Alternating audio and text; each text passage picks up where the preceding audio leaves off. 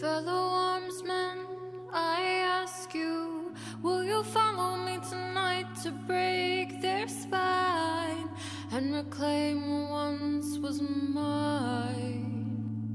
Those cravens backstabbed me, deceived me. Never shall I tolerate their crimes again. Now let the hunt begin.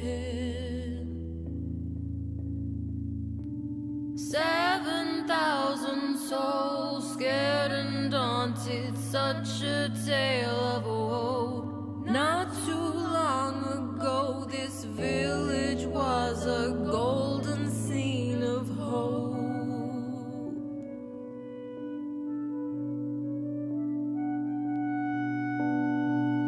Call down the reckoning to bring back hope and peace, restore our Gloria to live forever. Bring down the dark regime. I know how to unleash eternal power. Lead us to order. I am the light bringer.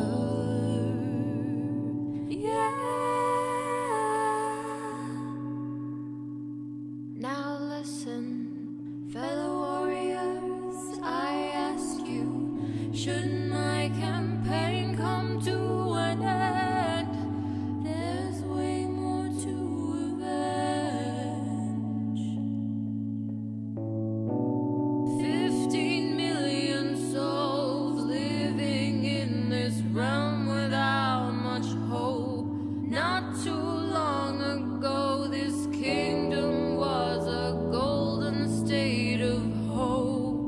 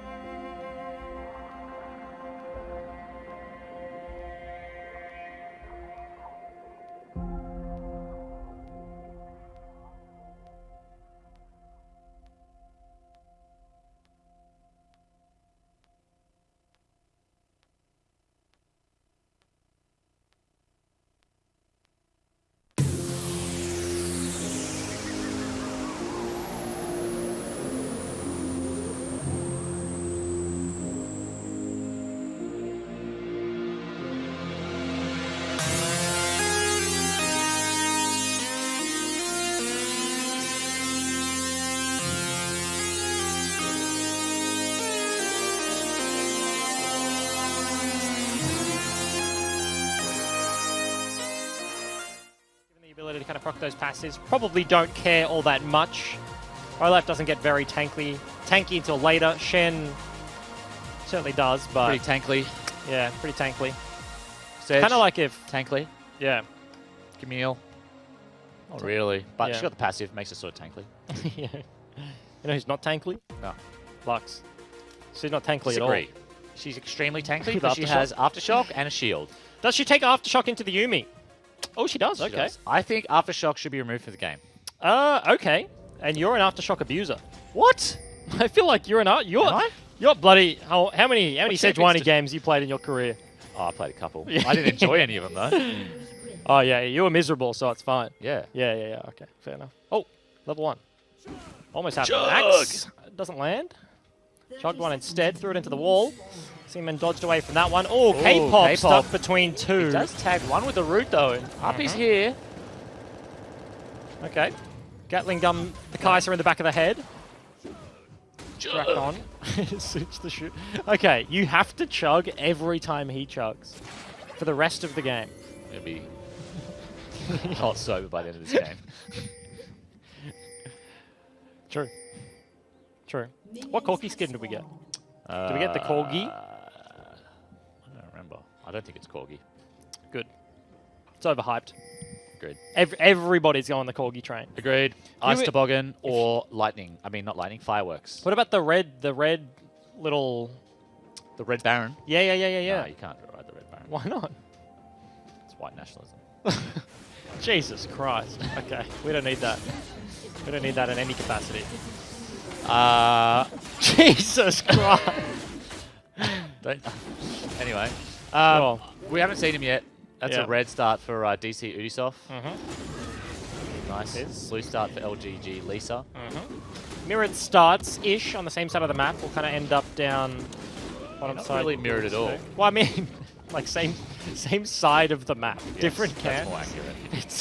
It's kind of like if they started on like the same camps, but also Don't- if the don't blue buff do was it. the red buff. So, Lisa, full clearing. Yep. Smarts. Mm-hmm. Sejuani, not doing golems, but full clearing. Yep. Smarts. Yeah. 2 smarts junglers so far. I'm a fan. We've got Chungi in the top lane, who I believe, I think he wins this lane until 6. Yeah, I feel like the dodge field, incredibly useful. Like Camille, in terms of her trading patterns, if you're not just getting free auto attacks off, which probably shouldn't happen all too often, you do have to trade creeps for that, but the ability to just like stand and deliver if she hook shots onto you and wants to force, you just put the dodge field, you just whack her in the head and she Yeah. kind of does have to walk away. Yep.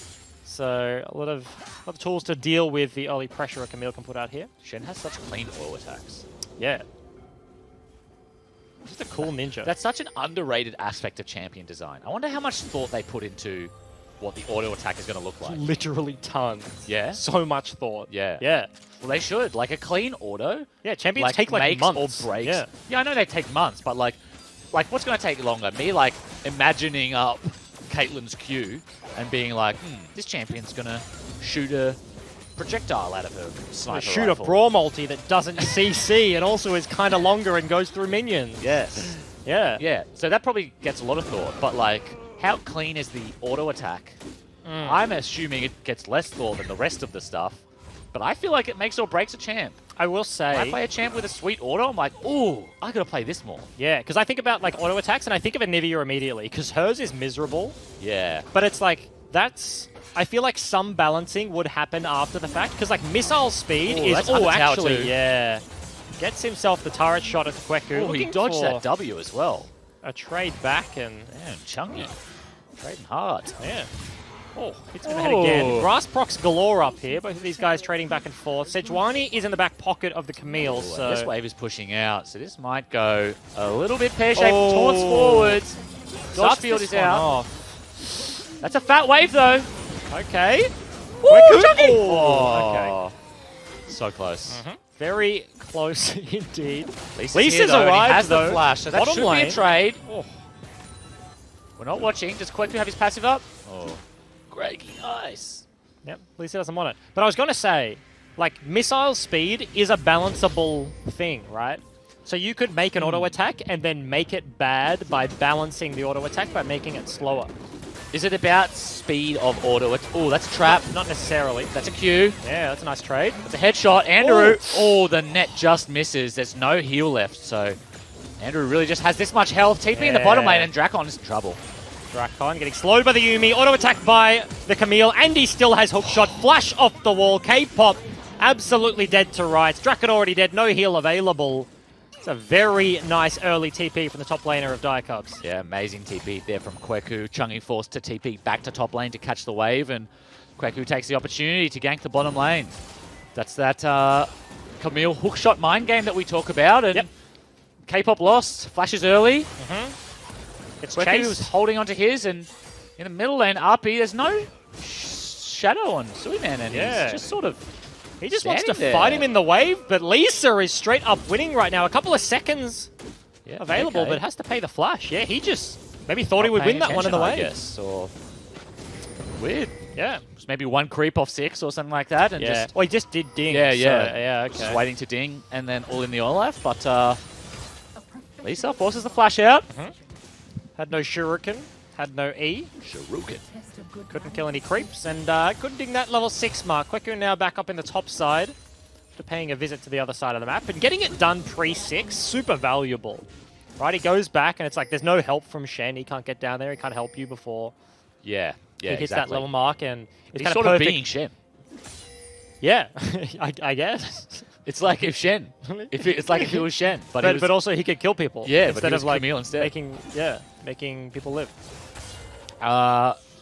The one thing I will say, though, is that in this position now, knowing Kweku doesn't have the TP, that bot side should be pretty easy to control. I mean, they still have priority. They're still shoving in. Yep. Dragon is up and available. They do have wards in that bot side river. Well, they did before Ubisoft cleared them out. Yeah. But you'd think that any sort of aggression on the bottom hand side would be ill-advised from the Diacubs and Ubisoft. As if he had the stream open on his other monitor, says, good idea, Tim. I'm going to go home. Luckily, we've got a delay. Do we? In-game delay, I would believe. But that is going to be it. Ubisoft, or rather Lisa, Just take that actually blue? doing his blue buff. Yeah. Oh, his jungler's taking blue. Doesn't want to give that to Appy What's up with that? at all. The Rek'Sai was 4-2 last time, and the mid laner was 0-2. This is a Azir and 0-0-0-0. Rek'Sai was like, nah. Azir, you don't need blue. Me need blue. Yeah. Is that how Rek'Sai speaks? Me, I'm the carry. Now, that's how junglers speak. Ah, okay. Ooga booga, caveman junglers. Ooga booga. Yeah, caveman, pea-brain junglers. Just like, me buff. Me buff take. Me no need mana, but me want XP. God, you're a freak. Okay. Drakon puts a trap down, though. This could be a trade. Yeah. He's definitely Actually the trap. lands it. Doesn't get the auto attack off, though. Anderu uses the ulti to buy some time. The shield is there. Corporal now split off. Maybe the only time Yuumi could have turned around for a kill by His way. herself. Watch out, K-pop. K-pop. It's hit with an auto attack, he but just that's all ult? Corporal has. Move speed burn. Chug. Olaf gets nothing after burning the ulti, but Drakon picks up the kill, and Legacy turned that one around. Runs all the way down. Burns his ult. Gets nothing for it as we Camille, get though. ult in the mid lane, and there is no way RP's getting out of that. Those are 3 champions you do not want to be near. Yeah. Especially not at the same time. No, definitely not at the same time. Camille locks you in the pit with a big, scary ball. Like, Zed comes over the top. Camille on her own, dangerous. Yep. Zed on his own, dangerous. Camille, Zed, Sejuani in a 3v1. Sejuani with anybody else that's slightly useful. Yeah. Dangerous. Yeah. And, yeah, that was the case. That's a dead Corki. That hurts. Very nice roam round 2 there for Kweku. Very active on the map so far. Did pick up the package, however. Ooh. So he won't miss too much mid. We'll be able to shove that lane out as well, and we'll see whether or not he can get anything done while he has it, or whether it was just a free home guard. Well, they still have the timer on Kweku's TP, so he could just walk bot and attempt something right now if he pleases. Does walk over a ward that is smartly placed bot side river, so he's kind of just dancing around on vision right now. So We didn't maybe- speak about it, but I do want to talk about that 2v2 that we saw.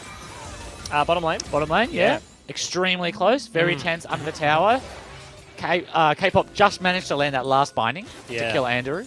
But it was a bit unfortunate that Drakon got caught in his ult animation as Andrew stood in the trap. Yeah. He just didn't think it was going to happen, right? He's No, like, okay, like I'm too no, low, I I can't have walk to- back in, I have to yeah. ulti, and then Yeah. immediately steps on the trap so he can't get the headshot proc. Maybe that's smarts. Yeah? Like Is you it? step on the trap when you get ulted. Because Yeah. you know he can't ult it. Yeah, it's Trap kind of like down. if you just didn't step on the trap, but then you did. But and then he did. Yeah.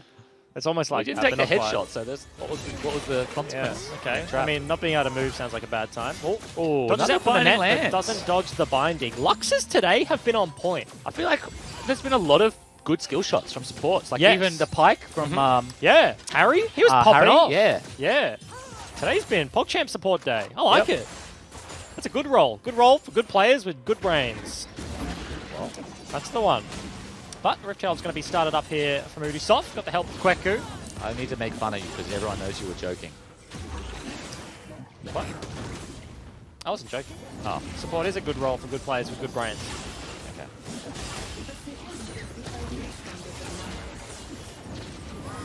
That's it? Yeah. Yeah, okay. Well, that's it for Shelly 2. Gotta fall down, gotta be able to pick that one up uncontested. Lisa on the other side of the map tracking down to maybe start up the dragon. His bottom lane has priority, but mid lane are not in lane right now. Corki walking back, so just sitting around the dot bush, but that is another dive threat Chenault incoming. is down.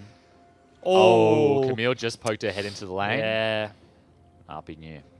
Does get spotted cheekily and immediately starts floating the other side of the map. He wants absolutely nothing to do with the Camille right now. Working on a Triforce is almost there. Big spike available. Zed already finished the Duskblade as well, so we are hitting those one item marks already. I mean, this is the scariest part for Corki as well. Like, Ignite is up for Suiman. He's got that Yeah. Duskblade finish. He has the lethality. Like, he's ready to all in at the first opportunity RP gives him.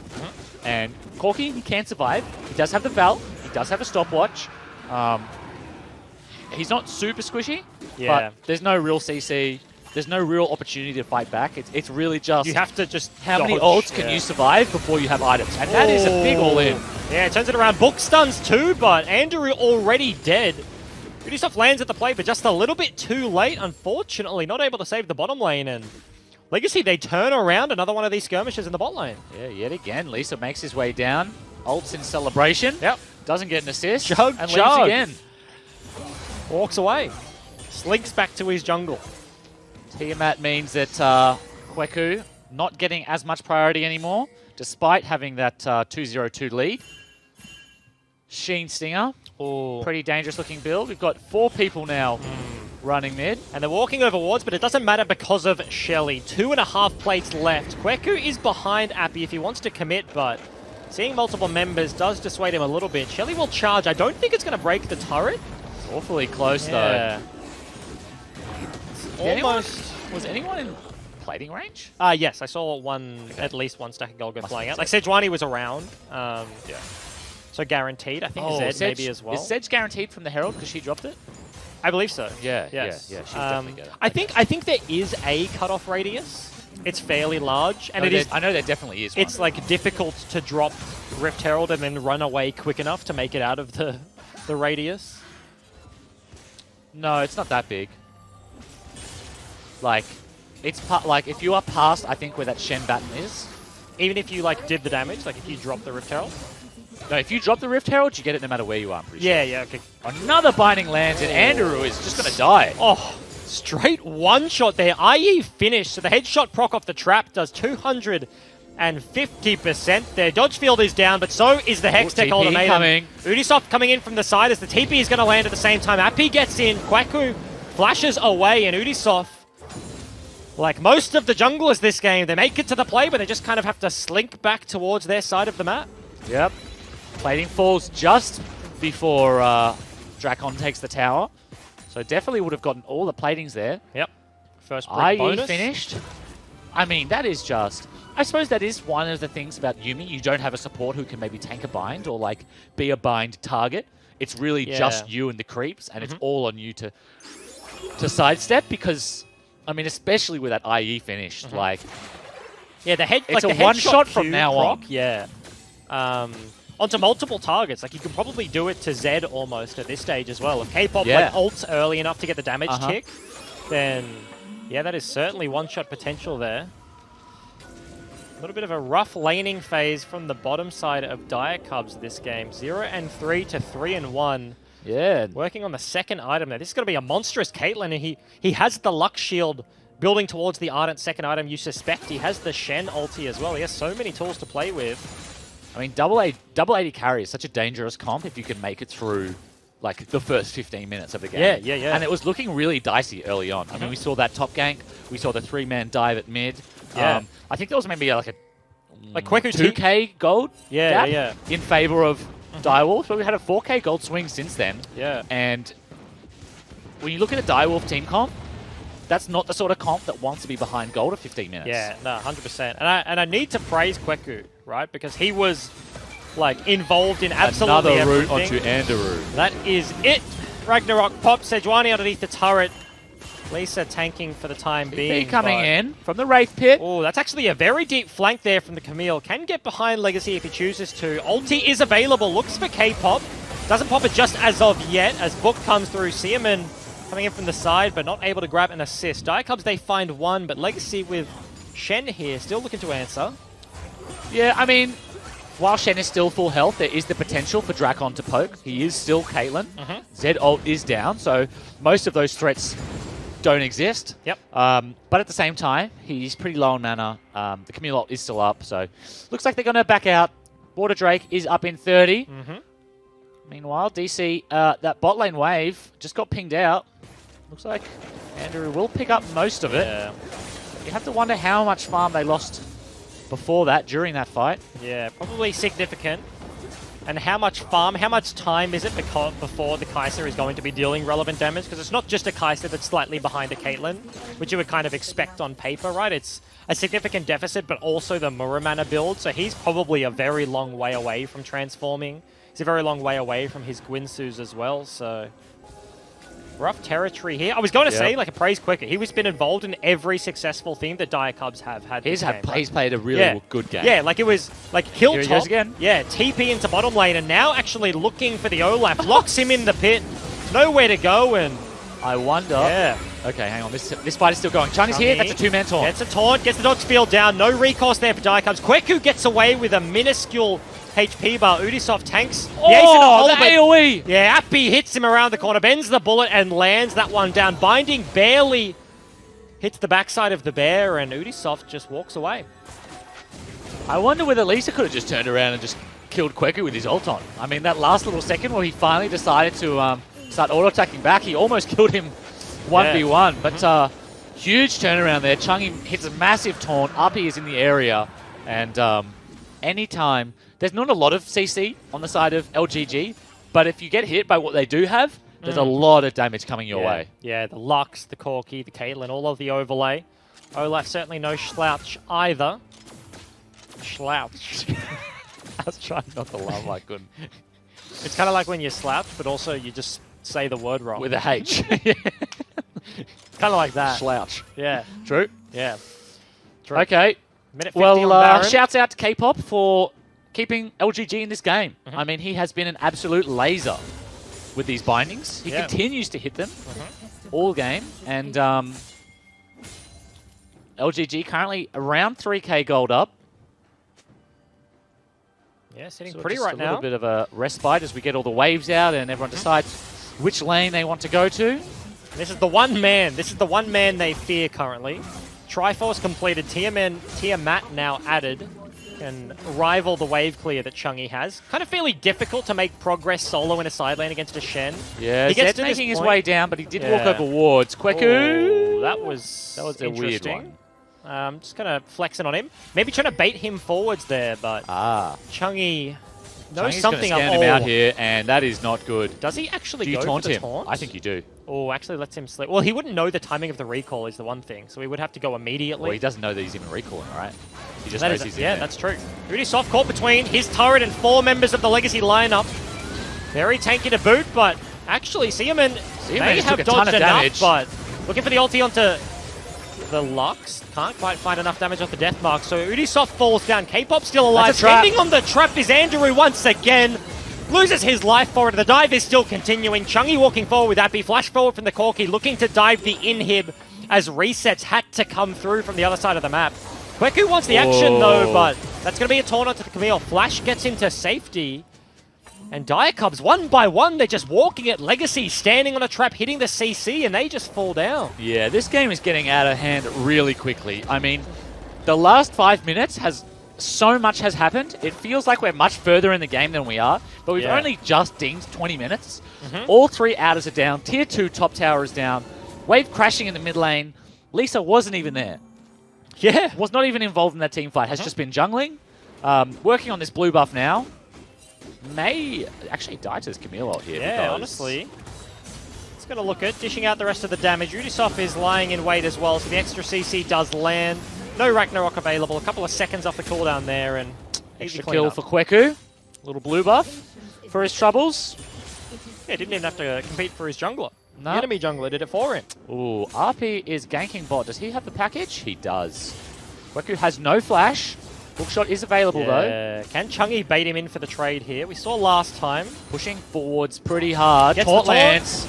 That's it. Kweku hookshotting to safety, but Package is going to knock him off the wall actually, and that's dead to rights. Nowhere to go.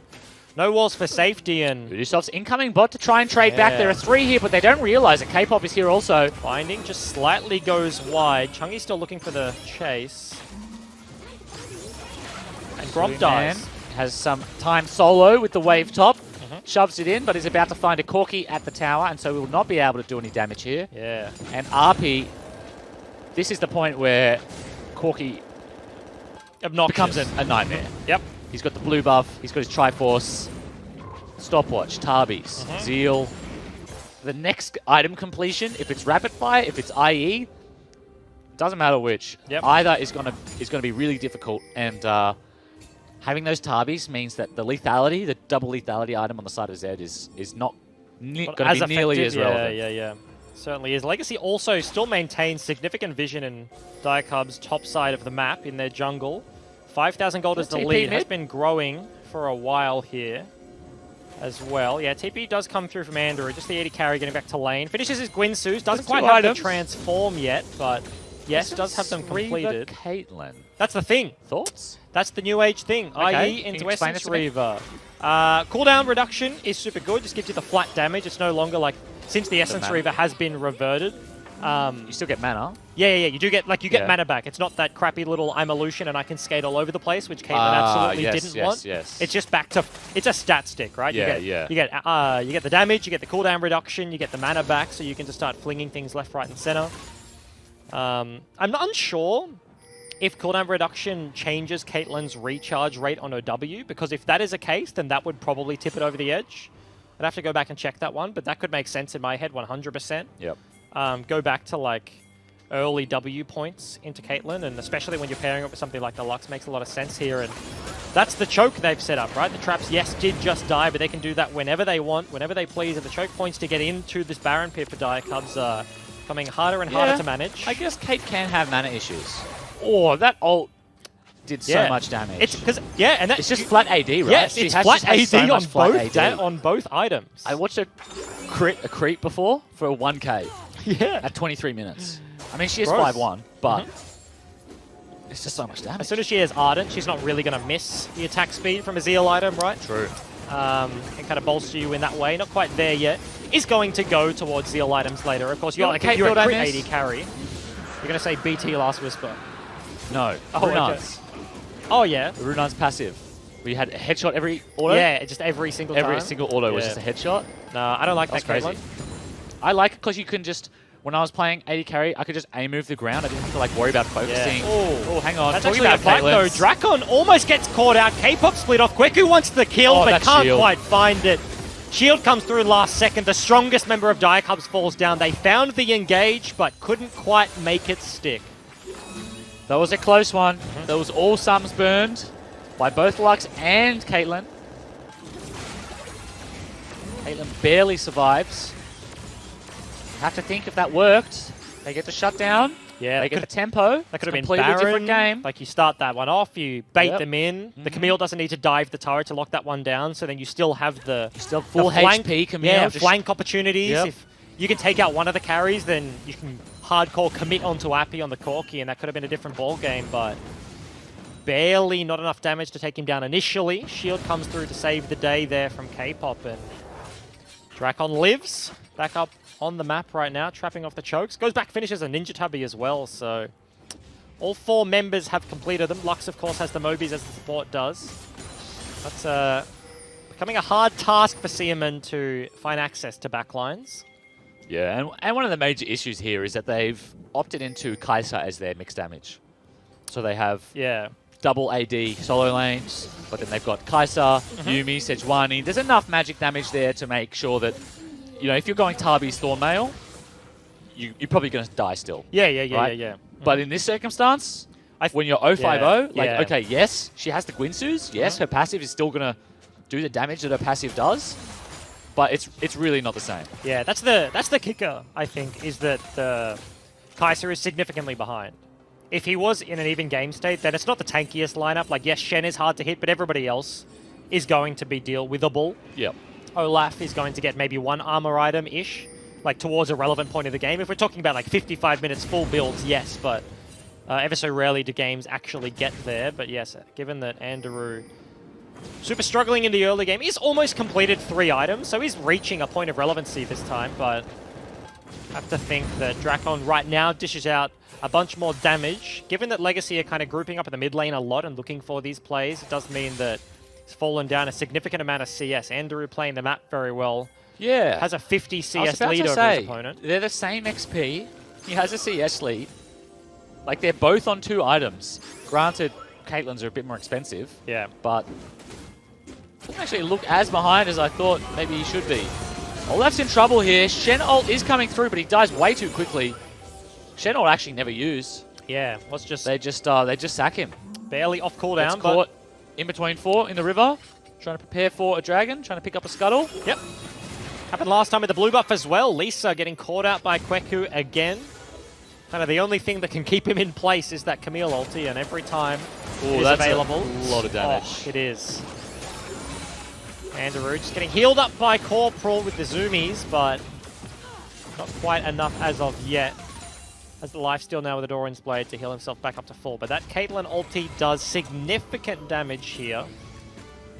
And I think if this is the first Zeal item for Kate, or maybe even just a Zeal, I think any attack speed, I think these next couple fights are going to be pretty difficult. But we'll have to see whether we actually get any. Yeah. I feel like we haven't seen an actual team fight in a little while now. Yeah, Legacy struggling to like set up the big play. Set up the Baron, set up the Dragon. It's We had constantly a little pick here. And yeah. We had a couple quick minutes where there were a number of fights all at once. And then since then, it's sort of just been, you know, pick here, a pick there. No towers have really fallen. Just picking up the farm. Trying to do what they can. But at this stage, got 2 items on the Lux support. Got 3 items on the Corki. Pretty big item spikes. We'll have to see whether LGG decide to do something now. Yeah, and we keep kind of talking about the armor values and how hard it is to find backline access. Now with Olaf's stopwatch, Corki's stopwatch, and Caitlyn's stopwatch, Kweku and Seaman's job just got infinitely harder as well. A 600 gold purchase, and your first trip into the backline probably will be fruitless. Yeah, that's going to be a death mark into recall to the Shadow, and we have to try round number 2. Yeah, there's no real room in this game for those 2 anymore. You know, they're sort of like... That was harsh. Well, I mean, yeah, I mean, it's sort of like, you know, when you get replaced by like technology or something, and you're not willing to adapt to what like the new world is. You're not ready to come into the new world. You're like, no, I'm not using a mobile phone. I'm not going on the internet. I'm not doing any of that stuff. Yeah. That stuff sucks. It's like, yeah, okay, sure, but like this world isn't for you anymore because like these guys all have their phones out and they're booming you with them. How are you going to bank, bro? The branch closed down. Yep. Yeah, that was a Shen ulti onto a Corki that unfortunately couldn't package into the play. The binding almost landing here. Seaman actually has a fairly nice flank, but Lisa will play goalie here and it really doesn't mean take like him away. Yeah, Andrew. A full HP stopwatch. If you just stopwatch as soon as you see the Z, He can never stand along, even if he doesn't ult you. He can't stand around long enough to do anything to you without taking a ton of damage. Yeah, that's 3 auto attacks. That will be your life. Ubisoft cops it. Aftershock is now broken and dissuades some of that damage, but Legacy just straight up walked up mid, and Dire Cubs, they know the game right now. They're like, we cannot fight. Like, Zed can't kill the back line. We have to push the side lanes. Like, this 5v5 is potentially no longer playable. And yes, he takes a turret, but he's actually resetting here. Isn't going to continue the push. RP just valked forward in the enemy base to hit Sejuani. Yeah. Like, that is like, in no world do you do that. That's a sentence that I shouldn't have to say. But that's just the position there. It's just so, there's no real engage. The only damage they have to rely on is Andrew. And I mean, he is at 3 items, and he will do damage. He's actually, he's up on XP. Genuinely hitting a relevant point. Scoreline looks mega gross, but 300 CS, 30 minutes. He's with the clock right now. 3 items completed. Has a Yumi as well. So we keep talking about, yes, the Ardent is there from Lux. He's an item ahead. But Andrew actually deals significant damage there. The range is really just the difference, right? Playing as a short-range AD carry, Kai'Sa into a Caitlyn and a Corki, very difficult to actually deal damage without just getting headshot in the face. Yeah, I think one of the key things here is that Drakon doesn't really have many threats to worry about. Yeah. Camille's in the side lane. Zed's usually in the side lane. Even if he isn't, he has Lux, he has Shen, he has Stopwatch, he has his Sums. Whereas Andrew has to worry about Corki Rocket, traps, Lux, binds, even axes, anything that's going to slow him. And he has no support to, like, soak anything. Like, he doesn't have someone who can stand in front of a Sedge ult. Yeah. He doesn't have... It's just him and a bunch of threats. And he's buffed. Like, he's got, like, an exoskeleton. He's like a super Kai'Sa with a cat on him. With the cat, yeah. It's like Iron Man. But Drakon has teammates. Yeah. Jesus. I didn't mean it like that. I just meant like... Sure. Andrews is untargetable. Yeah. I know what you meant. I believe you. Thanks. Your intentions were pure. Rapid fire cannon on the Kate now. That's 3 items. Yep. That's long range. That's when you start poking. It's mega far away. Not much lifesteal on the side of... although they do have the Yumi heals, I suppose. Yep. I was going to say, not a ton of sustain. Got the extra summoner heal. Oh, Ubisoft can't quite block it, but Zoomies is going to do enough to heal Andrew back up. And this Baron is struggling to be taken here from Legacy. Yes, I was going to say, it's having a hard time staying alive. Yeah. I feel like something should happen. We have level 17 Corki, level 18 Shen. Because the thing is Shen isn't losing side lane priority anymore. No. So I feel like he's just a brick He's wall. just playing the game like a split pusher. Yeah. He's like, no, I'm just going to keep pushing. Well, the thing is, he can, like, both of his side lane counterparts are AD. So he's gone Sunfire, like Titanic Sunfire Thornmail, and neither of the, like, I'll call them both assassins, as a tank, are ever going to try and take him down. It requires multiple members. And RP playing a bit aggressive. Andrew. That's the package. Uses it. And I will say, we were talking about it first game of the day, AV, their ability to close out, and we're like questioning. It's definitely getting to that sort of territory. Absolutely. Legacy, super slow in looking to take down a Baron. If wanting to secure everything this before in-hit, like you're essentially just funneling gold into the Kai'Sa. And if you don't do anything, I mean, eventually she's going to get items, right? Yeah.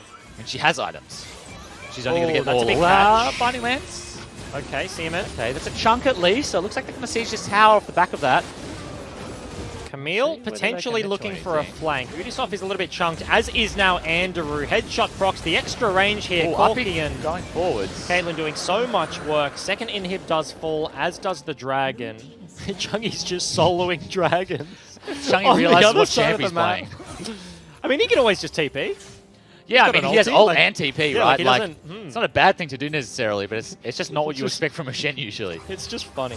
It's just funny. It's just Chungy playing Shen like it's Yas. Yeah, okay. Could have been hitting the turret, but took down the Dragon. Legacy probably need to purchase a couple of pink wards, I reckon, when they go towards a pit. Oh, this one's a bait. Oh, Siemens taking it. Oh, the binding landed. Lisa flashed over the wall. Zed ulties to buy some time. Actually does successfully. Got himself the Black Cleaver as well, so now is reasonably tanky-ish for an assassin dive in the back line. Has a stopwatch as well, but didn't need to use it. Okay, we get the battle for the ages in the bot lane. Chungy losing that one. Yeah, Bramblevest is pretty good though. Quickly not being able to heal, that would look very different otherwise. Yeah, He's coming in. Okay. So that's TP1. Yeah, Legacy get themselves a summoner. Kweku now has to TP, and the only one left is Andrew, and he definitely doesn't want to be facing off in the side lane. Shen has both his ult and TP available. It's double Dire Cubs TP now priority. in the position where they either need to start this Baron or they need to deal with this Shen, because otherwise they're going to be at a numbers disadvantage pretty much everywhere they go.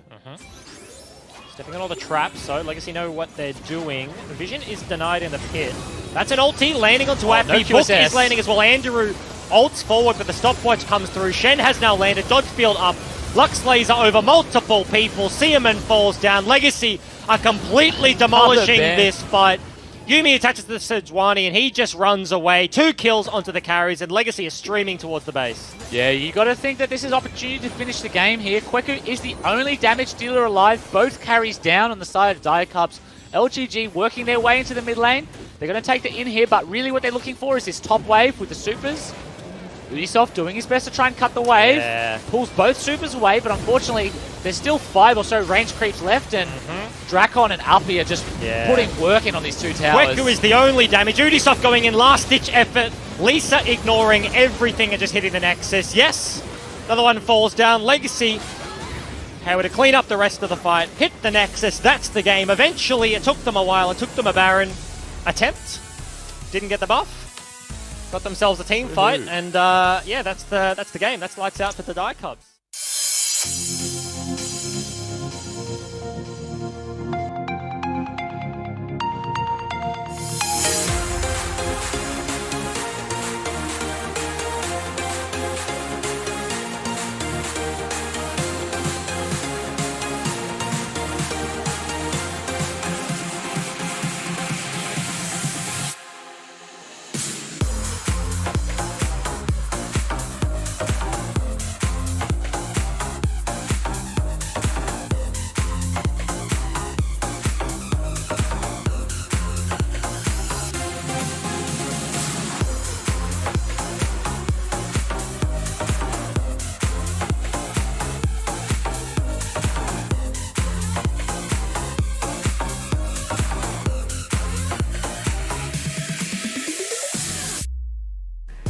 Hello and welcome to day 2 of week 6 of split 1 of the 2020 OPL. My name is Nick Boy Richardson, and let me tell you, I love all of our esports players that walk through this building, but some of them are a shy bunch, and I cannot imagine how awkward it would have been for them when someone they've never met before behind a camera says, "Start dancing." Because dancing for those guys could be the worst thing at the best of times, let alone at those times. My fellow dance partners for the evening, Skimmy, Spawn, Rusty, I mean, we agree, right? I would say you're also the most trained out of the lot of us in dancing. That's true. Yeah. I don't dance at all. First position right down here. I literally don't dance at all. You don't? No. I was that kind of guy that was like, I would go out with Jenna and stuff, and I would just be like, catch me at the bar. Like, I ain't going anywhere near that. But you've got this weird mix of, while being a grumpy bastard, you've also have a zest for life. And I would have thought that you would be a dancer. That would be that surprising thing about you. In the same way that you love to sing like Disney songs. Oh no, I would rather get up in front of a nightclub full of people and sing than dance. 100%. Like, I have 2 left feet. Actually, I don't even have feet. I just have stumps at the end of my legs, and if I try to dance, I fall on my face. Yeah. It's not a good experience for all. I convinced Jenna that dancing with her girlfriends or even other attractive men is a better alternative than dancing with me. Skimmy, are you a Twinkle Toast? I actually enjoy dancing. I just can't dance too well. I like to think I've got a good sense of rhythm, and if I'm out of town with the boys at the nightclub and the music comes on, we'll get our groove on. You know, I like to be a little bit of center of attention, but I'm probably looking like some really awkward white Yeah, dudes. see, he's the person that I talk about while I'm having my drink at the bar. Yeah, you're the one. Like, I'm a hype man. Yeah, when Like, I people if there's watch. some good music, I'm there. Like, I'm amongst it. Yeah. And if I probably watched my, if somebody's like recorded it or like Snapchat or whatever, and I'm looking back, I'm like, that's big cringe. There you go. Especially if you're where I'm a little bit hungover from all the orange juice. But it's not right, because if you enjoy it, Yeah. like go nuts. If I enjoyed dancing, I wouldn't care that I sucked at it. Yeah. I just get like out of breath and like every part of it is just a bad time. You get sweaty. Who wants to get sweaty when they're out in public? Like there's just only negatives knew a in my mate- opinion for dancing. What? I can't think of one positive, unless it is. The joy. I can't think. Yeah, but I don't enjoy it. So that's No, what I'm the saying. joy it Release. gives other people. So for me, no one else enjoys me dancing either. I The think only all good of chat dance scene would. ever is the Beauty and the Beast dance scene when Belle danced with the Beast. That makes me cry every time. Apart from that, I don't want to see dancing. See, this is what I'm talking about. I don't understand this guy. One of his favorite scenes in the movie is from Beauty and the Beast. I love Beauty and the Beast. I hate to dance. I love Beauty and the Beast so much. Duo Cat says, "Is this a league stream?" No. Someone mentioned before Rusty's uncle. Ankles, not uncles. How many uncles do you have? 2. Well, your ankles are looking skinny. I don't want you to get a complex, but I think I think that's a compliment. Stop No one wants skipping thick ankle day, bro. ankles, right? It really depends, because they're attached to the calves, and that whole area looking skinny is an insult. But by having skinny ankles, Yeah. wouldn't that make your calves look bigger? Yeah, it's true. It's also the angle of this camera shot. Like, that does look like a really skinny ankle. And Nah, then- lots of It's also guys- he just has some freakishly skinny ankles. Lots of guys aspire for the Dorito shape, like broad shoulders, skinny waist. Rusty aspires for the Dorito calf.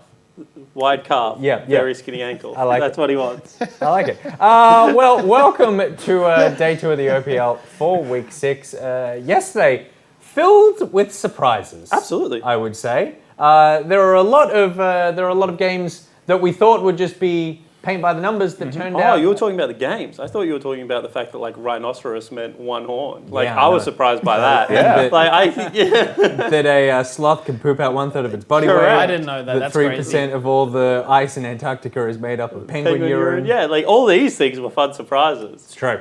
There are also games, unfortunately, but they were fun too, right? Have we got some more fun ones, or do you want me to give you more animal facts? I mean, I can't say no to animal facts, so you've derailed my point there. But Yeah. I think the games will still be fun today. But I would still like animal facts. Who's playing? Chiefs Direwolves play at some point? Yeah, we got fun games Chiefs. today. In fact, that's a very good segue, Jake. Thank you very much. Let's get that schedule up. We've got Legacy versus Gravitas for game 1. Mammoth take on Chiefs for game 2. Pentanet.gg versus Gravitas returning for game 3, and then Chiefs make a reappearance for game 4 against Direwolves. And people will be excited for that 4th game, but keep your eyes peeled for Mammoth in the 2nd one there as well, because the run has started once again for Mammoth. So You have to get excited. They're on a win streak. Again, like me, they just do exercise on the weekends, and they're starting the run again this week. Who was it that stopped the run last time? Was it Legacy? Yeah. The next team they faced. Yeah, true. And I think we interviewed Ray's. Oh, maybe it was Babbitt. It was Babbitt. Babbitt, and it was just like he just couldn't give two shits about the storyline, and was No, just absolutely like, no, not. I'm happy for that to be over. I think game 3 is actually the one to watch about Yeah. because Pentanet have seemed to be struggling a little bit lately, and they started their woes by losing to Gravitas last time when Big Puma went absolutely bonkers on a vein. So Yeah. I'm looking forward to the Cub having another bit of a run at this team and seeing what he can do.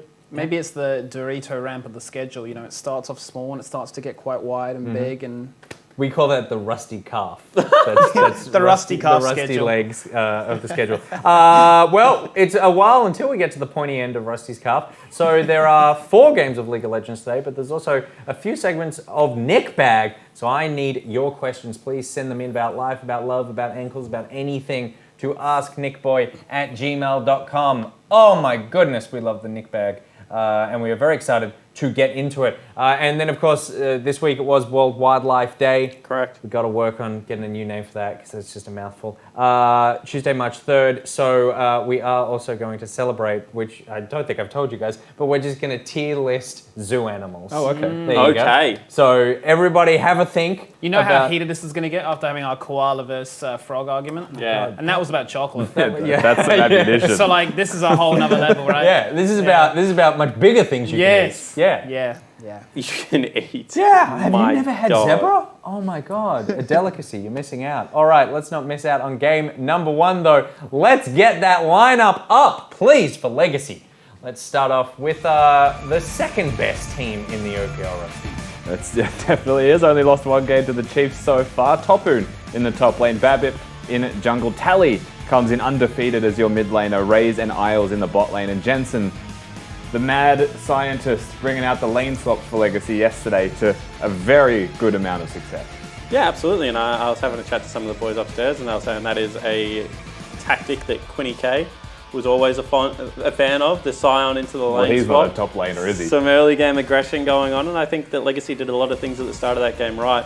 The problem was their mid game, however, did not look all that clean.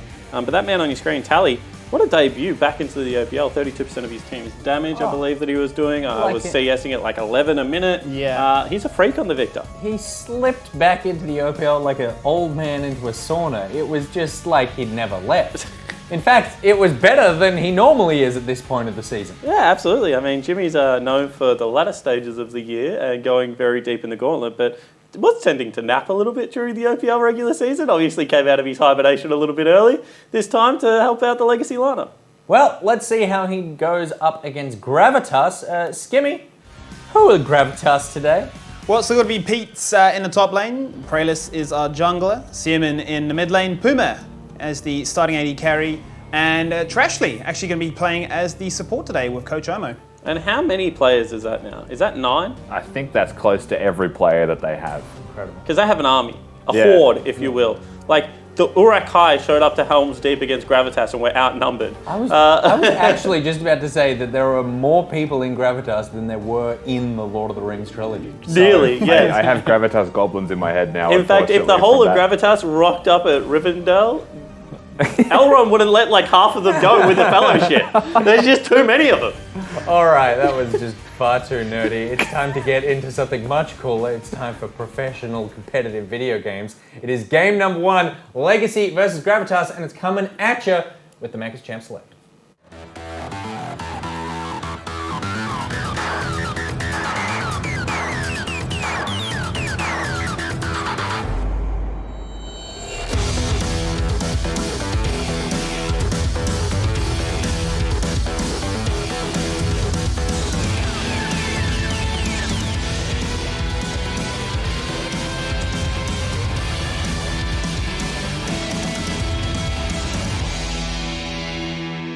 It's the very first game of the day as Gravitas face the uphill battle of taking on Legacy. Brand new roster once again, another version of it. A massive debut for the likes of Trashley to take on this powerhouse. Yeah, absolutely. And when you have a look at this Legacy lineup, they have been showing more solid performances in the early game. I really do think that started with the Chiefs game. Despite losing it, they had that 5-man dive down in the bottom lane that really did get the series off on an aggressive footing, Skimmy. And that seems to be what they're going for lately. A little bit more action-packed, a little bit more dominance on display, a lot more fighting from this Legacy lineup. Did it backfire yesterday? At times, but the Baron was clean, and ultimately they picked up a much-needed dub over the Direwolves lineup. Yeah, they'll be reeling at a loss, but they'll get another chance at the glory in the top of the ladder at the final game of today. But Legacy looking very, very rehearsed in the early stages of those games, as we saw them do the most beautiful Tribush invade, picking up 2 very early kills and allowing Scion to go toe-to-toe with the Camille. But how are they going to take on Gravitas? As we say, Gravitas, different bot lane, different version. They've flexed that bot lane heavily, even more so than what Avant has showed us. Yeah, absolutely. And I think immediately we see something like the MF picked up. As soon as you see that, you expect aggression coming out of the bottom lane, so they go with a tempo jungler on the side of Legacy in the Olaf, as well as a very safe AD carry.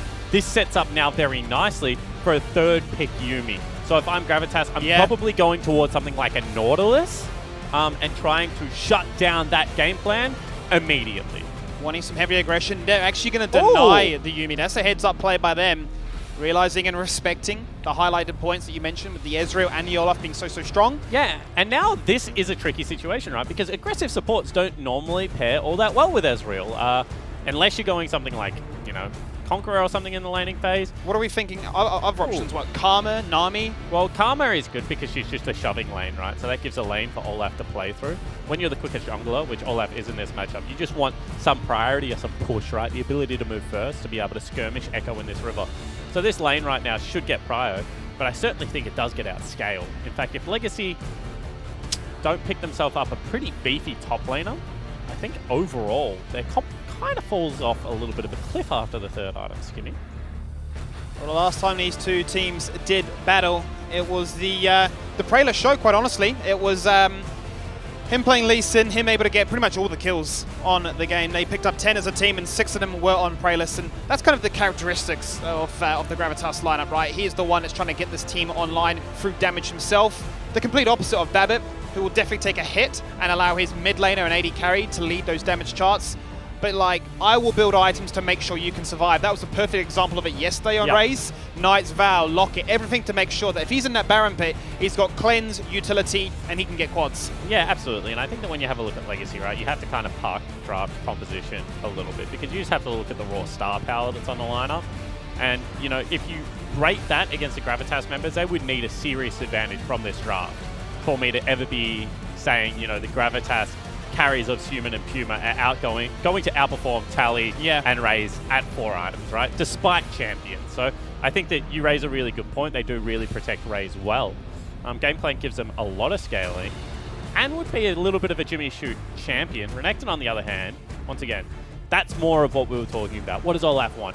Push, the ability to win early, the ability to start stacking up Rift Heralds, Dragons, all those kinds of things.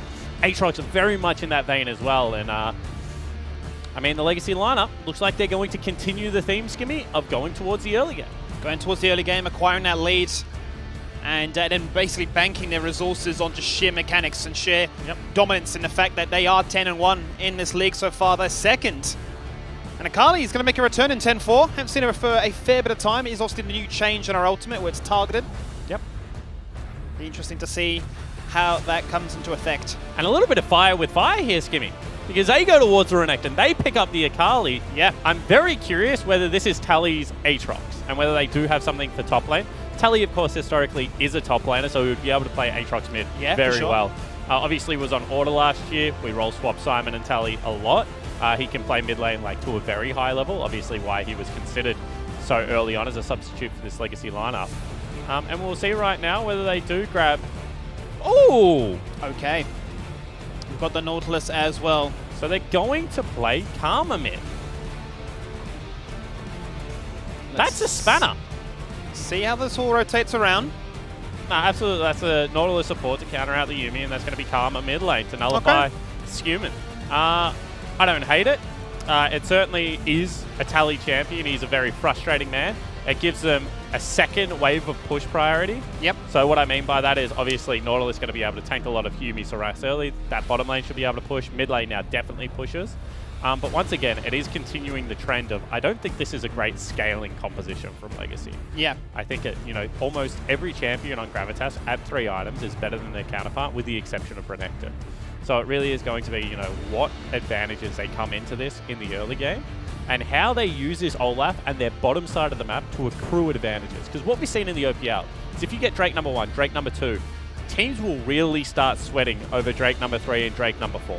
Right? They will fight against priority, against push, against vision control, against all of these things and take very bad fights. We actually saw that by Pentanet yesterday when Jarvan was just ulting in, trying to secure any form of engage for those dragons. So I think that that's what this Legacy lineup can do. They can get pushed, they can get a couple of early dragons, they can really put Gravitas under that pressure cooker of the time response. And look, I'm not opposed to it because if we look at the statistics, Legacy are a team that, generally speaking, are up about 1,800 gold over their opponents by the 15-minute mark. You talk about Gravitas, they're the complete opposite. They're usually down by 2,000 gold. And they're also sacrificing a lot of those Drakes. So Legacy looking to try and go for this early game, looking to try and get an advantage, and then banking on raw mechanics. Jensen, have we hit the nail on the head with that idea there, or is there far more to break open out of that Pandora's box?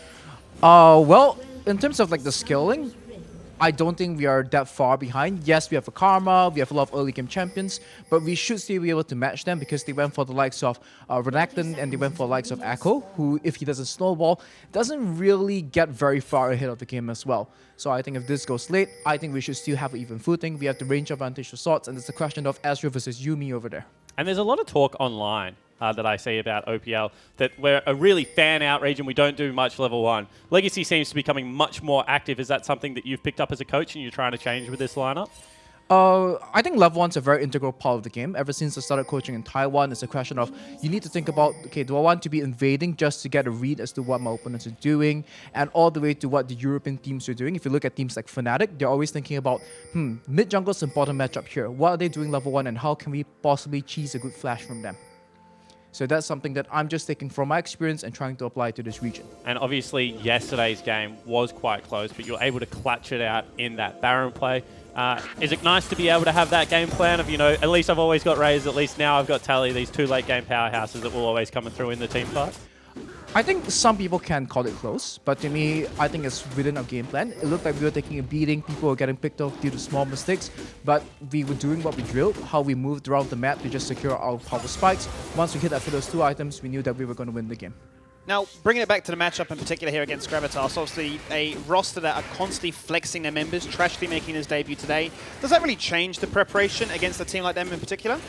It definitely does, and I was even joking with Leonard, the coach of Gravitas, because we are friends, and I messaged him, yo, I can't find Tragedy and Beats solo queue accounts, and could you send them to me? Then he actually just straight up told me that, oh yeah, Beats doesn't really play solo queue, so it's not possible to scout them. And Tragedy has a few accounts just scattered across Diamond, so I couldn't really get a good read as to what they are going to be playing based off what they're playing in solo queue. So then what's your game plan for this game? What do you want your team to accomplish? We actually had a different draft planned out, but the bans that we predicted were not exactly on point. We thought that they were going to very heavily focus Tally and try to use a weakened Tally and Suman, who seems to be the strongest player, to be their means of winning the game. They didn't really go with that. So we had to improvise our draft on the fly, and I think that we are kind of happy with what we ended up with. This is kind of like an Olaf raid side draft, things that supported, and not looking too good for us now. Isn't indeed, as Babba's going to fall on down as Protoss invades. They can find in the love, maybe looking for a double kill. Tally is in trouble. Double kill to start things off with, and I want to bring it back to that point again about conditions of where Gravitas can flex it around. We've been quite vocal about Pralus being this driving charge in this team. Seeing on a assassin that we've highlighted being his real strength, do you think those 2 particular players on the team are where Gravitas had to really find love to try and beat you guys? Definitely. I think Suman and Pralus, they are the 2 standout players on Gravitas in terms of their skill and their ladder rankings as well. They are the 2 highest on Gravitas. So if Gravitas are to find wins, they have to be able to play through mid jungle. We do see Suman going up to the top lane in this game. So they did find something in the mid lane, and I think that that's rather impressive from Beats. Beautiful. Well, thank you very much, Jensen. We'll crack on in with game number 1. It's Gravitas taking on Legacy in week number 6. Always really nice to speak to Jensen. Obviously has Man of many words. I love it. Casting background as well, so very comfortable on camera. I got to remind Nick that he wants to come on, I think, next week, so I'll try and make that happen. But kind of talking about the Beats human swap here, it would be great if we could get it reflected on the scoreboard. But what they've tried to do is they've tried to get a couple of really key matchups secured. So Renekton obviously denies shields, and mechanics is not talked about that much. And Suman should have a really good laning phase after level 6 against Aatrox. Aatrox is just not able to deny that all in unless he hits really nice Qs. So I think that both of these lanes being secured right now for Gravitas is super nice. And obviously Beats was their previous mid laner when nobody was on the starting lineup. So certainly should be very familiar with these kinds of matchups as well. We'll be looking very intently on whether or not this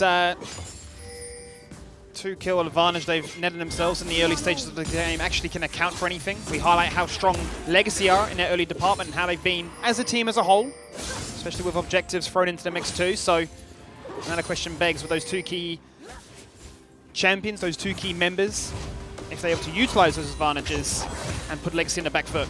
And I'll be interested to see whether Suman actually completes the recall here. He doesn't. Wants to maintain this pressure because Beats was holding a freeze. So that meant that really there's no way for Suman to get ganked because you expect jungler to be trying to help break that freeze. That's exactly what you saw. Babip shows mid lane. This is something that Babip's actually done a lot more in the OPL lately. Being willing to get involved in the mid lane. We saw a couple of weeks ago when Eminez was playing the Rumble and he was playing Olaf. He just chain ganked for Eminez. So I think that this is definitely a scoutable style coming out of Legacy right now, and Gravitas seem to have a very good read. Definitely in the one that is displaying consistency over the weeks. To ensure that this man in the bottom lane for Legacy is able to do his job quite well. Level 6 now achieved here. They're going to go for another game.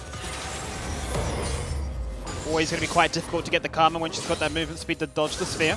However, what that has given them is a little bit of a push in the mid lane. Beats, although he's quite low, does have the ultimate available, so it should give them access to this top river. With Human now level 6, this is where the Gravitas lineup really has to start shining. Babbitt was considering the option. Does decide to recall in the end and try. Babbitt's just done another really good job of protecting his lanes, right? We're talking about where are the volatile lanes for the Legacy lineup. Human hits that, Shuriken goes in. Maybe an exchange of weapons in that little skirmish. And what I was going to say is, you know, when you have a look at bottom lane, you expect that to be a winning lane for Legacy. Yep. And he's kind of ignored it to protect the solo lanes because he knows, you know, if you give this Echo another kill, if you give the solo lanes an advantage, the 1-3-1 going to be really annoying to deal with. So I really respect Babbitt's decision making this game. I think he's made the right call. He's still up in gold. He's going to use that bottom lane push to now get himself a dragon. Kind of, even despite the 2 early kills, doing exactly what we expected of the draft of Legacy right now. Babissets the solo laners and banking on the success of his bottom lane to find priority and freely rotate towards that Infernal. Gets himself a Scuttle as well. And finding momentum, presence and pressure everywhere. Now we get to see kind of what the next move is, because 30 seconds until Rift Herald is available, Legacy being able to maintain complete control of the push in bottom lane means that they can decide whether they want to flip for Rift Herald or something like that, whether they send the Aatrox down into the bottom lane. That would be kind of the textbook play. The other thing you can do is maybe if he's a gank on the top lane or mid laner, Legacy can just continue to push in here down bottom lane, isolate this 2v2, and, you know, maybe use a kill or something like that to be able to take it. Then you have immediately able to swap. Oh, that's big damage onto Raze. Got to watch for that one. But overall, I would say Legacy's game plan is doing really well at the moment. Top lane might die. Once again, focusing on towards Tally. You can see the reason why Beats fairly far ahead right now. A level up. I'm really surprised that Human did not go for the all-in on Topoon right there. They had vision on where Babbitt was. You can see he's constantly being pinged out, right? And then Human actually dodged out on 2 of the Qs. That means that he should have been able to win with Shroud underneath. Hold the phone. Hook doesn't land, and now that allows this Rob to just come on in with big damage. The poke and the pressure. Why did he not ult Isles there? Isles had no hook. Was kind of in no man's land. That was a perfect angle for Human to be able to light him up. Did he have enough mana? Was he maybe a few mana short? Potentially could have been the case, Skimmy. But that looked like a very good all-in. That would have been disastrous for Legacy, that's for sure. But once again, attention turns towards this top lane. You've highlighted how volatile it's been in the 1v1. Junglers constantly looking to try and aid them in the effort, but Beats always by pushing in mid lane, free to rotate. I highlight my point from before. Up in levels, up in kills, up in CS. Telly resigned to his tower, losing a lot of it underneath. And you can see that Babbitt really wants to check this Rift Herald. However, he cannot. Tally has just been under fire in the mid lane from Beats. Constant priority has been achieved there. He's down 20 CS. He's lost his flash twice. Meanwhile, top lane, Human at any moment looks like he's going to all in and kill Topoon, despite the fact that Topoon has himself early magic resistance. So right there, they're able to do what I said. You know, they've equalized bottom lane, and it's not Babbitt finding the gank. It's kind of Gravitas maintaining their hold over the pressure on the top side of the map and allowing the Echo to solo out the Rift Herald. Now, the thing about Rift Herald is it does no damage to you, but it does take a very long time.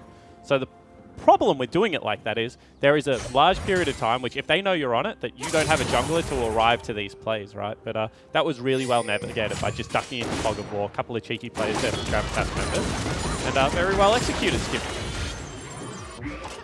Looks to me as if Puma in his bot lane wished the reset. Once again, Preyler's been very active on this map, has the Rift Herald in his pocket. Just wants to chunk, I think. Gonna bring Topoon fairly down low. They've got 3 members coming up here. This could honestly be the turret going down completely.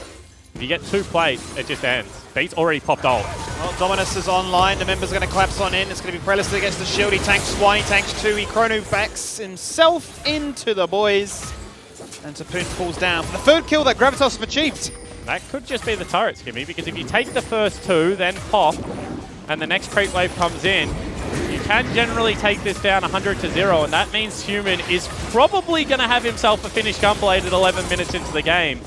Don't know about Praelis sticking around for the gold, but obviously we've already talked about his importance on this lineup. Yes. And that is a major gold lead, 2,500 gold at 11 minutes right now to the Gravitas lineup. This is very much unheard of for Gravitas, as we see how it all started on. I mean, that's just so well done from Praelis. To predict the fact that Topoon's going to go back underneath that turret, beats, cuts off any kind of escape path, and the fact that the kill went over to Human is really just the icing of the cake. Having this much of an advantage on an Akali at this stage of the game, especially if you can give her the long lane, kind of means that Topoon's lane becomes a nightmare. Gravitas are finding their magic in these first 10 minutes. Getting themselves a lead, and they need it, right? To go toe-to-toe against the likes of Legacy. Legacy very well known for their team fighting ability. They don't want to leave it to chance. They want to continue to build this lead up 15, 20 minutes in. And see what skirmishes they can get as a reward for their efforts. And I'm really interested to see how Legacy navigate this mid to latter stage of the game. Because you heard Jensen say he doesn't feel like his team gets outscaled because they went with Renekton. However, I just see a severe lack of damage coming out of anyone apart from Ezreal, really. Yeah. You know, they got counterpicked in the top lane matchup. It's not Topoon's fault that he's had to itemize defensively. He's gone with something like a Hex Drinker as his first item, right? But he's not a Black Cleaver, you know, already on his way to a death stance Aatrox at this stage of the game. Then you've got yourself a Cinderhold jungler. I prefer this build on Olaf. I think it gives you a lot more staying power in these team fights. Yeah. But definitely not like an Olaf Yumi combo that's going to be running over the back line, right? So I just think that they have to really be careful of what windows they play around here. They will come online, you know, at Iceborne Gauntlet or Trinity pickup for the Ezreal. But until that stage, it is a very difficult mid-game to navigate, in my opinion. Well, Beats is definitely finding the aggression all around the map. Ever since level 1, he's had a great time. He's leading out Tally. Topoon flashing in with that teleport. Topoon's dead, I think. Ooh, they don't go for it. The mark was applied, but Sumin deciding to show a little bit of discipline. Yeah, and that's strange discipline, because I actually think it's misplaced, although now he wants Babbitt. Babbitt's in a bit of trouble, forced to burn the flash, the dash with the ultimate coming across. Chucking out those shurikens, looking for the collapse, and he's going to get it. He doesn't find it in mid lane, but he doesn't make the same mistake twice. And Spawn, Gravitas is starting to run away with this game. And Skimmy, this is why we talk about the fact that just give Suman an assassin. Right. Look how much more comfortable he is on these kinds of pickups. Gravitas himself highlighted the fact that maybe he was playing too selfless for his own good. Maybe he wasn't taking priority out of the draft. Well, this time around, they get him the matchup that he wants, and he just picks himself up a solo kill. Something you guys on the desk have been begging for such a long time. We've seen the Lissandras, we've seen the Orianas, we've seen control mages galore. But now we get a window into the eyes of the man, the Assassin King, as he's been touted, and he's definitely off to a good start, sitting at 2-0 with a bounty on his head. And I mean, at this stage of the game, you just can't go near the Akali. She is unrivaled in side lane threat. You would need something like an equally accelerated Renekton, or, you know, an equally accelerated maybe Aurelia, to even be able to go near this champion, something like a LeBlanc as well. Because she just has so much mobility built into her kit, and she does a lot of damage at the moment. The areas they hit were kind of her laning ability, because they really upped a lot of her energy cost, but now that they're through that part of the game, it's going to be all Gucci. Gucci indeed. Because they're living in luxury right now. 5-0. Another little thing that I forgot to mention, which I actually very much like over the Gravitas lineup, is when you're playing a jungler that needs a lot of farm, that is an ability power jungler, like Echo. The fact that they've got two solo laners that don't necessarily need blue buff, although they have given it over to Human, meant that Praelis' first two clears were so greatly accelerated because he was able to take first and second blue. Potentially could have even taken third blue there, as he is 2,000 gold ahead of his counterpoint and actually the strongest person on Summoner's Rift. This just allows Praelis to kind of put the map on farm whenever he wants to by acquiring those blues. You can see right now Legacy have split the map deliberately away from Rift Herald. They know they can't fight the objective, might get themselves a turret here. They're going to lose out on a neutral that might ultimately, in a couple of minutes' time, cost them mid lane turret. It is a good trade because when you're behind, trading a gold objective for a neutral objective is always a positive, Skimmy. But I think that this is the first time I've really seen Legacy play a game from so far in the back foot. since maybe week 3 or so. I can't remember them falling behind. Even against the Chiefs, they were up in the early game, right? Until Croc started taking over in some of those team fights. This is definitely a new look. And it's interesting how Gravitas have considered this matchup, given that they've, as you say, got leads in the top half of this map. Well, they've definitely attacked Legacy's strengths in the early stages of the game. I think Topoon and Tally are probably their 2 best laners. We talk about it a lot. Raze is like a neutral laner. Doesn't necessarily look for kills, but all great balls. That's a max range hook, going to instantly be followed up by the true shot barrage. Yuumi being oppressive. Yuumi going to keep them back and far away. Disengages as Puma goes for a bit of a Hail Mary with that bullet time and donates them a mid-turret. See if there is any response here. Praelis is going to leap in. He's going to have a lot of burst online. Got the proto belt completed. Instantly gets hooked back on in. Yuumi on top. Yuumi will not do enough to stop that. And Legacy take that. That's a gift, but this is what Akali can do. You say she can destroy. She rocks on up and says, put the cat on me. I will 1v3, finding a double kill in the mid lane to start off with. Legacy find advantages instantly nullified. And he's unstoppable at the moment. If you don't have the Nautilus ultimate, there is no one else on the team to slow him down. There's just a significant lack of CC, and as you mentioned, that was their window back in. Good news for Legacy fans. Raze got both the kills. He is now very greatly accelerated. The bad news is, Human's stronger. Take another look at this. Praelis was mere seconds away from getting his ulti off and being able to heal up all of that damage. That fight would have definitely gone in their favor. And Raze had to burn both the summoner spells, and as you mentioned, I mean, Akali with the Space Cat on it. What more oppressive combo can you think of? Just a very nice team fight pickup there for the Gravitas lineup after it looked like Legacy had finally found a window back into this game. Before that, Puma and Raze were even in gold, and it almost felt like Legacy were banking on the fact that, well, we know Raze is so good at team fighting, so let's look for a team fight once we've got those 2 items on, potentially that 3rd luxury. Let's consider these Baron fights, these Dragon Soul point contents, but Gravitas aren't giving them that option. They're definitely utilizing the advantages and respecting the fact that, look, our Akali is so damn strong right now. We're fighting. Well, it's not just Akali, right? You can see what Tally has to do. Tally has to be there as a second support for Raze. Whereas Beats right now, he's going to live in a side lane. So they got the mid lane turret. That's the first step to being able to regain control of this map. But every single time Tally goes to a side lane, to have to deal with this Renekton, it just opens up a window for Praelis, Crashly, and Puma to be able to make another play. Herald should destroy this turret. It's going to be all 3 outer turrets down. Gravitas still maintaining nearly a 4,500 gold lead right now. The front line of Legacy getting shredded by the completed Black Cleaver on this Renekton. Going to be very, very squishy. The meat shields to support the protection we've talked about being the crux component of Legacy is being given a run for its money so far. Also, interesting to note, Tally's gone with a full damage build. He recognizes the only person that is a magic damage on his team, so he has to build for a little bit of AP. This isn't the full support coming out on the Karma. Also, maybe the right call, because I'm thinking, you know, do you want an Athene's as well as a item that makes your AD carry attack quicker? Oh, Ardent Sensor. Ardent Sensor on an Ezreal? Maybe not, right?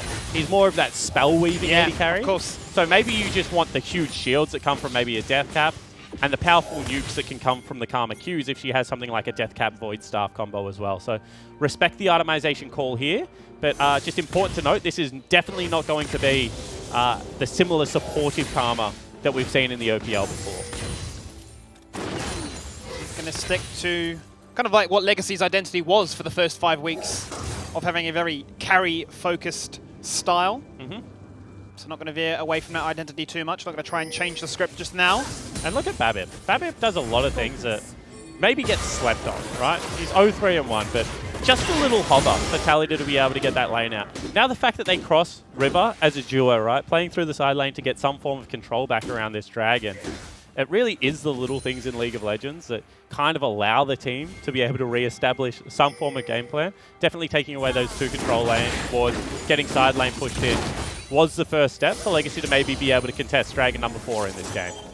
I think it's very easy just to read the stats and look at Legacy's Babip and say, look, you know, he's not really doing that much damage, he's not really taking that much of the gold. But that is their funnel style. And I mean, there's only so much gold on Summoner's Rift, right? And who would you want to give it to? Like Arrays and Eminez in the past, a Topoon? Babip is probably 4 on that list of people that you need to give gold to, right? Yeah. And you can see that they were trying to give that Raptor camp over to the carries. They are trying to get, you know, maybe Topoon in a situation where he can contest with Human in the side lane. And the only way you do that is by giving up some of the gold on your jungler. Human goes over. So they're going to proc for that Gunblade. He's hovering. Topoon definitely having to respect that. Now he has that Black Cleaver online, but it's not going to matter because the fight takes place at that camp. Instantly 2 members being deleted. Double support gone. And this is a disaster. Baron has just spawned, and they've lost arguably both their base checking tools there. Really only Topoon, who is on the other side of the map, can get anywhere near this play, and they don't even want anything to do with it. They're just trying to look for a pick onto the Akali right now, see if they generate it in the mid lane. Does not look like it's going to be the case. Baron going to go across to Gravitas at 22 minutes into this game, Skimmy. Gravitas, a new idea completely on this game. This is not what we've seen from him in the past. No stretch of imagination. They drop on down to Mammoth. And now they're bringing it to Legacy. Now this could be massive. They can pick up this bounty. The True Shot Barrage goes, well, somewhere else. But they're going to get the flash for the flash. Oh, Raze. That's why we love you. He's a sniper with those skill shots. And the perfect player maybe saves his team from disaster, because this was going to be Baron into Soul Point. We take a look, just a bit of a face check. He's not all that tanky, even though he has got the Cinderhulk. We spoke about it already. His own team is denying him a lot of gold at the moment. Also, don't love the Hex Drinker. I'll talk about why in just a second. Legacy looking for another trap. Not going for this wave, however, is maybe a trap in itself, Skimmy, because their base could be broken here. And 9 seconds on Human, who does have teleport. Legacy fully banking. Oh! On Gravitas being a little bit too overconfident, which they are, because they fall victim to the invade. Teleport coming in, though. The Drake is up. Soul Point potentially available. Renekton on a huge flank. Beats is there. He gets the stun towards Raze. Raze has got no cleanse, no chance, no ability to carry this team fight. Praelis finds a second, and Isles is swiftly going to fall on down too. They are looking for blood, and as soon as Raze is gone, there is no damage to respond. And the continual chase nets them even more summoner spells. Now with 3 members dead, the base will be broken in the mid lane. The 3rd dragon will be taken. And despite all the good work they did, Legacy still just not strong enough to fight in that 5v5. This is a beautiful performance so far coming out of Gravitas. If they can sustain this, it would shake this league up completely. 8k gold difference right now. They can turn their attention to pick up the 3rd Drake. And they've bullied the other members of Legacy so hard that it really is all on Raze right now to try and make something happen. But his teammates just fall aground. Oh, Tally, do not face check this brush. Oh, is Human not going to go for it? Maybe a little bit of rare discipline shown from the Gravitas mid laner, now top laner in this game. Bit of rare discipline. There was no vision around the jungle, potentially thinking I don't want to do it, but let's see how this fight really exploded. Beautiful catch on towards Raze. Yeah, absolutely, and I think that Raze getting chunked out here. Oh, hold the thought. Tally now caught out again. Hang on a minute. The discipline, it's 1-2. He does it every single time. He goes, I'm going to kill this guy. Actually, no, I'm going to do it this time. He is so strong, Skimmy. No one can go near him at this point in time. He has forced 3 Hex Drinkers out. I want to talk about Babip's Hex Drinker a little bit. When you build Cinderhulk, obviously augments other HP items. Hex Drinker's strength is in the fact that it gives you a shield. Yeah. Now, that's not going to synergize well with the Cinderhulk passive at all. And also, you have Tally there already to give you these repeat shields, right? So health and resistances are much better. Raincoat in this situation is going to be nearly equal gold, but it's going to give you much better tank stats for Babip right now. Certainly think he should be running with the full tank combo. Although in saying that, when you're 10,000 gold down in only 25 minutes, itemization nitpicking, maybe not the most fun thing to do, but it's certainly something to point out there for the viewers. Yep. The Akali has the most gold in the game right now. And multiple members are in the 10k gold region. Nearly 4 compare that to just the single of Raze, and that's why I'm saying the narrative right now really is, it has to be the Raze show. He's got to put these boys in his back and say, do something, do anything. If I can live, there is a sliver of hope. I mean, we saw yesterday a 5-level gap between jungle and jungle. Well, right now there is a 4-level gap. Praylist is about to do it in a carry versus tank jungle matchup again. And the solo laners are 6 levels up. Babip looks at someone in this game and he dies. 16 Renekton versus a level 11 Nautilus. The engage with those hooks going to be non-existent. Going to die before we can actually emit any form of pressure. And Gravitas right now, they rule the map. This map belongs to them. And they've done a really good job of bouncing waves, right? Well, you have a look at this full shift that's just come out. Tally going to try and clear out the wave. But what they've done, Skimmy, is they've pushed in top lane, made sure someone has to deal with that. Yeah. Pushed in mid lane, rotated Sume into that wave, and now they're going to commit onto this bottom lane turret. That's actually some very good macro. It means every single person at each stage is very safe within these steps. And Gravitas showing one more time, and I've said this, despite the sometimes skill gap in some of these players, they're a well-coached lineup. Yeah. That they're very comfortable with the compositions they played. Yes. That's a good full shift down. They've pushed out all 3 waves. They're going to get into a full reset 2 minutes before Soul. So if they can move back into all of that control, if they can shift up on Summoner's Rift again, they're going to be in a situation to take away an Ocean Soul versus merely a poke composition. I'm calling it. They get this next Dragon. That's lights out. I don't know if there's a way Legacy can win. Yeah, with Ocean Soul online, it's going to be pretty gross to say the least. This is what Legacy have done in the past. They've tried to play the vision game, set up gank parties, and hope that is a condition that they can bank on. Yes, we can see Akali going from the reset, coming to top lane. That's why Legacy are here. They're looking for a repeat shutdown. Okay, but what do they have? They have 4 members heading up here. They also have themselves a teleport available on their Renekton. So if they don't kill someone instantly here, Gravitas just wipe them. Gravitas are looking around. Legacy have spent so much time here. They're forced to back away. Only now the Akali shows face. That hurts. A lot of time lost. I mean, but they couldn't really be doing anything else, right? Waves are still pushing into them. They already cleared out all the vision in their jungle, so I think that's the correct call. Look for a cheeky pick. However, now, no vision on Baron. Going to be started up again. It's going to be a tall order for Babip to steal this one away with a 3-level difference on the smite. 40 seconds when the Ocean Drake is up. I love this as well from Gravitas. That's one way to get control of the bottom side of the map. Make them come to Baron, lose no health, shift the whole team up there, then take complete control of bottom side, maybe even a pick onto Topoon here.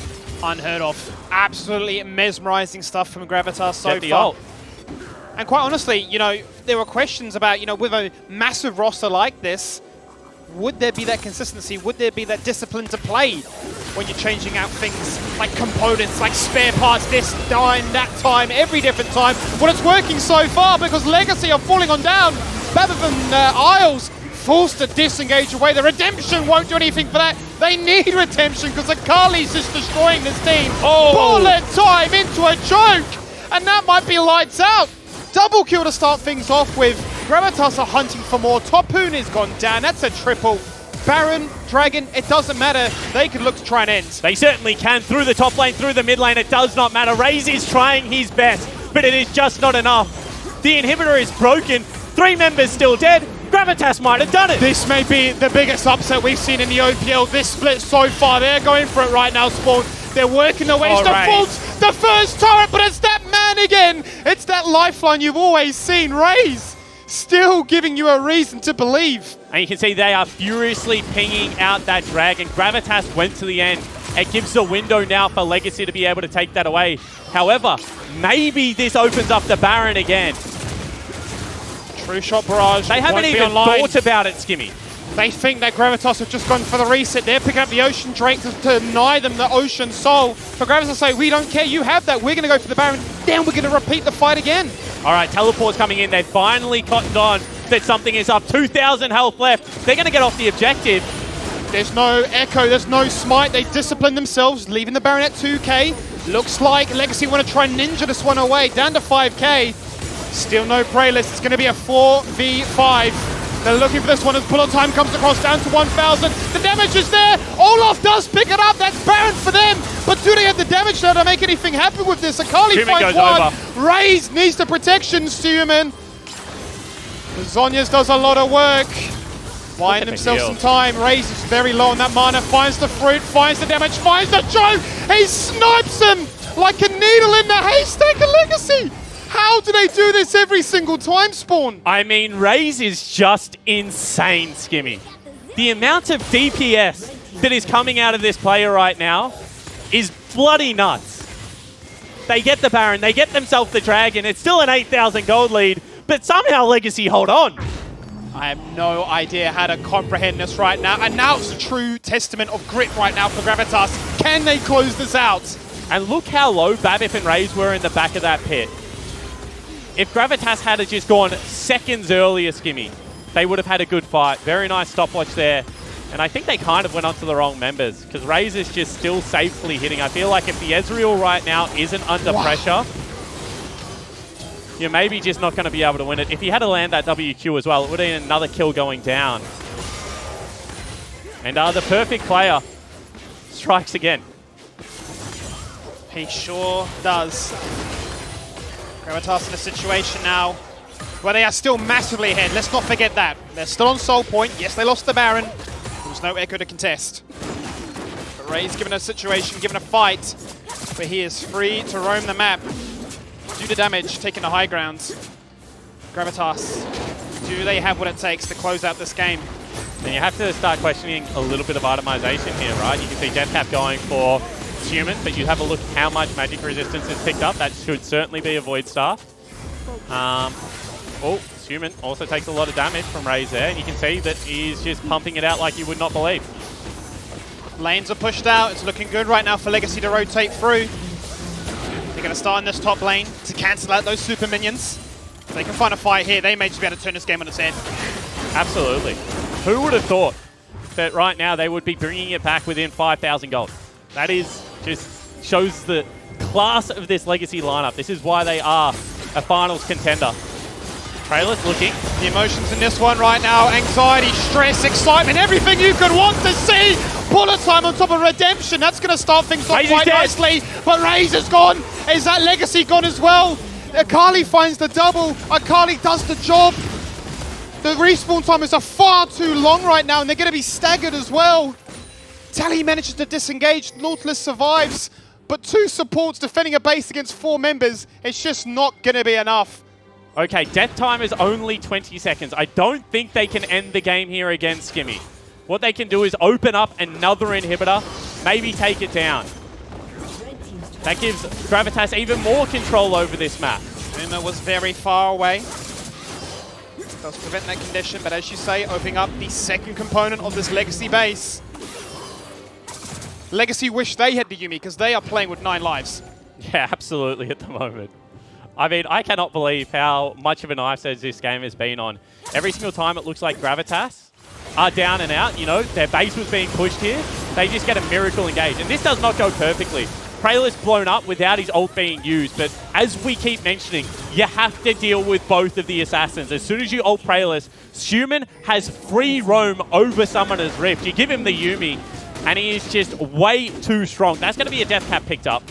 And oh my goodness. That is bonkers. Death cap is there. He's gone full carry potential, but he hasn't gone for the ability to break that resistance. The Moor is online for Raze. Gonna give himself, what, around about 80 magic resist? 2 super creeps in the top lane still. Topoon doesn't have TP. As soon as he shows, that should be called out. And that means this next dragon, this Soul, should go over to the Gravitas lineup. Now, it's not a 26-minute Soul, so right now, it's not the biggest deal. Souls, when they're picked up early in the game, certainly a little bit more potent. However, is still a good advantage for the Gravitas lineup to have. There's no healing cut for Legacy if they were to choose this fight, however. It's going to start off right now. Praelis is on there. Olaf! It's Babip again! Would you believe it? He steals away the Drake! And they get a kill! Legacy full disengage mode. I've done my job. I am the support. I'm 1 and 9, but I get Barons. I get Drakes. But Telly, he just gets deleted. Double assassins. They look for Raze. He has to run. He finds one. He does. Sumino, what does he have in his arsenal? The bullet time coming on out. Legacy's Isle falling on down. Raze with double buff. Raze with a chance to clutch things out. How does a jungler that is 4 levels down enter a dragon pit and steal away the soul? It beats me every single time. Babip just blows expectations. And now, once again, Babip is up earlier than what Praelis is, so they can't technically start this Baron on spawn in case that he's the person that arrives there first. Skimmy, this game is craziness. It's ridiculous. We're approaching 6 items. Gold starting to not matter. Dragons, dead even. They're Really a Baron apiece. How is this game still going? Okay, so Beats goes onto the backline, zones away the entirety of the team, and on a one-man solo mission through all of the damage in the game, that is going to be the hero Babbitt picking it up. But Praelis says, you know what, enough is enough. Shield is off on cooldown, Tally gets 1 hit, and once again, doesn't get a chance to use his ultimate. Should be coming out right here. Does not press the button. If he had up, that would have been game over. Because you can see how much pressure Human can put on with the cat.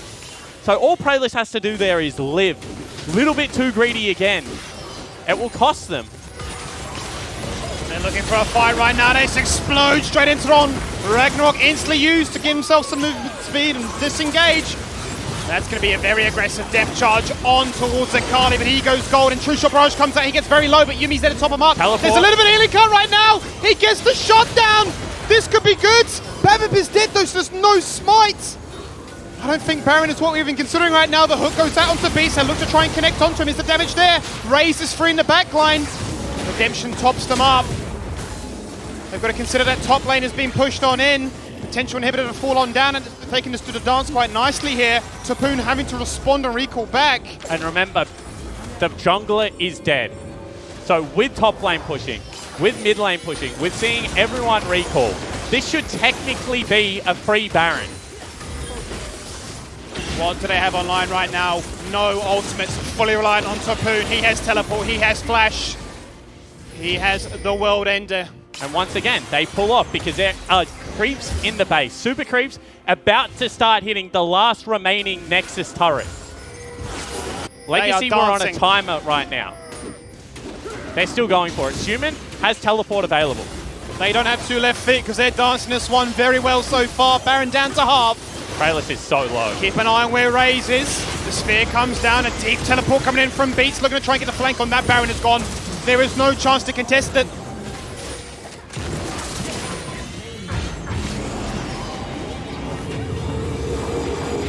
We're entering Direwolf versus Pentanet territory where objectives are down to the wire. Both teams threatening to pick up this final one. Both teams having a chance within the next 90 seconds to set up and smite up. Okay, let's take stock. Both inhibitors back up and available. So this isn't going to come down to any fancy wave shenanigans. If you look at what Legacy have to push through, kind of 4 turrets if they go through the mid lane, and mid lane turret is very, very low. So that's maybe decisively 1 team fight or 2 very scrappy team fight. At this point in time, Gravitas need to sneeze on that last base turret. It will fall down. They will win the game. Akali working towards that Void Staff now, nearly full itemization. Raze, as you'd expect. He's there. This inhibitor will live for the meantime. Okay, that's going to be Steric's pop. Steric's pop very early on. And you can see that they're going to struggle here. Beat has no flash, can't get in. How do they set this situation up? Praelis receiving the heal. The cat's on him. He gets so much damage on.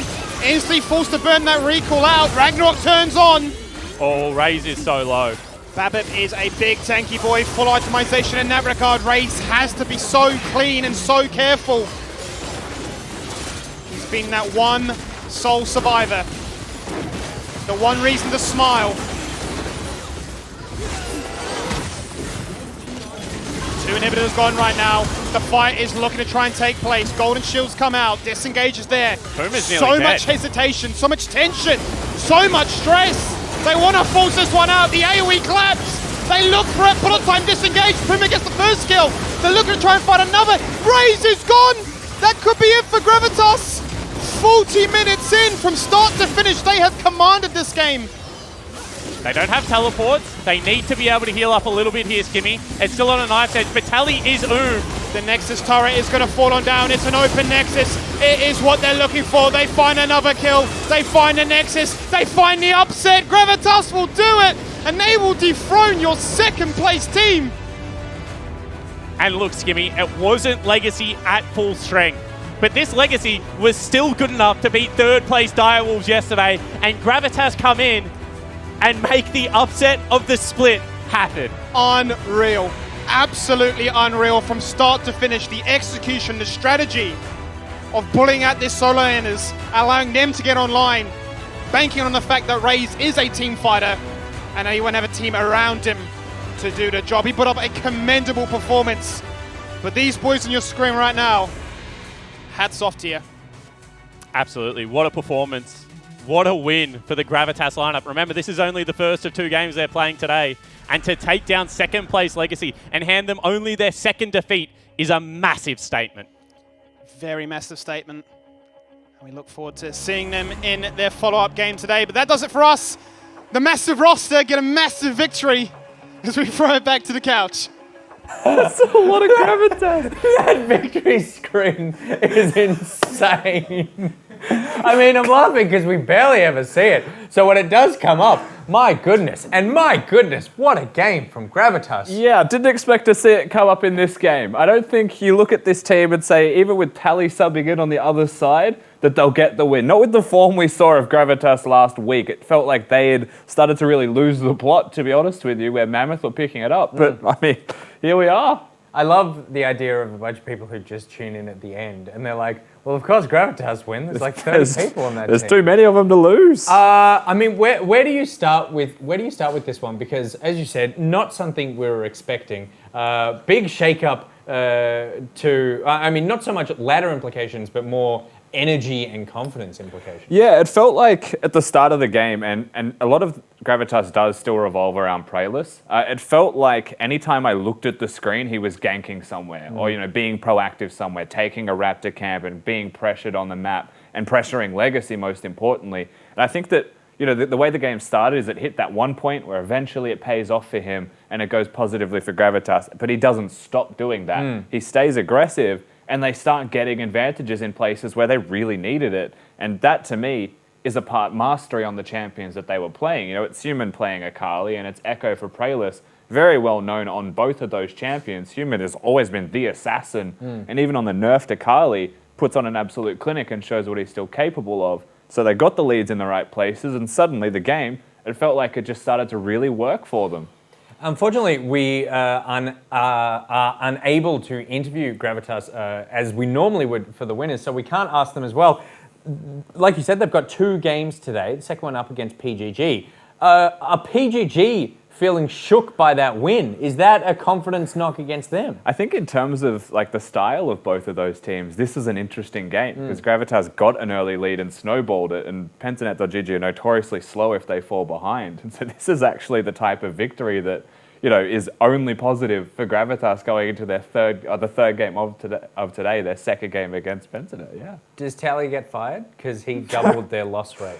He wasn't 1 in 10. That's true. He wasn't 1 in 10. I mean, for Legacy, they're still doing fine. That Direwolves are nipping at their heels, but it's not too bad. But I'm loving the fact that mid-split we're seeing Mammoth, we're seeing Gravitas. I mean, these teams that we have gone, pretty poor performances generally for the first quarter, the first third of the split. Upstairs, you turned to me at one point and said, who's the worst team in the league now? Yeah, and I think that's an interesting conversation. If the improvement continues, if Mammoth somehow make their run there against Chiefs in the second game of today, we don't really know then who the bottom of the ladder is, and we start to hit that parity with every team starting to, maybe the top's coming down, maybe the bottom's rising, and it meets in the middle. It does start to raise those questions we don't know the answer to. And there is just something so pure about a team who have been through some struggles. When they get these wins, just seeing how excited they are. I mean, it's just puts a smile on your face. Something else to put a smile on your face, it's Nick Bag, and it's coming up after this. That's a gift, but this is what Akali can do. You say she can destroy. She rocks on up and says, put the cat on me. I will 1v3, finding a double kill in the mid lane to start off with. Beats is there, he gets the start towards Raze. Raze has got no cleanse, no chance, no ability to carry this team fight. Playlist finds a second, and Isles is swiftly going to fall on down too. They're looking for this one as bullet time comes across down to 1,000. The damage is there. Olaf does pick it up. That's Baron for them. But do they have the damage there to make anything happen with this? Akali finds one. Raze needs the protection, Human. Raze is very low on that mana. Finds the fruit, finds the damage, finds the choke. He snipes him like a needle in the haystack of Legacy. Anxiety, stress, excitement, everything you could want to see.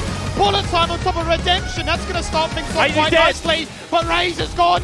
Is that Legacy gone as well? They look for it. Bullet time disengaged. Prima gets the first kill. They're looking to try and find another. Raze is gone. That could be it for Gravitas. The Nexus turret is going to fall on down. It's an open Nexus.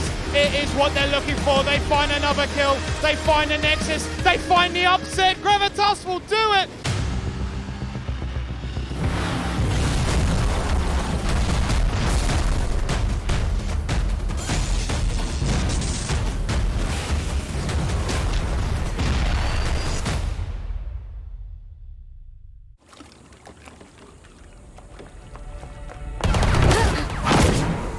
That's how you want to play it.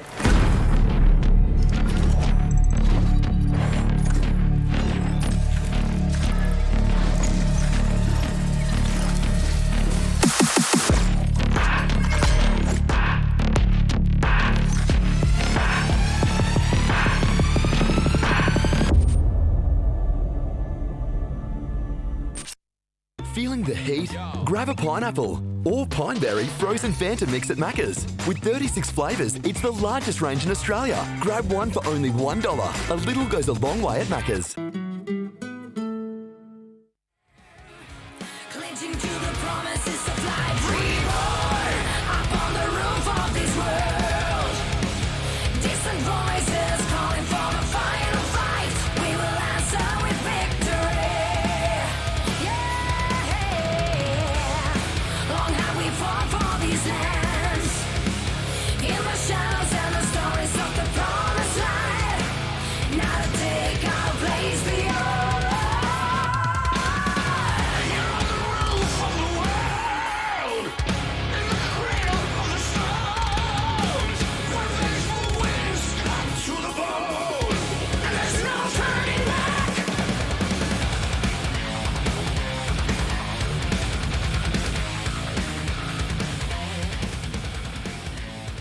Welcome back from the ordeal, boys. That was fun. That was just a wild ride. I just don't know what happened. It had everything right.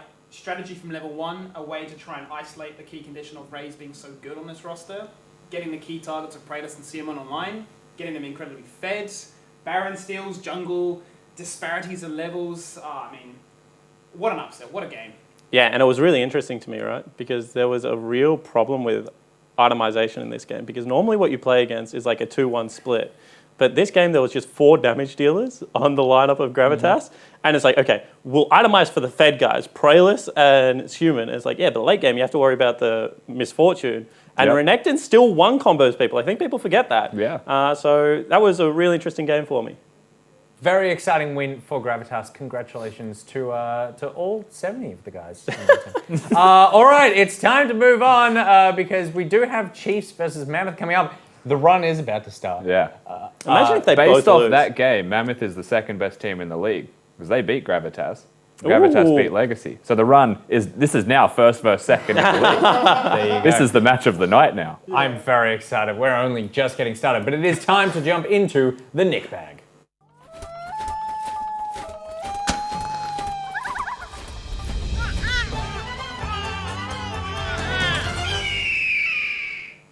Alrighty, welcome to the Nick Bag. Our first question comes in from Anon, who says, "Hi Nick, I'm a recent graduate into the adult area, and I'm wondering how I balance my work and life. To be clear, adult area just means adulthood. That took me a second as well. I want to have time to message friends and stay in contact and hang out, but I never have time or I'm tired. How do you deal with this? How do you deal with this? You don't. This is your life now. The sad fact of the matter is, as you get older, your priorities shift, and it becomes more about family and work and these things that when you were younger it was like, I can just hang out all day and life is nothing but opportunity and chilling out. And you just can't hang out with your friends that much. You don't have as much free time. The real trick to being an adult is not to fight that, but to accept it and to be able to take advantage of it when those opportunities do pop up. And there is another piece of news that Nick has left out. Yeah. Is it only gets worse from here. It does. Because what happens is you go to uni, you have all this time. Like you have more time at uni than you had at high school. You can work a part-time job, you can hang out, you can go out. You only need like 4 hours sleep because your body is just like running on pure like goodness of not being a kid anymore. Yeah. And then like you get a job and then all of your time goes.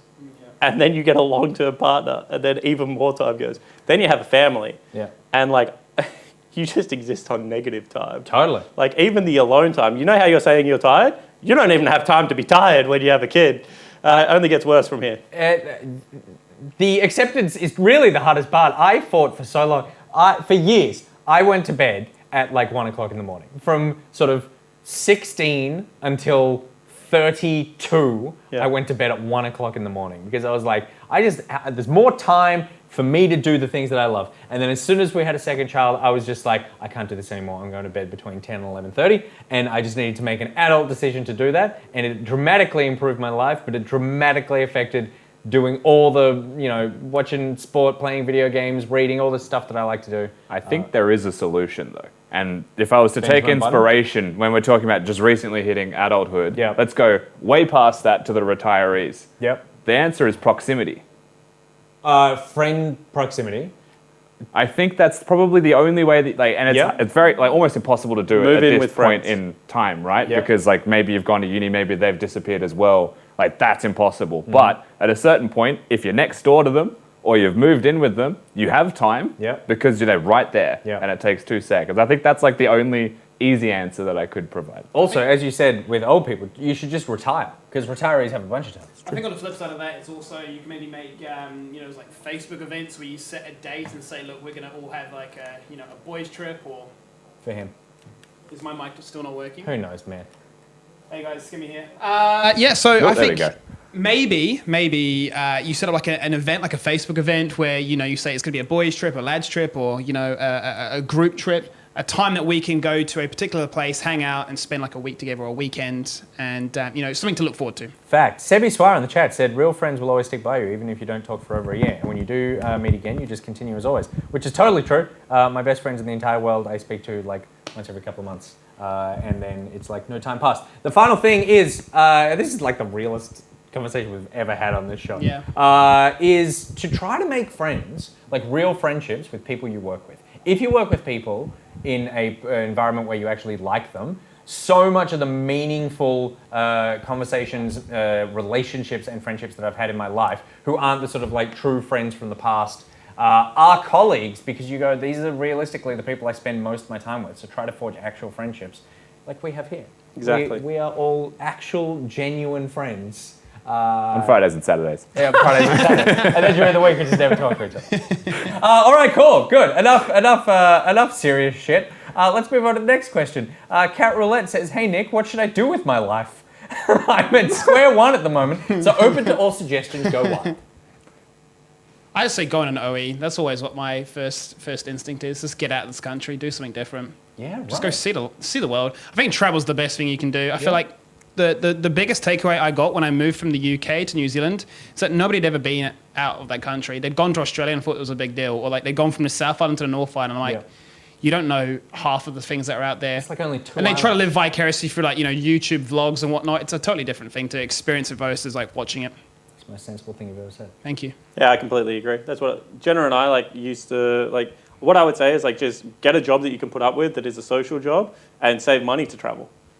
We went all throughout Southeast Asia. I've been lucky enough to do Europe, Greater Asia, North America. Getting out of Australia, especially if I've been like a city person for like the last 6-7 years. Really opened my eyes up and made me hopefully a better person. So I was going to consider travel as an option as well. Maybe learn a language, disappear, travel, immerse yourself in that language to embrace the new culture. But I think that if you're stuck in Australia for the current moment, perhaps be a diving instructor, because that can then take you anywhere in the world afterwards, and it's a skill that's very social that you could learn while here. Also, everyone tries to find a job they like. Oh my God, are we about to have the same What are you piece of about to advice? say? Well, I was about to say, don't necessarily follow your passion.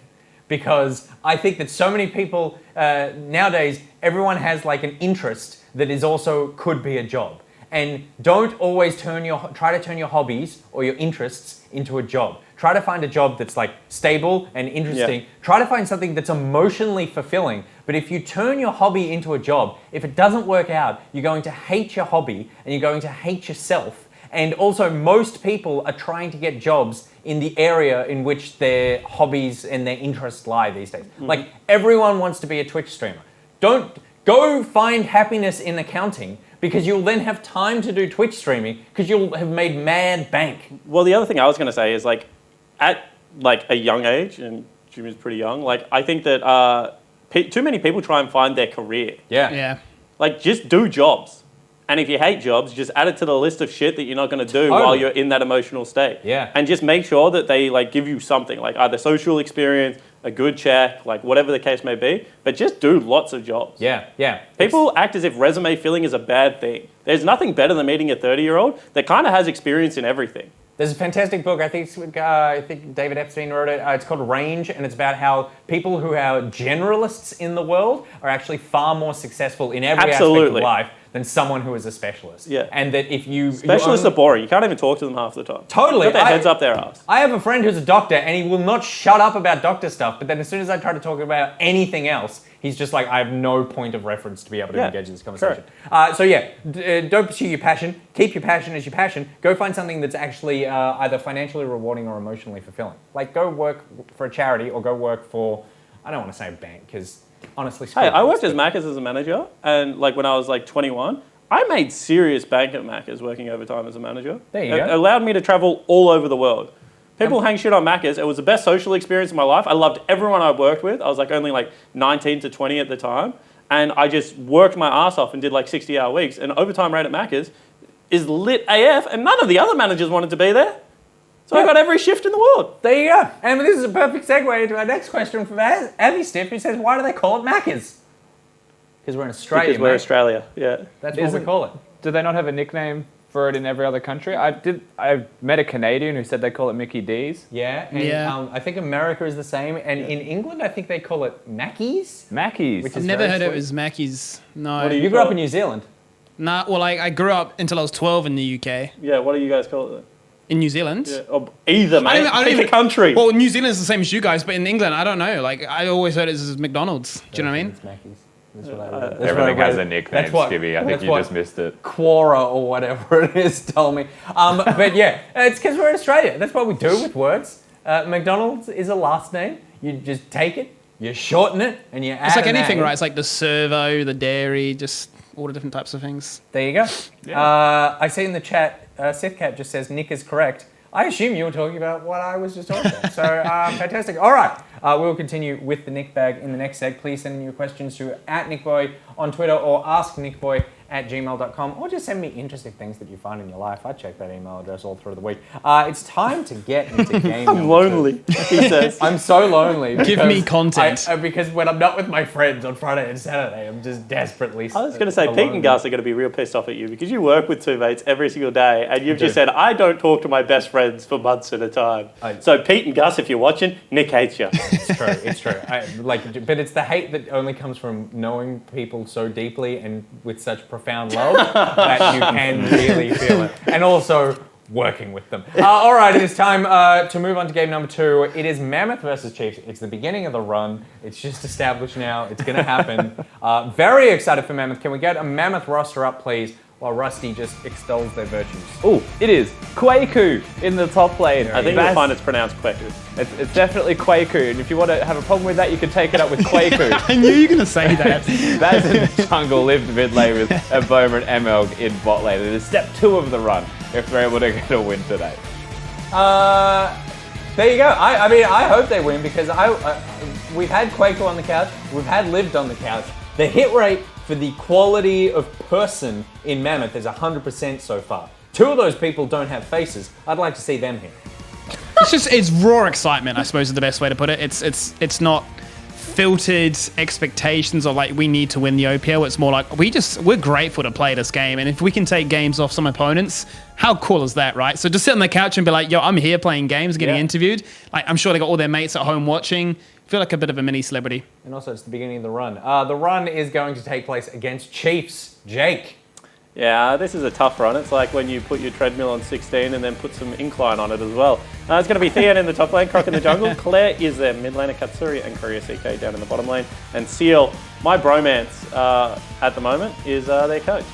100%. Really? Yeah, me and Seal get along like a house on fire, actually. I think he's really, really great guy, and I think that, did you guys read the recent Snowball article on him? Yep. He's instilled like a lot of really good characteristics into an OS team, which I've always been a big fan of trying to do.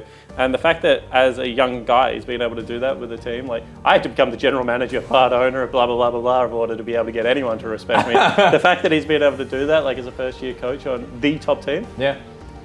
And honestly, I've talked to half your team. They hate me anyway. Yeah. All right, it's time for game number 2. It is Mammoth versus But Chiefs. I hate you and too. This is the Macca's Champ Select. He's talking to you, Ronan.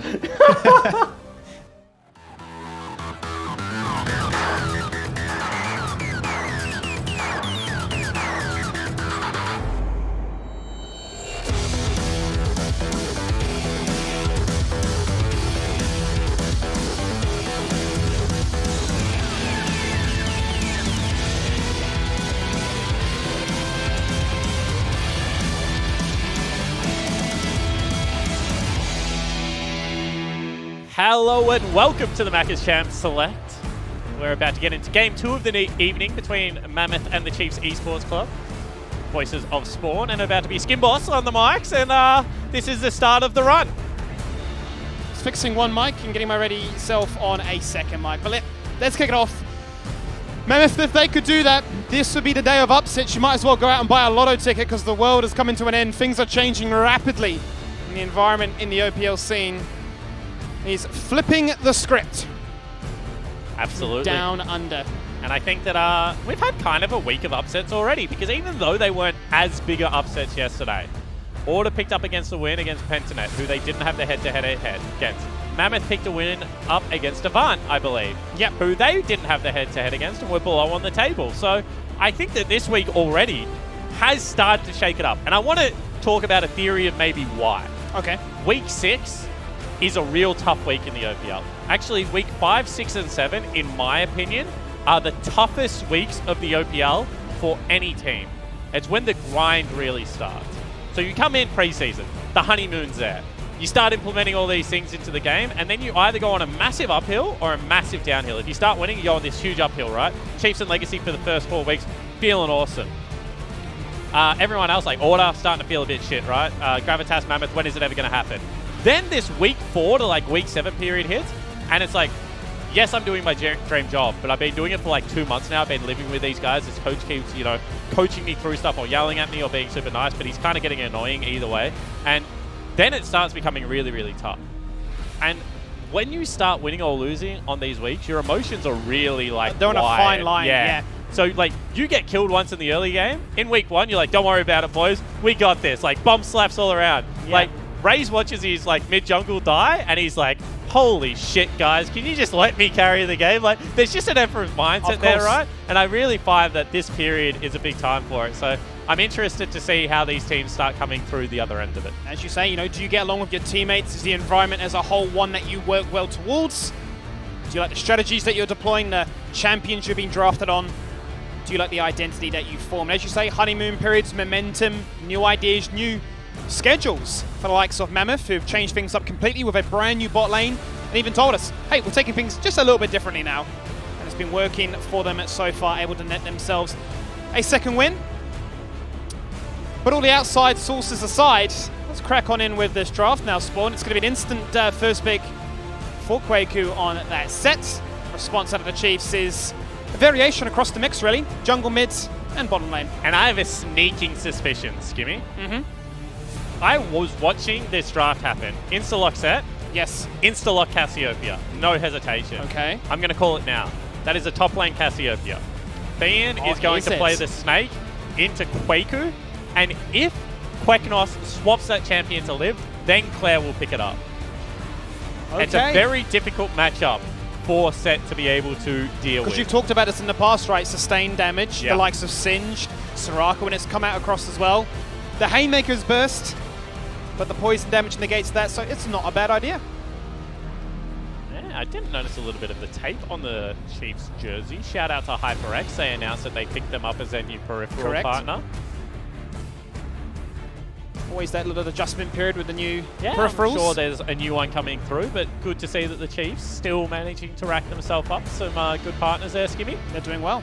Definitely doing well with their They've got a very cool jersey, right? Yeah. Looks good with the bull on their shoulder, and they've been in QV in Melbourne as well lately. I don't know if you follow their Insta. I've seen a few photos where they've had like 1v1s and get to meet the pros and all the rest of it. Always I think a nice they've bit of had the engagement. Robos down there as well.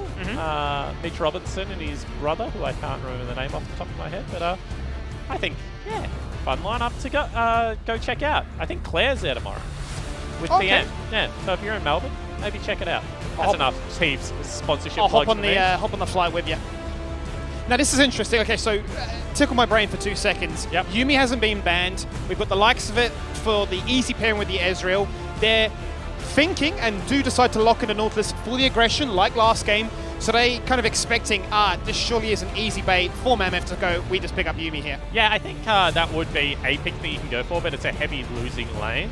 I would prefer to see something like a Braum pickup here. It's going to deny a lot of the aggression that can come out of the Misfortune in the laning phase. Also very good mid game with Gragas. Gragas Braum, as far as duos go, are really impressive. Rakan would be counter-picking yourself, however we saw Meld play it to a pretty high level yesterday. So that's an interesting one for me. I would have said Ezreal Rakan. I think this is like a negative. Like if Katsuri plays this well and is on 100 CS, I would expect Mboma to be somewhere between 70 and 80. I think this is a negative 30 to like negative 20 CS matchup, to be honest, which is pretty bad in the bottom lane. Yeah, already when you're taking on the beast that is the Chiefs, you need every advantage that you can get. They're going to go for the Kiana. Now that surely is a mid lane Kiana, given that Gragas Now this is the mind game. Who's going to swap to go where? Because both of them have shit matchups. So now you can only pick one person for Cassiopeia to fight, right? So both of these matchups are terrible. Kiana gets destroyed by Cassio. Set gets destroyed by Cassio. But they've done the opposite of what you normally do. As opposed to counterpicking Cassio and chasing around the map, they're like, well, you can only kill one of us. So have they just outdrafted themselves before this game Yeah, has I been taking think place? this is a pretty bad draft coming out of Mammoth. Truth be told, however, they do have some great snowballing potential. Also got to highlight the fact that their wombo combo is just bloody nuts, Skimmy. Oh, absolutely. So if ever the Chiefs stack up, they will die, but I don't think they will. They have a great 1-3-1 comp here. I think this is going to be fairly rudimentary for the Chiefs from the draft phase. If Mammoth ever face Checker Brush, they're going to be met with some serious yeah. pain as well. Like, if they're off the map, so dangerous when you've got no vision.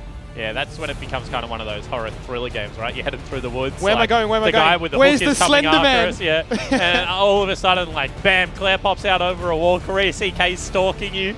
It's honestly bloody terrifying. Also, Jarman's eyes are like piercing blue. Like, have you ever noticed that? Like, I've never noticed. I've actually they had to look close. into your soul. Like, they're just very attractive eyes. Jarman, as a whole, he's like my kind of guy. He's like kind of got the ruggedish beard. He's obviously pretty jacked. Blue eyes. I'm a big fan. I mean, he's grumpy. I like grumpy people. You're a big fan of this one, but you're very vocal about how big of a fan you are of Seal. Welcome, as always, to this one here. Spawn wasn't too happy with the draft that Mammoth are locked in. He says they've kind of counterpicked themselves pretty hard here. Are you of the same sentiment? Yeah, so they have a little bit of a disadvantage against me because I used to coach Mboma and Lived. So I was with them in Mproc, so I know what kind of like draft they like, how they like to play. So it wasn't as, like, my draft scenarios that I thought they would do weren't as bad as what they did here, unfortunately. So this one's I can't really be nice about this one. It's pretty bad. Yeah, so obviously you guys have 3 winning lanes in a neutral jungle matchup, which is kind of what the goal is every draft, right? Talk to me about kind of this top lane Cassiopeia, however, because it's something that I've expected to see for a while. Very good matchup into set, right? Yeah, it's a definite hard counter. And Set has to go into us, so I don't really know who's going to go in with Set this game. Like, is Rakan going to go through the Cassio W? Is Gragas going to try, like, hop over the W or something? I don't know. I don't really know what they're going to do, so... hopefully my players just don't mess up, because every time I do a coach interview, somehow they just die. It's the curse. Every time. So I'm just hoping that it doesn't happen this time. We'll see how that goes. Did you watch last game? Obviously, Gravitas picking up a win over Legacy, your guys' biggest rivals at the moment. What did you make of that performance? We were more nervous, I think, than Gravitas were in the game. And we're jumping up and down. Like, we're hoping that we weren't too loud so the studio would hear us. But obviously, well played to Gravitas. And it was a bit of a surprise, because I thought personally that Tally was a positive addition to the team. I think after Tally joined, they found a lot of direction, and the way they played was a lot more structured. And that's just the kind of thing that a veteran brings, whether it's off-roll. So it was actually very surprising to us. But yeah, well played to Gravitas. They had the right execution, they had the right team comp. And I saw last night on Twitter that you're back at the gym. How's that journey treating you? I've got love handles at the moment, so so I just I strive to look like the order team, because so it's one step at a time. But yeah, I just got my ass up there and did some work. Now, bringing it back to you guys as a team, undefeated as always, right? It's what we've been hyping you guys up as. You mentioned in one of your interviews, fantastic piece by the way, that you had your eyes firmly set from the get-go on the MSI, on the international circuit. How does it affect really the practice and sort of the consistency, knowing that it can be so volatile with the upsets we've seen in this week particularly? So we int scrims off cooldown. We literally just lose every scrim. So I think it affects our learning and our scrimming in a way that I think we learn better than a lot of the other teams right now. That's like the big one that we have. But other than that, when teams like Gravitas beat Legacy, it gives me anxiety. So I guess, Absolutely. Yeah. We'll look forward to seeing how it goes. Best of luck. Yep. Your teammates haven't died this time, so the curse has been broken. Thank you so much. Much appreciated. We should have kept him here for longer to see whether they would just fall down. You see a little bit of a cheeky trade coming out from Lived and Claire there. Always good to catch up with Seal. And not talking about scrim results, but talking about how they go about scrims. Chiefs are definitely one of the better teams at making game-to-game adaptions, for sure. So I certainly agree with him that they implement their learnings incredibly well, Skimmy.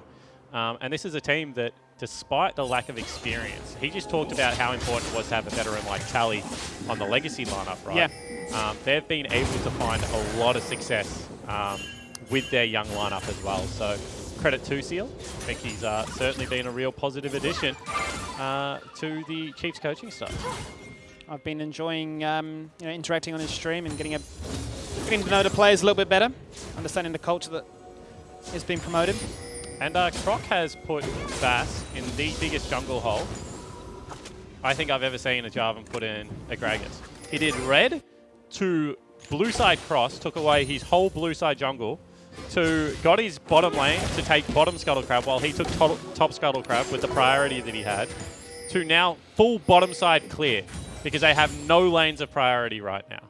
He's about to go up maybe 16 CS. He's probably going to go up 4 cam at the start of this game, which is honestly bloody insane.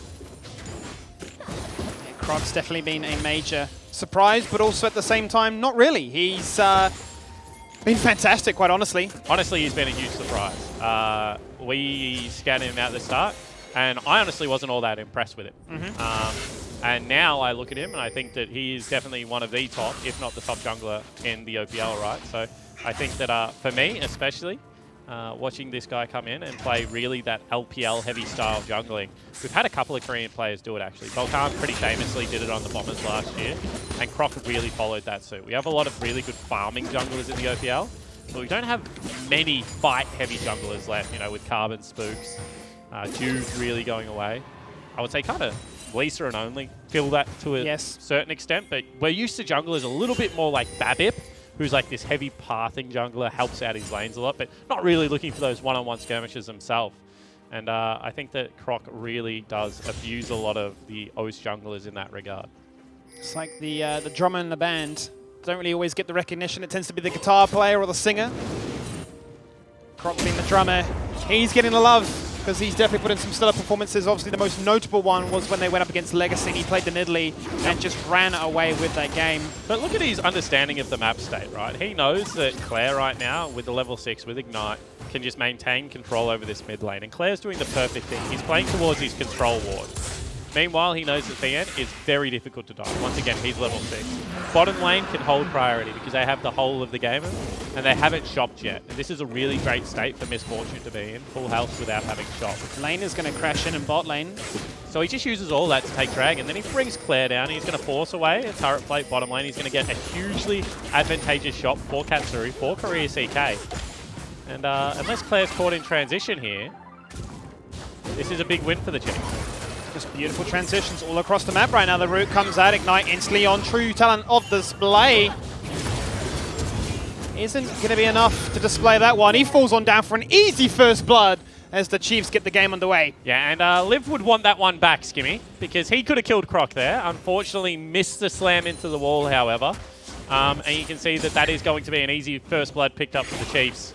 Bottom lane going very well right now for them. They've just been able to constantly push. They haven't really played to deny experience, which is how I thought they would play, hold this wave neutral and kind of try and fight a little bit more with the Nautilus. Instead, what they've done is they've just pushed and put a lot of pressure on this turret. And they've given Croc really great windows to play around. So definitely playing a little bit more of a team-based game right now. And we'll see whether we get the swap to the top side of Summoner's Rift. Thien is pretty good in the 1v2. And if you can get this much control with your bottom lane at this stage of the game, Rift Herald should be free, but it looks like it's going to be standard deploys for now.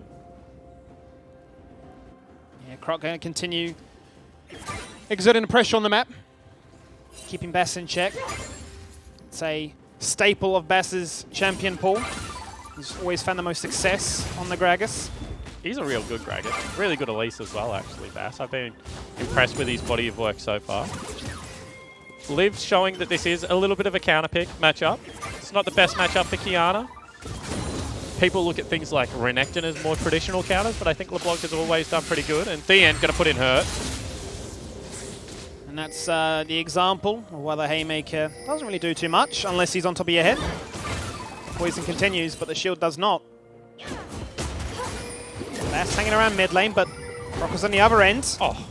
And yeah, Claire is just doing disgusting amounts of damage. And that's with knowing the Gragas is there and no R distortion available because he used the R chain. This is, however, going to be a bit of a trap. Bash should have worked out the Croc is in his jungle. Hang on. If that pathing from Claire didn't give it away, I don't know what would. Bass doesn't have cask. Liv is going to rotate through potentially. Okay, that's really nicely done from Liv to protect his jungler. Has inside track here if Bash can turn this around. Also the fact that Kwaku is coming down, Skimmy. This could be a 3v3 for the buff. This could be a big fight right now. Predator instantly gets popped, cast to knock back Croc to try and make something happen. He's going to have to use that Cataclysm very early on, but Zed actually jumps out! That was a weird interaction. Blue buff does get taken by Bass in the end. What happened? Croc must be untargetable during his ult. That's all that I can think of. Really great cast, actually, to bring Croc back into the team. However, the fact that Kwaku's ultimate did nothing means that that is ultimately 2 ultimates expended for 1. And therefore, Dragon should go... I can't speak, Skimmy. What's that thing called again? Geraldine the Heraldine. Yeah, Geraldine the Heraldine, apparently, is going to be picked up. Meanwhile, this bottom lane is taking an absolute pounding. They really haven't relented in the bottom lane push pressure, which is once again interesting to me. I think they could have dragged this wave. I think, oh, Liv is probably dead. Oh, hang on a minute. One chain lands, the second does not. Liv very low, one auto would have done it. I mean, he has flash, he has everything available. Claire literally let him live there from the goodness of his heart. And I was reading a piece this morning, and I think sometimes people forget this, but Liv is as good as dead right now. He's going to be off Summoner's Rift. The only thing they didn't collect was the 300 gold. Correct. For killing him, right? Let's see how this went on. So let's have a look at this. So Jarvan goes into ult, and therefore he's going to become unstoppable. That's exactly what was read on the screen. And that means that Kwaku's ult is not going to pick him up. Just a misfortunate series of events. The timing couldn't have been cleaner for both parties. But How this do is the you play problem. against Cassiopeia just gets you locked in place with the poison on lockdown, the movement speed to chase you. Oh, and Theon doesn't have ulti, because I was going to say the other reason that this is a really heavy winning matchup is because all of Set's damage comes out of that big wind-up W, right? He turns to face you, and you Turns ult to him. face you, and you ult him. That's why it's a winning lane. Correct. But the fact that Theon didn't have it there means that he doesn't pick up the kill. And the fact that Kwaku is actually up CS in this match, it's just once again testament to how well this guy plays bloody weak side. He's a weak side Titan. As you highlight, with those initial weeks, he was getting bullied on out. He was getting smashed. He got was solo killed, like, I think, in his first 4 games. Yeah, like every game was just, I think he was playing a ton of Ornn. Yep. And it was just not looking good. He's like, look, guys, don't worry. I will give you ornaments. We'll try and live off that. But in the later stages, week 5 onwards, he's definitely been making a name for himself. And it's fantastic to see that kind of evolution, which you highlighted at the start of this game. Yeah, I think also they were playing just some wonky comps at the start.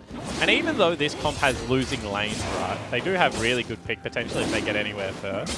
So at least this comp has more of an identity than some of the earlier comps that I think Mammoth were playing. I know a lot of people were fans of like the scaling that Mammoth were putting on some of those rifts, but it's always that risk. If you're going to go down this amount, right, you know, 1,200 gold or whatever it is, yep, 2 dragons at only, you know, the 11-minute mark, scaling means bugger all, Skimmy. You got to be able to fight back at some point. I think this comp will do a better job at fighting back a little bit earlier than some of the other comps that Mammoth have had. We're going to have to hope that that Showstopper doesn't get clipped by Unstoppable. But this time we're going to see a fight take place. Ultimate will be available because there is mana. He actually flashes over it. He's a god! Kwaku, what are you doing? Kwaku, that man has a family! You just can't do him like that! He just solo killed him like a beast! He wants more. Bass was there, and he was a spectator! And they've just killed Croc! And nearly get the knock up onto Claire as well. Bernie's flash! And Kwaku, like, he waves it away. Guys, it isn't nothing. I just took down maybe the best top laner in the league smile. right now. That's that humble smile of knowing you just outplayed Tien. Arguably the strongest top laner in the OPL so far. Okay, so why is this so good? Gets the flash over the ultimate, brings him back towards Bass. And Bass is a no-hesitation jungler. Then the continued chase. Look at the movement speed that he gets. Gets minion blocked and all. League of Legends didn't want him to have that one, and they just absolutely wipe him off Summoner's Rift. Lovely sequencing, potentially a triple kill as well. Lived unable to find the execution with his ultimate.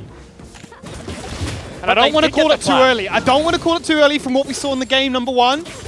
But these are promising moments that they need to have to really bring it to Chiefs, because they are, for a reason, top of the table. Well, let's get realistic. We're 13 minutes into the game. That's nearly half the average game that the Chiefs play. They're still around about, 27 to 30 minutes, somewhere in there.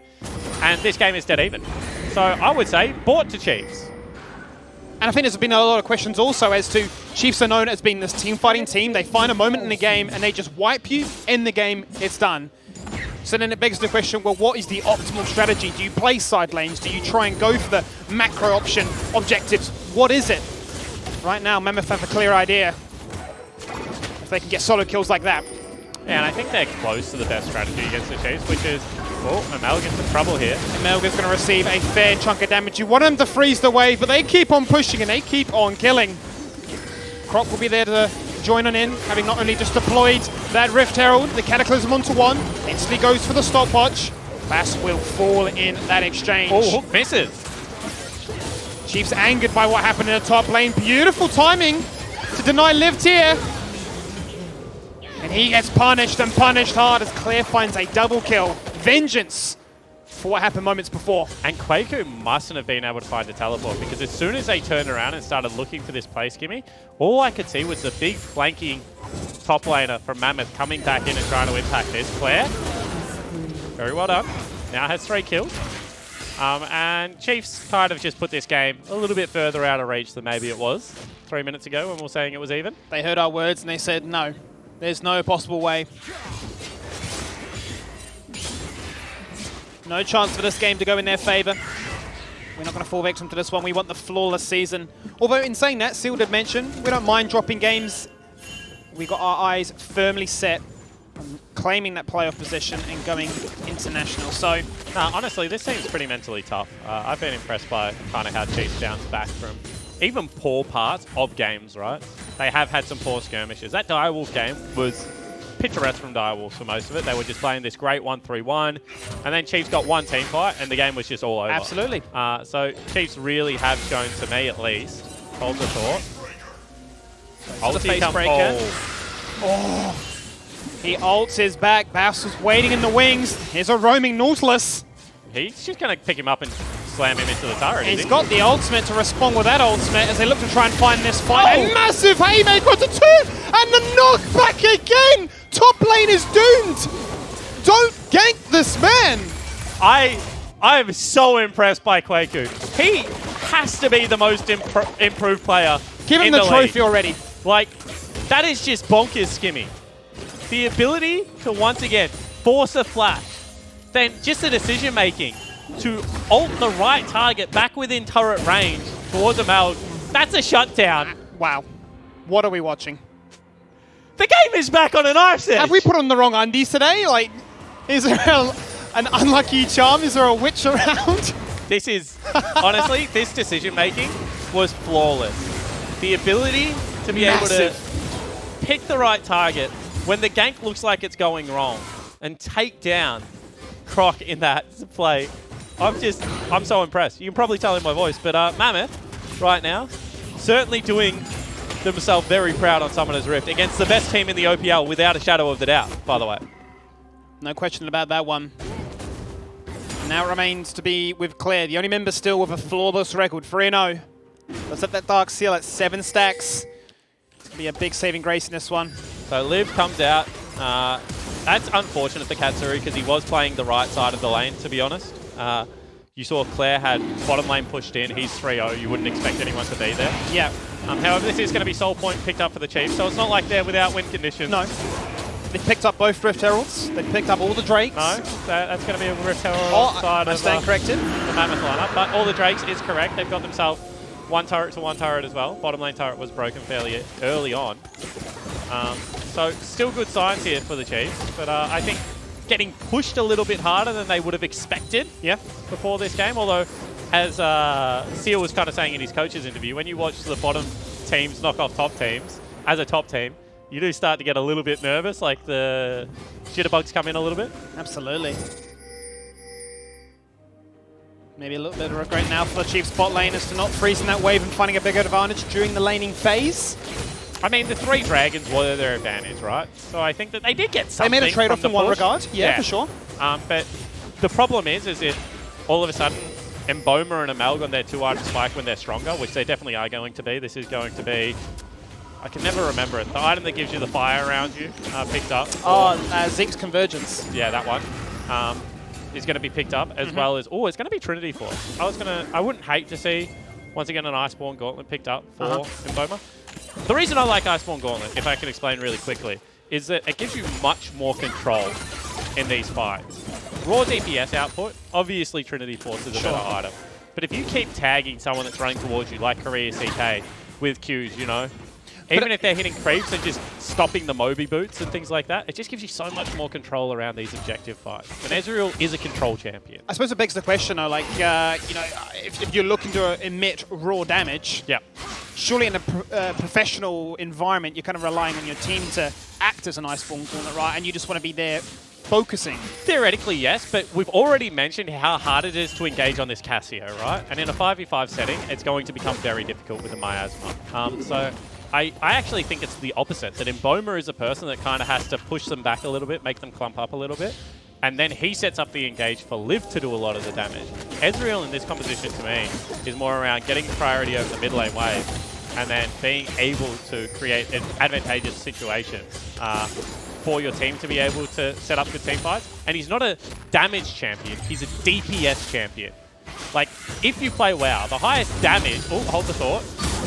Well, that is a combination of damage, and that is just beautifully sequenced again. So that's what I was going to say. If you play WoW, like, Kiana is the fire mage, right? Pyro, Pom Pyro, like, is going to, like, do so much damage.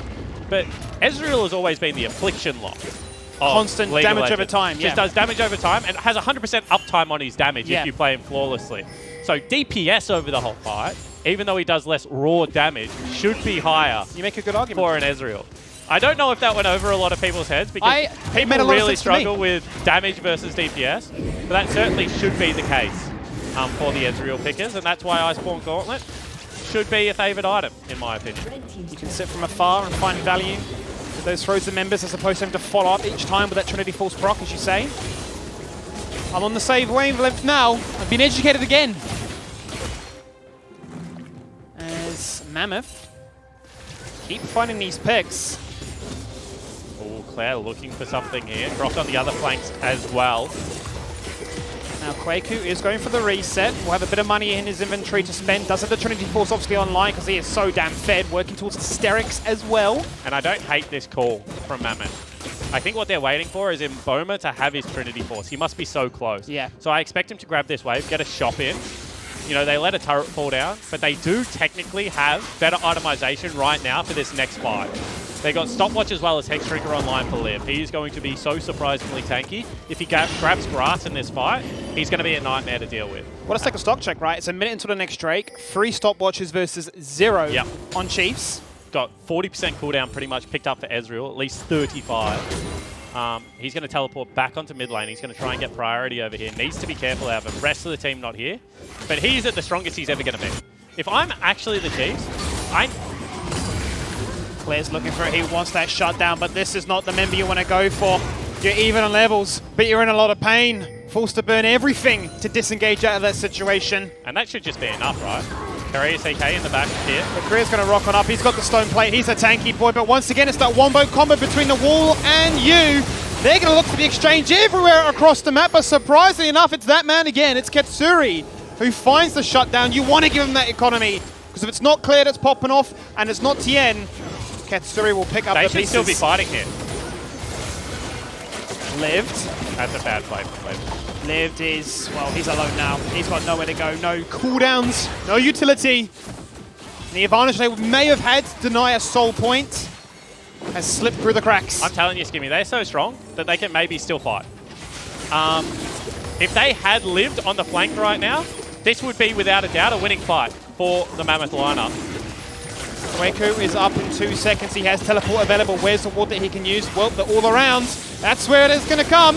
He doesn't have Showstopper, but he does have everything else. That's going to be the Infernal Soul right now, and a team fight to follow would surely spell disaster, and that it does. Easy double kill for the Misfortune. And that's why you needed Lived alive for the fight. Because you can see that they can't come head on against this Cassiopeia. You needed someone to make her swing around. That was Liv's job in that team fight. As soon as that wasn't the case, Melg and Bash, who were coming from the same direction, just get cut off. No damage is going to arrive in time. And the Chiefs say, that is enough of this game. We're going towards the Baron. That they are. No Bass, no smite potential. The window of opportunity, small and short as it falls away. And Bowman does pick up a consolation kill by taking out Claire, but it was only buying time for the team. And they've got the buffs online and the mechanics to utilize them to full effect. And this is why the Chiefs are still undefeated. Any 50-50 team fight. And I don't even think that was a 50-50. Once again, I think that was slightly favored for the Mammoth lineup at this stage of the game. It's just a victory for them at the moment. They're so decisive. They're so on the same page. That they're going to be able to make these win happens. And then on top of that, they're mechanically gifted players. Claire lived in the bottom lane gank for so long when many other OPL players would just fall down instantly, right? It was still relevant to the very end. Here, I think it's a step too far. Looking for Mboma, misses the first distortion. Obviously, Ezreal, one of the few champions that can follow a LeBlanc. Obviously, very lucky that Liv didn't have his ultimate available for that Baron pit. However, no harm, no foul. And it's just going to be 1 Baron gone, 4 Barons still available right now for the Chiefs Esports Club.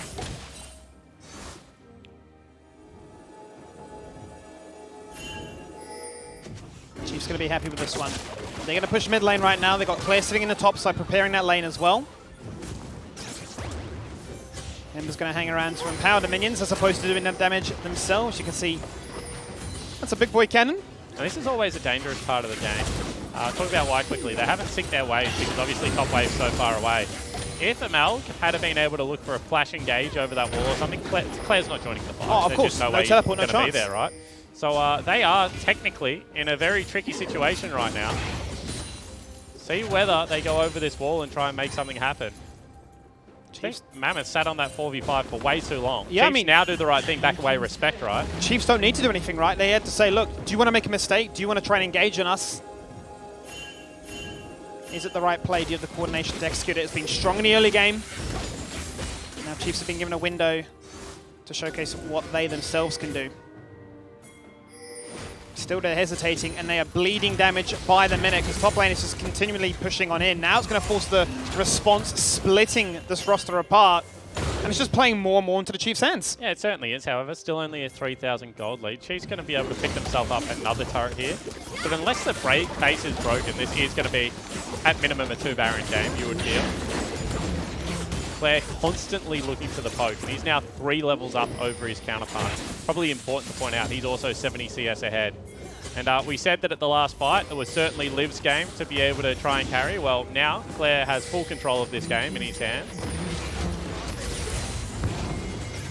Also, really not a fan of this Derek's pickup from Kwaku. We've talked about it before, but I think when you're playing against double ability power, you should go something a little bit more like Adaptive Helm. I've even heard Wit's End thrown around on the set.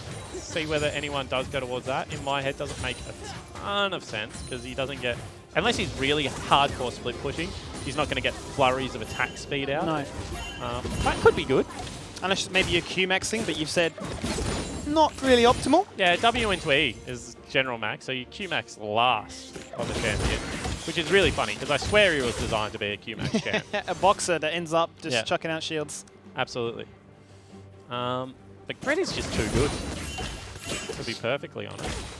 We also have a game where every carry in the game doesn't have an MR, but we have a Leandry's Torment picked up for Bass. Now, I don't know if you're up on recent news so far, Skimmy, but there was a really good video put out by Mark Z, my mate from North America. And this is certainly one of those games where if you're Bass and your job is to one-hit a backline, Morella Nomicon would have been a much better item than the Leandry's Torment.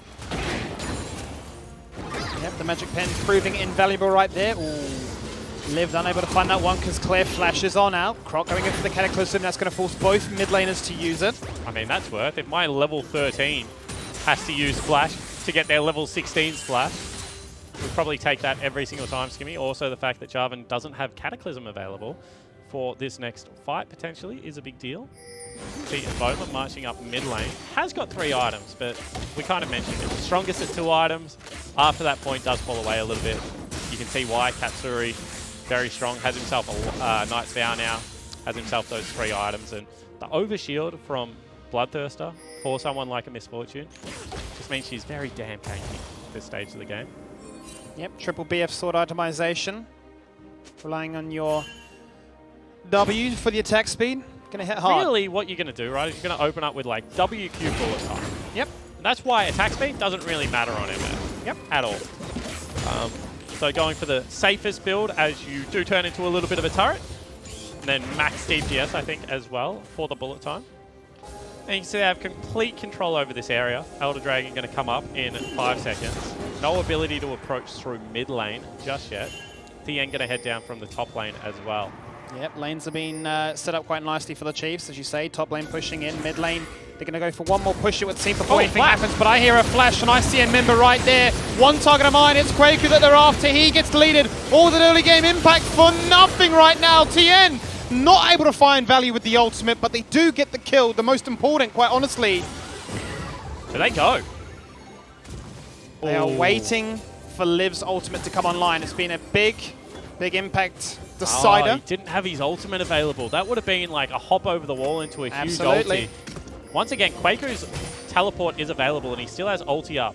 And the fact that they've just sent the jungler back to base means that they probably do get another shot at fighting this one, Skimmy. I see so. It's just going to be without their top laner's flash. Lived off the map right now, not willing to reveal himself bottom lane, waiting for one member to get a little bit too curious with their pathing. They sent Amelg back.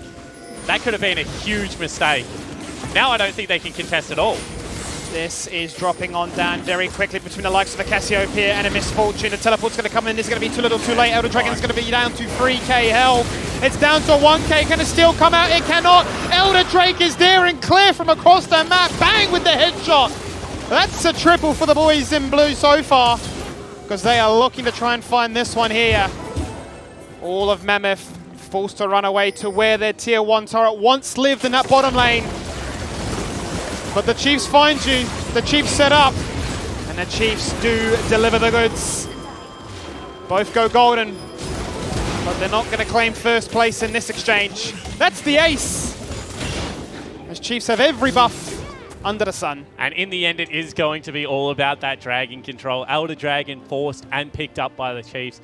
Might have took them 30 minutes, but now very much in firm control of this game. It's going to be 10,000 gold the lead after that ace. The base is going to be broken. And in reality, it's going to be a 2v5, Bomber and Back, trying to stop this Chiefs Juggernaut from ending the game.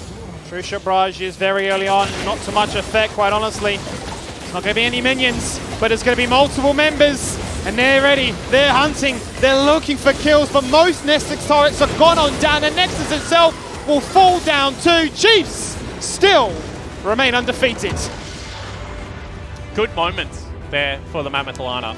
Quaker in the early game exerting a lot of pressure in the top lane. However, it is just the overall class and the team fighting of the Chiefs that come up the goods, that objective-focused game plan, always willing to fight. And, took them 31 minutes, but in the end, it was a pretty good game from the Chiefs. A very good game. And despite what we called out in the draft as to how sort of lopsided it was, Chief favoured, definitely gave them a good run for their money. Quaku, as you see, keeps saying, you know, most improved player by far from week 1 up until now. Just unable to find advantages in those other lanes to really bring it forward. Yeah, and I think that we ultimately did see how much that draft was going to struggle in team fights. Like, the fact that they had to continue to look for picks beforehand and they had to come from multiple angles, that was a really hard comp for Mammoth to be able to pull off in a 5v5. Yeah. Chiefs won much more straightforward. It was clean, it was cut, and it was done on the day. Let's throw it back to the couch for the boys to break down game number 2. Well, Rusty, the run may not be on, but Mammoth at least got up to a slow jog in the first half of the game. Every time Mammoth goes to get on a run, they face the top 2 team. That's my problem with this current situation for them, because the first time was Legacy after their win, right? Mm-hmm. Now it's the Chiefs. It's not fair. Someone let them have a run. It's not. It's not fair. But they did put in a good showing there at the beginning, and it did feel like, oh, maybe Chiefs are in trouble. Maybe the curse of the unbeaten is actually Mammoth is the only one who can take it. In a weird way, I agree. I think this is a very good time to introduce Katsuri, who is joining us, because that's kind of where my first question was going. This game, to me, it felt like they drafted themselves into a big hole, but it still felt like there was so much fight coming out of Mammoth. Like, have you noticed an improvement from them? The bottom tier teams, I definitely see them like improving week by week. Like, so at the start of OPL, I noticed they were like not being proactive, and now as the weeks progress, they're like looking for plays, you know, because they have nothing to lose, right? So I can see like the improvement week by week. And also part of that would be the idea of marginal gains for the top teams, right? Like it's harder to see the 1% improvement change, but it's easy to see when a team goes, oh, we actually like brushed up on a fundamental. Yeah, it's true, but like it was still Gravitas beating Legacy, right? Like that's more than the 1%. Oh, yeah, that's absurdly big. Yeah. No, but I mean, so what do you think it is though for these teams? Like, do you think it's just the proactivity that's? Well, I think this season, there are a lot of new players, you know, who had to learn a lot of fundamentals, you know, like, so, like, in the first few weeks, though, like, I noticed a lot of players were always out of position, you know, not farming, like, in good matchups or, like, not being at the right place, right? And now it seems like they're at the right places. These guys aren't actually bad like, they're good mechanically, just need to learn the fundamentals, and that's why you see these teams are now picking up wins. And Mammoth obviously gave a little bit of trouble there at the beginning, but you managed to close it out. Direwolves are a team much closer to you in the standings. How are you feeling about the game this afternoon? Still feeling confident versing them. I think they are actually a strong team, like, even though they're third place. So, like, under the scenes and scrims, they're a really good team, like, really surprisingly. So. And what do you think of them personally? Because they're watching right now. Well, I used to be on the Direwolves last year, so beating Direwolves is always like a good feeling. So, yeah. So you hate them. You can't This turn year I everyone do. into a Yeah, carpet. this year I do. Great. Beautiful. Anything else from you? No, it's all good. I think we leave it on that one. We'll just leave it on Katsuri hates the Die Wars. We don't hate you guys, though. We'll be back after this break. This time we're going to see a fight take place. Ultimate will be available because there is Oh! mana. He actually flashes over it. He's a god! Quaku, what are you doing? He's got the ultimate to respond with that ultimate as they look to try and find this fight. Oh, massive haymaker to two! And the knockback again! Top lane is doomed! He doesn't have Showstopper, but he does have everything else. That's going to be the Infernal Soul right now, and a team fight to follow would surely spell disaster, and that it does. Elder Dragon's going to be down to 3k health. It's down to 1k. Can it still come out? It cannot. Elder Drake is there and clear from across the map. Bang with the headshot. That's a triple for the boys in blue so far. They're hunting, they're looking for kills, but most nested turrets have gone on down. The Nexus itself will fall down too. Chiefs still remain undefeated. Feeling the heat? Grab a pineapple or pineberry frozen Fanta mix at Macca's. With 36 flavours, it's the largest range in Australia. Grab one for only $1. A little goes a long way at Macca's.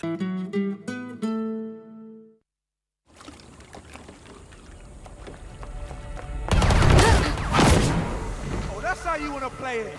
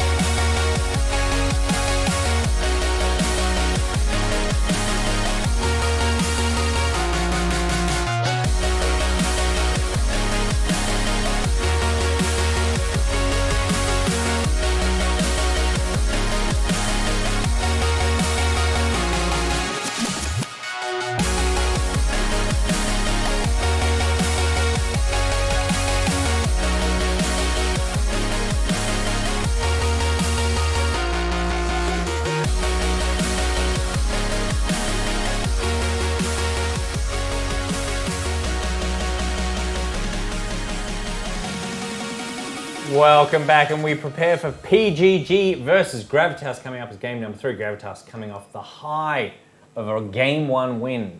PGG coming off the high of just life, I suppose.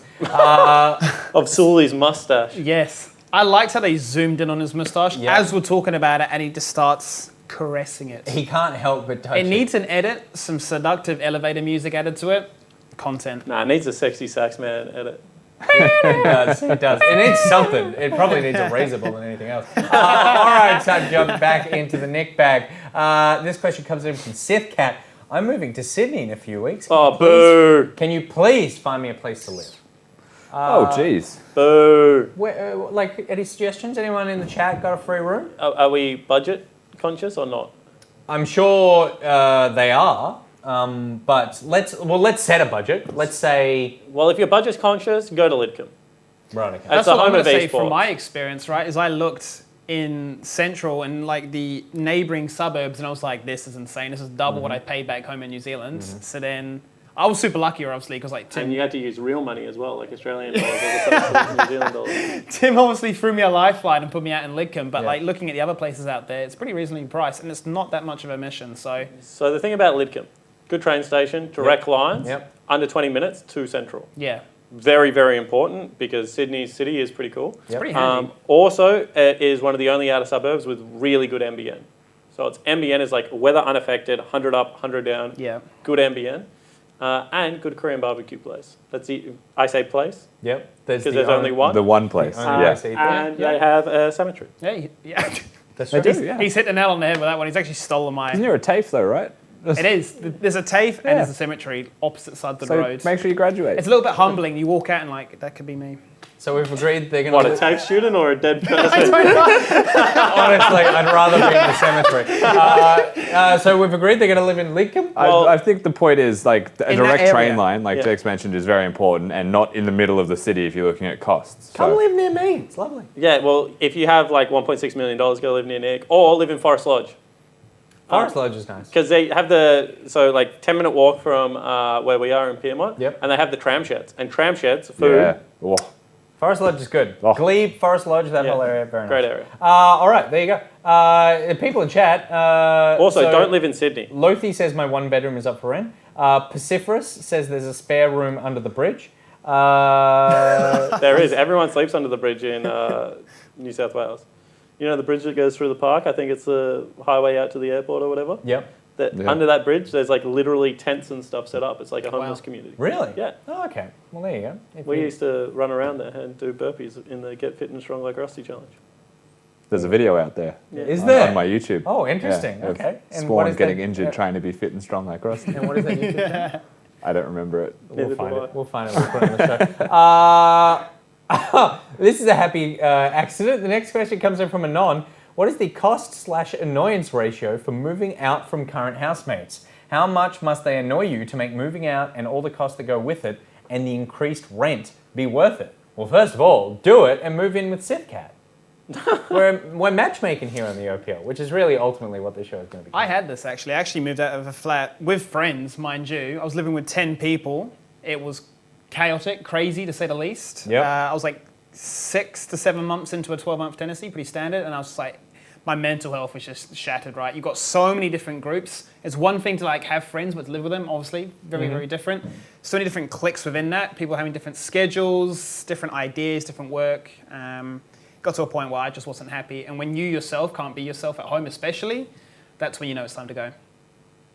I mean, That was very deep. Very good advice. I was going to say, as soon as you could afford for your lifestyle to be 1/3 rent, 1/3 other stuff, 1/3 savings, Yep. you can move out by yourself. Until then, you have to put up with the annoyance. I think as soon as you see a testicle that isn't yours, it's time to leave. Really? Yeah, that was my experience. I lived with a couple of guys who just constantly walked around naked, walked into my room naked. I'm like, I can't live. What is that? Yeah, that's not allowed. No, That's just not allowed. I think that the cost annoyance ratio is an interesting one because while it is very annoying to move and it's very costly, generally when you move into a place, I mean, ideally by yourself, but whatever, nothing compares. As soon as you move out, you can't move back in. I see. Maybe I had very different experiences to everyone, and obviously maybe sharing too much. But when I moved out because of annoyance factor, I drove myself into like 40 grand worth of debt. Really? And that was What were more you crippling doing? than living in Forest Lodge, where the place was tiny and $4,300 a month. That's true. And like we obviously had to get rid of all of that before Jasper came. So that was like a year worth of serious saving. And like my tooth broke at the same time, and Jenna went to Kenya for a nursing trip. We had a lot of expenses. Yeah. So like, yeah, but I would say that like your mental health, if you have to put yourself into debt to live by yourself, is going to be way worse. Yeah, don't do that. Don't Well, be an idiot. that's what they're asking. They're saying, what's the cost to annoyance ratio? Yeah, but they're not talking about debt. They're talking about the costs that go along with it. It's a little less play money, but a little more, play time. There's external factors, right? Like, can you Yeah. live back with your parents again? Don't do that. Do you have another friend that you Yeah, can live with? I'm There's just telling so you. many Last options. resort. No matter how annoying There's your friends so are, many your options. parents are more annoying. Yeah. And if not your parents, your auntie and uncles that come over for those damn Sunday lunches are more annoying than anyone. You got possibilities, is what we're saying. Well, there you go. I'm just saying, money isn't everything, but not having money is everything. And honestly, So don't put yourself in a bad situation. how annoying are these people? Are they just annoying? Because annoying, you could probably stand Yeah, put up with, absolutely. right? Annoying, just Sometimes like, annoying is fun. Don't leave your room. Just like only leave your room when you want to like cook, go to the bathroom, and leave the house. Annoying is fun. Testicle, well. All right. Ben White, we only exist because we have to. Why do you continue to exist? Because we have to. No, you don't have to. That's absolutely false. So no answers that's like love or my kids Like, why? Like, if That's you, not why I exist if you anyway. choose to exist, Yeah. why? Because I'm really intrinsically motivated to like be the best version of me. Because I've been like less good versions of me, and I don't like that person as much. So ever since I turned maybe like 26, like I had like this light bulb moment, and since that point, like self-betterment and self-improvement and small wins have really been why I get out of bed. Look at you. I'm the dude that like makes his bed and has a cold shower because I like read somewhere that that's good for you. You're Like Tony Robbins. I'm all about the small wins, Nick. So small wins are why you keep living. And like, yeah, and I also think like good people. Like we have this rule in the order house, I always meme it, but it's like good people. So you can't be good at other stuff in your life unless you're a good person. Because eventually some of those bad habits from being a bad person will catch up and make you a crappy League of Legends player, school teacher, librarian, whatever you are. That So happiness good would be people. temporary, Yep. right? Yeah. EVB says they exist to spite others. Well, we Also exist that. in part to abuse Twitch chat. That's certain. That's 100%. But I think why continue to exist, like without being as deep as possible, is Yeah. just a big question. Yeah. I think that like I exist because I enjoy existing would be the simple answer. I think you exist for gym selfies. That's a part of my enjoyment. Right? I enjoy going outside and feeling wind on my face, and I can't do that if I'm not existing. So why would I stop existing? There's a part of me, I exist out of curiosity because I look at my parents and laugh how boomer related they can be in terms of IT. Like, oh, can you fix my phone? I'm like, you just need to restart it. There's a part of me that is so curious to imagine what am I going to be like when I'm 50? I talk about this all the time. And like, how am I going to be with my own kids? And Yeah. are they going to be coming up to me and be like, can you fix this? I'm like, what is this virtual reality gadget thing? Yeah. I wonder if we're going to be, because we've been brought up with IT and technology, if that's going to be a No, benefit. I think or- you deliberately forget. Because you got to remember, our parents had some form of technology. Like when their parents were banging on the TV with a shoe and stuff, our parents were like, oh, you don't do that. You just have to turn it halfway between this channel and this channel and the picture will be clear, right? So they grew up with some form of technology as well. Sure. But I think what actually happens is you get to like 45 and you deliberately are like, you know what? I don't care. I'm not going to learn how to use a new phone. I'm going to make a punk 16-year-old do it for me. Yeah. And I think it's like a deliberate stance. And it happens around about the same time that you start wearing bintang singlets, shorts with holes in them, and like socks with your flip-flops or your thongs. Okay, Like, fair. like, I think it all happens kind of at the same time, Skippy. curious, And I'm I curious. cannot wait to be that person. That's very funny. I like how you're like, I want to continually improve until I hit this point, and then I want to rapidly degenerate again.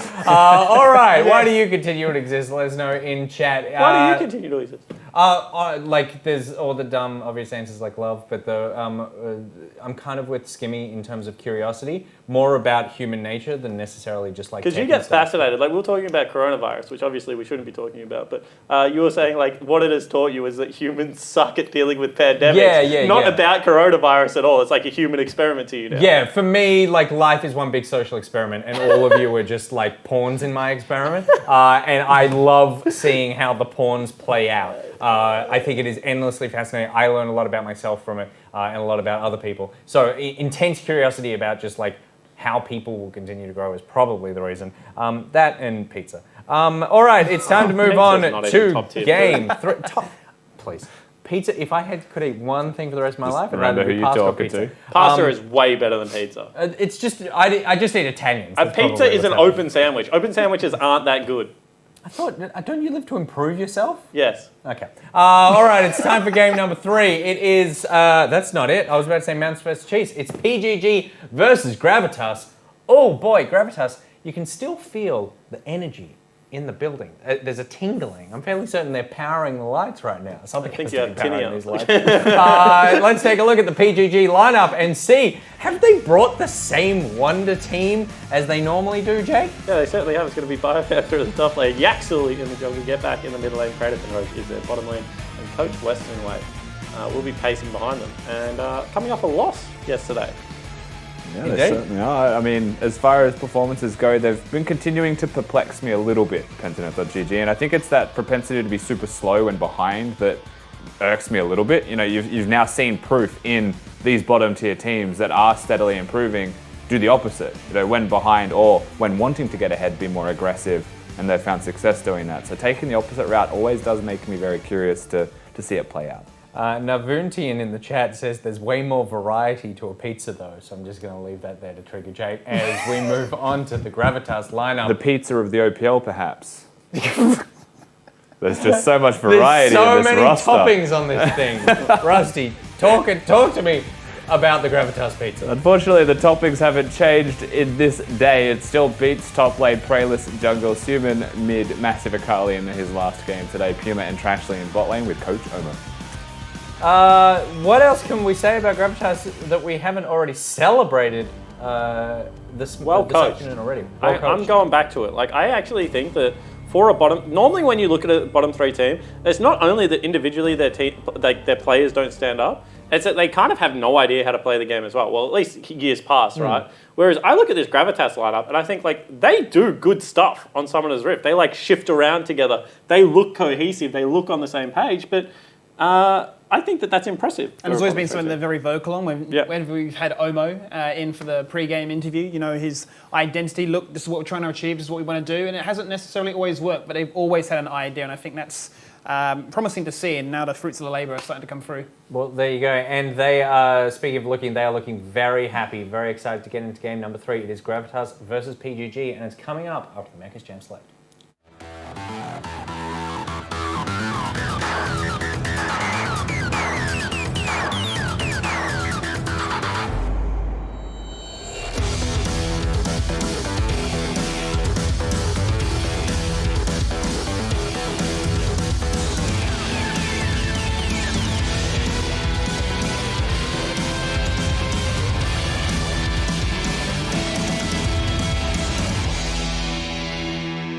Well, this is a big one. The one that we had originally hyped up to be the game leading into it. Pizza sucks. They don't have microphones anymore. They can't shut me down. I will not stand for this. It's on broadcast. Production. Tell them I don't want to hear it. Well, this actually shakes things up a little bit, right? Pentanet.gg, 4 and 7. Gravitas now 3 and 8. Oh my goodness, if Gravitas win this game, they're even with PGG. Kind of crazy. Mind equals blown. But it does beg the question now, right?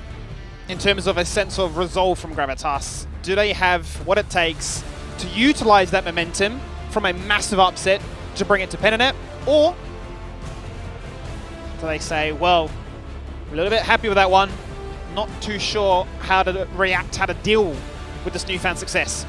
Yeah, we'll see what happens there. Interesting bans coming across. Pantheon being continued.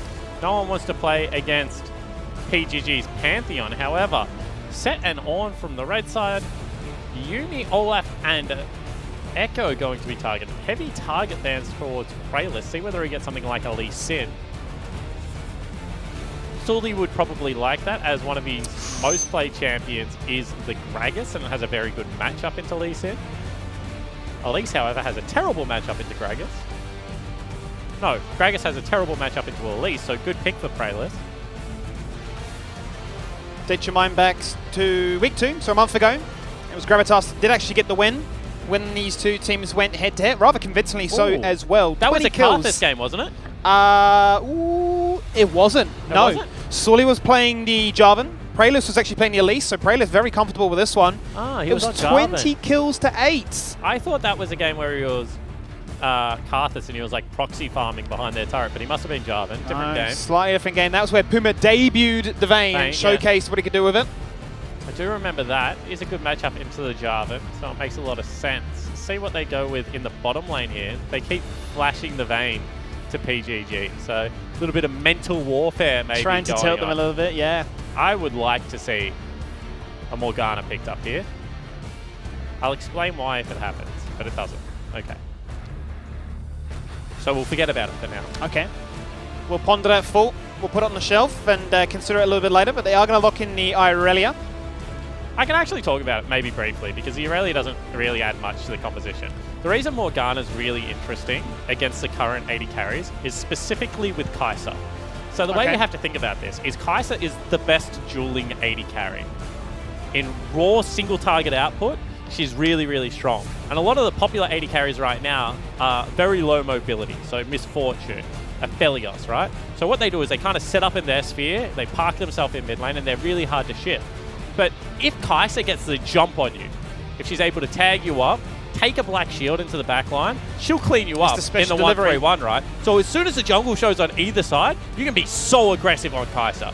And we kind of saw Dream or Rare or whatever the heck his name is yesterday doing that for order. He would just take the black shield and then he would just run at the Nautilus and just like completely shut down the support. And as Rusty was mentioning, if you can't proc after shop, if you can't get CC down on these carries, then you're really, really squishy. And the same situation is here with Praedyth and Rogue if there was Morgana picked up here. So I think that in 1-3-1, this is kind of an underrated combo. Also very good team fighters, but specifically in that trio of the 3 in the mid lane, a lot of kill threat with Morgana Kai'Sa.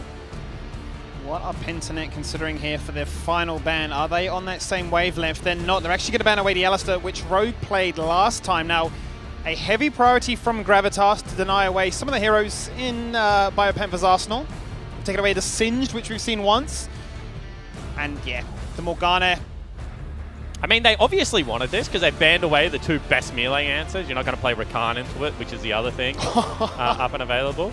And they flash it back. So, like, I mean, they obviously wanted this Enchanter.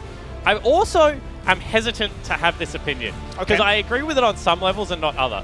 But I think Enchanters scale better than the melee tanks, which sounds really weird. Okay. But Enchanters will do their job really well late game and can play on the back line where they can get more rotations of utility out.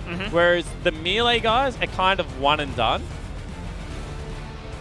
Which makes a really interesting dynamic. I think Enchanters at the moment, with how much damage comes out of 80 carries, Enchanters do scale a little bit better because they get multiple rounds of spells out. It's something that LS talks about a lot. And that is going to be a top lane Aurelia into Sion. And let me tell you, this matchup, unplayable for Sion. He does not like this matchup at all, Skimmy. He gets stunned out of his stupid ground slam, so he can't wave clear all that well. And obviously Aurelia is one of the first champions to attack shields. And I think we're going to see Beats go mid lane, and we're going to see Suman go top lane again.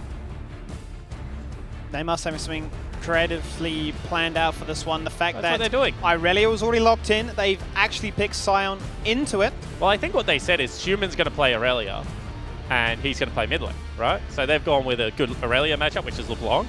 And then obviously Beats has gone, well, I'm a mid laner as well, so I'm going to take Zoe into the mid lane. Now, this is also a contentious opinion, but I think that Zoe beats LeBlanc.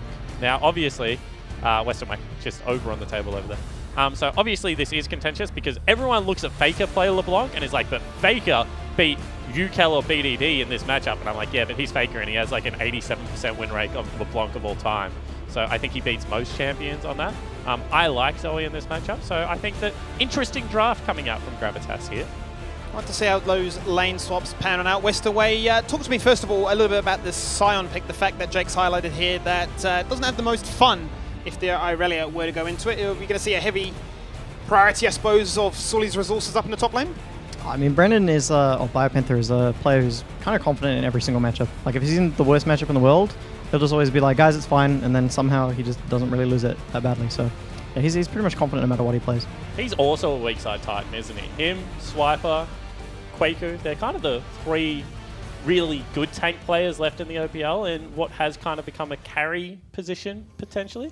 I mean, I think Biopanther he's very good on his tanks, but I think he's also very good when he plays carries and stuff too. He's just a role player. He does what's needed for the team, and whether that's playing a carry champion or a tank, and I feel like he plays all of them exceptionally well. Now talk to me about kind of the composition you've put together, as Invade actually coming out right now, so potentially hold the thought. No, absolutely safe. Talk to me about the composition you've put together. It seems to be pretty good at all stages of the game this time around. Yeah, I mean, I think generally when you get Aphelios, that's kind of the case. Like, I think Aphelios is a very, very good champion. So obviously very happy with the composition. And yeah, just like usual, like standard composition we can play for team fights. We can just, no matter what happens in the game, we can scale and do well. Okay, I want to talk about something really quickly. And you can say, I don't want to answer it if it is, but that is the lane swap ward coming in. Was the intention with the Sion to maybe take some kind of inspiration from Legacy's lane swap yesterday, or was this always going to be standard lanes? I mean, we're not talking about the lane swap for this game. Well, what I'm going to do is I'm going to bring it back to the matchup in particular. So you took on Gravitas in week number 2. They were able to take the win there, so obviously seeking vengeance for that. But having seen them take down Legacy today, does that change things? Or, the preparation that you have, that's what we've locked in, that's what we're doing, that's what we're going to go for? Oh, no, definitely. We don't change anything just because we see a team, win a match just before. If we just focus on what our plan is at the beginning of the week, we practice our strategy, and then we play that when it comes to OPL day. Beautiful. I look forward to seeing how that evolves on the map here today, Western Way. Best of luck. Thank you very much. And I've been speaking about this matchup a lot, Skinny, and we kind of saw how it's supposed to play out. So Zoe's going to play in her way. And what she's going to do is she's going to continually throw Qs out. And if LeBlanc W's forward, she's going to auto-attack her with the empowered W. With the empowered auto-attack. Then she's going to throw a Q back at where her distort is. And if she doesn't go back to that, then she's just going to keep auto-attacking. She takes Airy, and there's such a short travel range. Airy just starts doing so much damage in this, and the empowered auto-attacks really do start stacking up. Now, it should also give you lane push at the same time. Problem is, Beats has taken a couple of unfavorable trades, it looks like, so might be a little bit harder to execute. But I think Beats should have the advantage in not only trading a little bit more efficiently, but also in getting the wave push. And really, League of Legends nowadays is all about pushing lanes. If you can get pushing lanes, you'll win early games just purely off neutral objectives. Now, talking about losing matchups. Also, this kind of stuff happens, right? Where you walk forward and you grab yourself a heal, and then you get all this extra damage, and like, what a stupid busted champion she is. Sully, however, here in the wings. I was going to highlight top lane there, where Seaman was finding advantages with the CS and actually grabbing Praylist to come in there to push that objective that much further, like they did in game number 1. Make sure that that Sion has no chance to get into this game, but as you say, yeah, Beats in the mid lane. Going to command a lot of respect out of Sully to show face and try and get back on the score sheet. And now this is another really interesting thing, right? We talk about it a lot, but mages are very hard to dive. Because, Black Shield, as well as the fact that you're going to have that Dark Binding coming across, so CC immune. Good CC yourself. And then you have a lot of damage as they approach the turret. So even though this looks like it could be set for a bottom lane dive, I would not expect that to come in at this stage. Instead, you see they go for some counter jungling. Very well played from Sully. And the fact that his support has stayed here with him means that they might catch Praylist out here. Double ward goes on down to where Blue Buff once was. Bubble lands. Nice little dash away, as the Cocoon would surely have landed. But Rogue finding priority in the bot lane. Happy to leave Praetive to his own. Able to assist there. And Praylist is one between this lane. Yeah. We kind of mentioned it, but Aphelios, fun and interesting champion by all accounts. He's probably one of the best laners in the game, and then he is the best scaler. He's also not bad at 2 items. Probably why he's first pick banned, actually, because that's every stage of the game that we've just covered, and he's about to kill Puma. He's looking at a lot of damage right now, protected by the minions. Black Shield comes out, but Puma has no resources. Yes, he has the summoners, but no mana and very little on the health pool. And Pennant are going to look to try and find a win in this bottom lane to get some advantage there. An exchange takes place in mid lane as Paddle Stars go amiss. I'm telling you, this is a good lane matchup right now for Zoe. And she's done a very good job of being able to neutralize this. Get back, should be able to get the wave into turret. Next wave just about to leave the base, so should be done in time. And Puma needs to be so careful. So many ways for them to actually emit that Dark Shield from finding any value. The binding goes wild. Okay, so the reason they can't leave this lane right now is it's actually pushing back in PGG's favor. I think that little trade there as Rogue went in actually upset that balance wave. So they're going to take... Ooh, they're not. I was going to say Trashly can use a little bit of his health to take a good freeze and recall here. Instead, PGG walk it into turret range, which is very nice to see, and potentially going to see a recall on the cannon creep wave instead. Sully's waiting around once again, always showing face. Can, as you've said in the past, solo that Drake, so definitely going to find a lot of advantages in this bottom side of the map. Praylist is still sitting topside, assisting this Irelia, which you highlighted in the draft. Double the CS right now. I don't even think he was assisting Aurelia, right? I think he just had a full clear top to bottom and no bottom side camps on because we saw that kind of invade. And this has really just been PGG's bottom lane getting a huge lead for their entire team. You know, when you have control of bottom side river, it's harder for Beats to be able to trade the way he wants to trade. Obviously, bottom lane's fallen down 5 CS and got a very favorable shop right now. Wave pushing back into PGG, so costing Gravitas even more levels and experience. And I just think it's also nearly won Sully his jungle matchup. He's been able to get first dragon and is in a fantastic spot. So well done to the bottom lane of PGG. While top lane is very winning, it's not really going to be until the turrets break up or until Rift Herald becomes available that they can do anything with this. Double control wards for Gravitas in top river. Zoe's bubbles are so annoying. They really are. Imagine, like, The fact that it commands yeah. a spell of cleanse to be chosen. You want that ignite, you want that teleport, but you fully are invested in that lane matchup, even so that you both need Merc Treads. Yeah.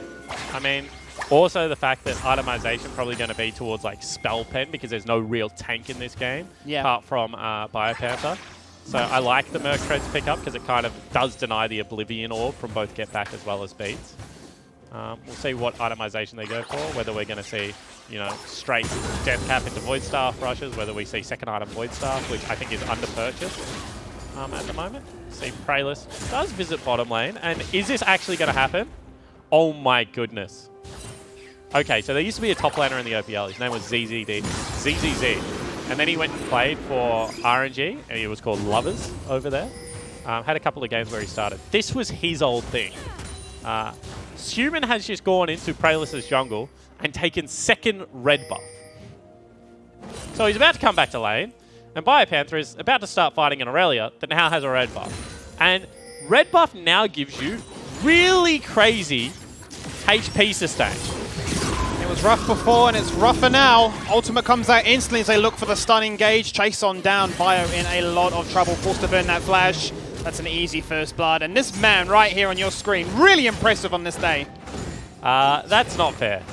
That's actually kind of gross from Human. It pretty much guarantees himself the kill with the red buff. Prayless is happy to give it over. Now, with the fact that top lane is dead, they should be able to grab themselves this Herald as well. I like what Prayless has done here. If there is a blast plan available, you can actually do it at the back of the pit as a release, and you can repel over if you're going to get caught. Yep. Instead, he has to pull it out. He's going to get caught. I think that they should have rotated from mid and top when this was being done. Well, Beats was posturing in mid lane for a while, but very cautious of what Get Back's able to achieve when he goes in there blindly. Oh, Sully got it? Sully actually denies it away. The chains get cancelled out as he goes for the repel, flashing out of the Scion stun. Now see him in a bit of a situation where he has no flash from that previous engage. Drowsy from downtown will be enough to prevent the chase on. And that's real lazy League of Legends from Gravitas. If I am Prayless, I am probably screaming at my mid laner and my jungler there, because they had blue buff handoff and top lane dead. That is complete control over your two lanes. Just rotate into jungle and make it so Sully can't face check me. Instead, they don't do that. Teleport coming in bottom lane. My. That's what you look for in an Aphelios. They weren't finding much love in his bottom lane, and it does force out the teleport to try and get that lane online. Aurelia donating the kill across to Puma. They're going to lose top lane turret for that one. That is going to be... Oh, he hasn't got it. Why does he not have Demolish? What else would you take in Tier 1? Shield Bash? He's probably going Shield Bash for a little bit of laning phase. But if that was a Demolish, that turret would have fallen down there. Yep, instead they get 4 plates. That's still good. But will only tie up the gold right now. As Human, once again, is 40 CS, a kill and an assist up. Take another look at this one. Q not blocked out by Puma. And he also didn't heal. So definitely killed his 80 carry there. His support, sorry. Could have been a 1-for-1 trade, but didn't want it to be, apparently. Creative survives. Up by 10. Another redemption. Beats is a god. Beats is getting them. Beats is looking for that fight right now. He's looking for the all-in potential as Sully rocks up. He hits the kick, he hits the wave, and he serves through the mid lane. Yeah, I mean, that was a very good save there from Sully because Get Back was probably in a lot of trouble. Being able to pick up double redemption in laning phase and taking that 1v1. However, very good counter gank coming across, and you can see that Prayless has been very much second to the punch this entire game. Yeah. Had to start without a leash, and ever since then has kind of been on the back foot.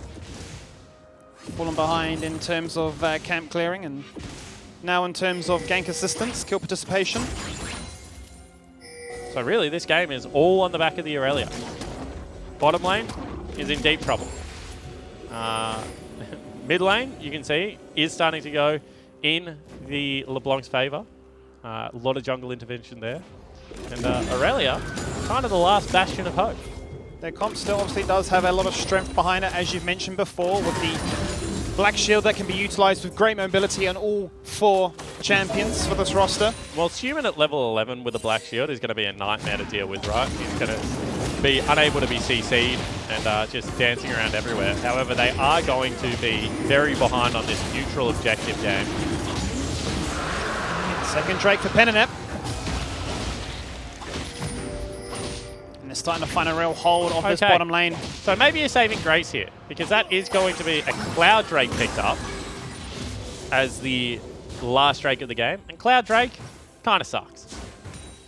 It's not the best Drake in the game at the moment. It's not really going to help out Sion. Once he uses his ultimate, he's already going to be in a fight. Maybe helps out Sully a little bit. And the LeBlanc can use it for juking. Probably helps out Philios a fair bit as well. Typically, you've seen him go into the sorcery tree with Nimbus Cloak for the extra movement speed. But once again, it's that man. Sully says hello. He says goodbye too. Big disrespect there from Beats. I think you have to flash earlier than that. As soon as Sully gets in range with that smite, you know he's looking for the flash kick. So this mid lane has turned into an absolute nightmare. Mr. Skimmy.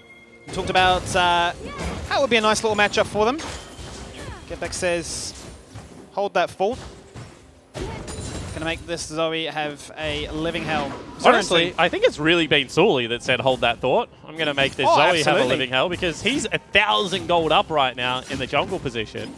580 carry. It's really, as I said, 1,600 gold for Human, and it's only gonna get higher. He'll take himself a plate here.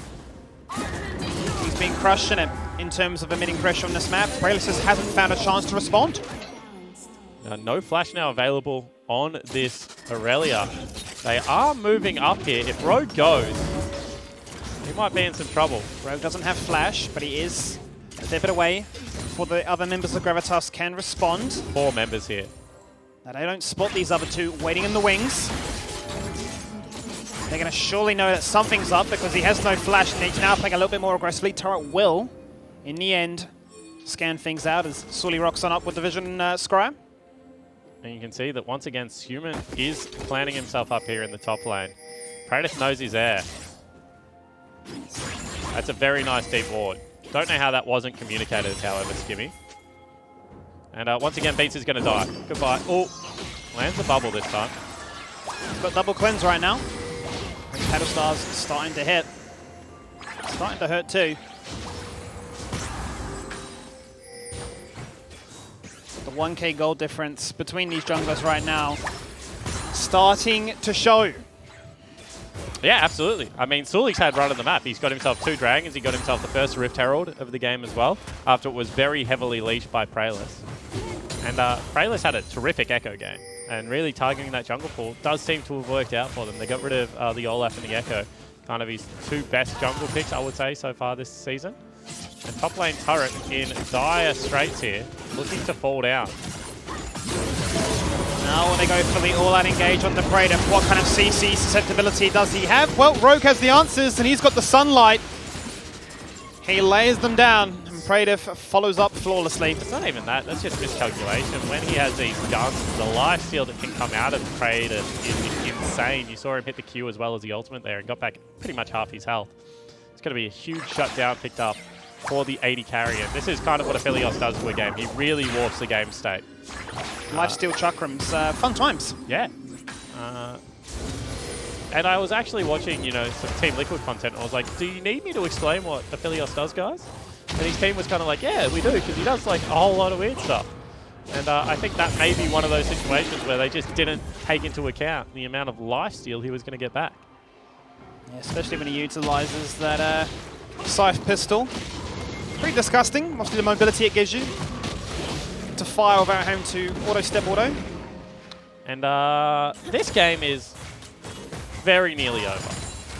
They haven't been able to find any semblance of a 1-3-1. Mid lane now up 30 CS and a kill. Becoming very difficult to be able to navigate. I'd expect Banshee's Dale to come out second from Beats as well, even though he has gone cleanse. It's just going to be very useful against the kick against the LeBlanc, even maybe against the Aphelios Q as the game progresses. And they're not in a real situation to be able to defend this dragon either, because they have no control over mid lane or bottom lane priority right now. So we'll see whether they're able to get in a good position. Drake up in 20. Crash, Sully does have that Rift Herald, so obviously can use it to find some pressure, but he's going to be donated some pressure. Or is he? Is it the bait of the century? It may just be. Actually using the stopwatch to draw Sully in. He scratched this and he thought this is free. But the team waiting in the wings come on through. That was bizarre. Human now potentially spotted out. But this dragon should go across to Gravitas. And Pajiji maybe make their first big mistake of this game, wandering through that river. Rayless will find a moment to shine as he'll pick up with his team the first dragon of the game for them. Bio will continue to farm away, down 50 CS. We talk about it being a brutal matchup. The kit will still have some viability, but it's going to be an uphill battle. And the viability he has is he's just legitimately one of the beefiest tanks in League of Legends. We talk about Ornn as the best scaling tank, but that's mainly for what he gives his teammates. Yes. Whereas the likes of Sion, Zac, Maokai, they're the best tanks because they're just the tankiest tanks. They're in your face. Yeah, they're the best tanks in the truest sense of the word, right? Then you have kind of the damage hybrid tanks like Poppy, who still has some good utility in her kit, you know, through the W, being able to stop dashes, through the ult, being able to transform landscapes of team fights. But as far as like tanky tanks go, Sion, Maokai, Zac certainly still on top of that list. Wow. Penina angered by that loss of tempo. They had run of the map. They had the dragon in their sights, and they had a Rift Herald they could have used to bait the members away, to put them on a potential soul point. Not going to find maximum value with it this time. Who they fight here? If you Sion ult the turret, it does do damage. He could kill it right now.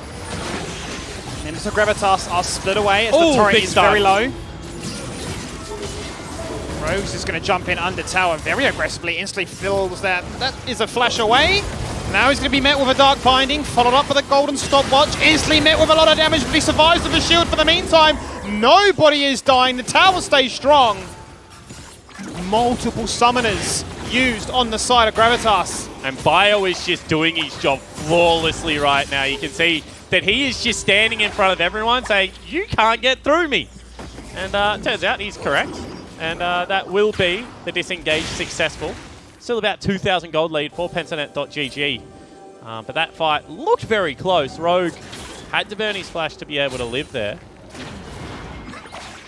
Summoner spell check on the flip side is going to be Trashly that used his. So support flashes exchanged, but I think some warning signs if you are a Gravitas fan with how little damage BioPanther just took in that exchange. Great signs though for Praetor. He's the only man on this roster that has a bounty. He's got the kills, he's got the resources. He is, after 11 games, 34% of this team's overall damage. He's the one you want to give these resources to, much like Raze on Legacy. And Rogue has gone on a one-man warding journey. He's got 2 completed items now with the Infinity Edge coming online. Rogue is utilizing that Bruiser style support to great effect, taking very risky paths to get some deep wards down. He probably should have died there. He walked over a ward and they were so slow on the collapse. I think they kind of thought like he's not going to go to this deep solo and kind of didn't move away from their waves, but he went right into the jungle, stuck his nose in their business. So interesting play from the support of Pentanet.gg over Vision. Once again, this re-siege of mid lane going to resume. And now that they have the numbers here, this is a 4v3. Turret will fall down.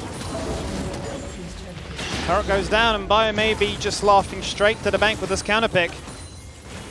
Down 70 CS, but the team are finding wins across the map in other areas.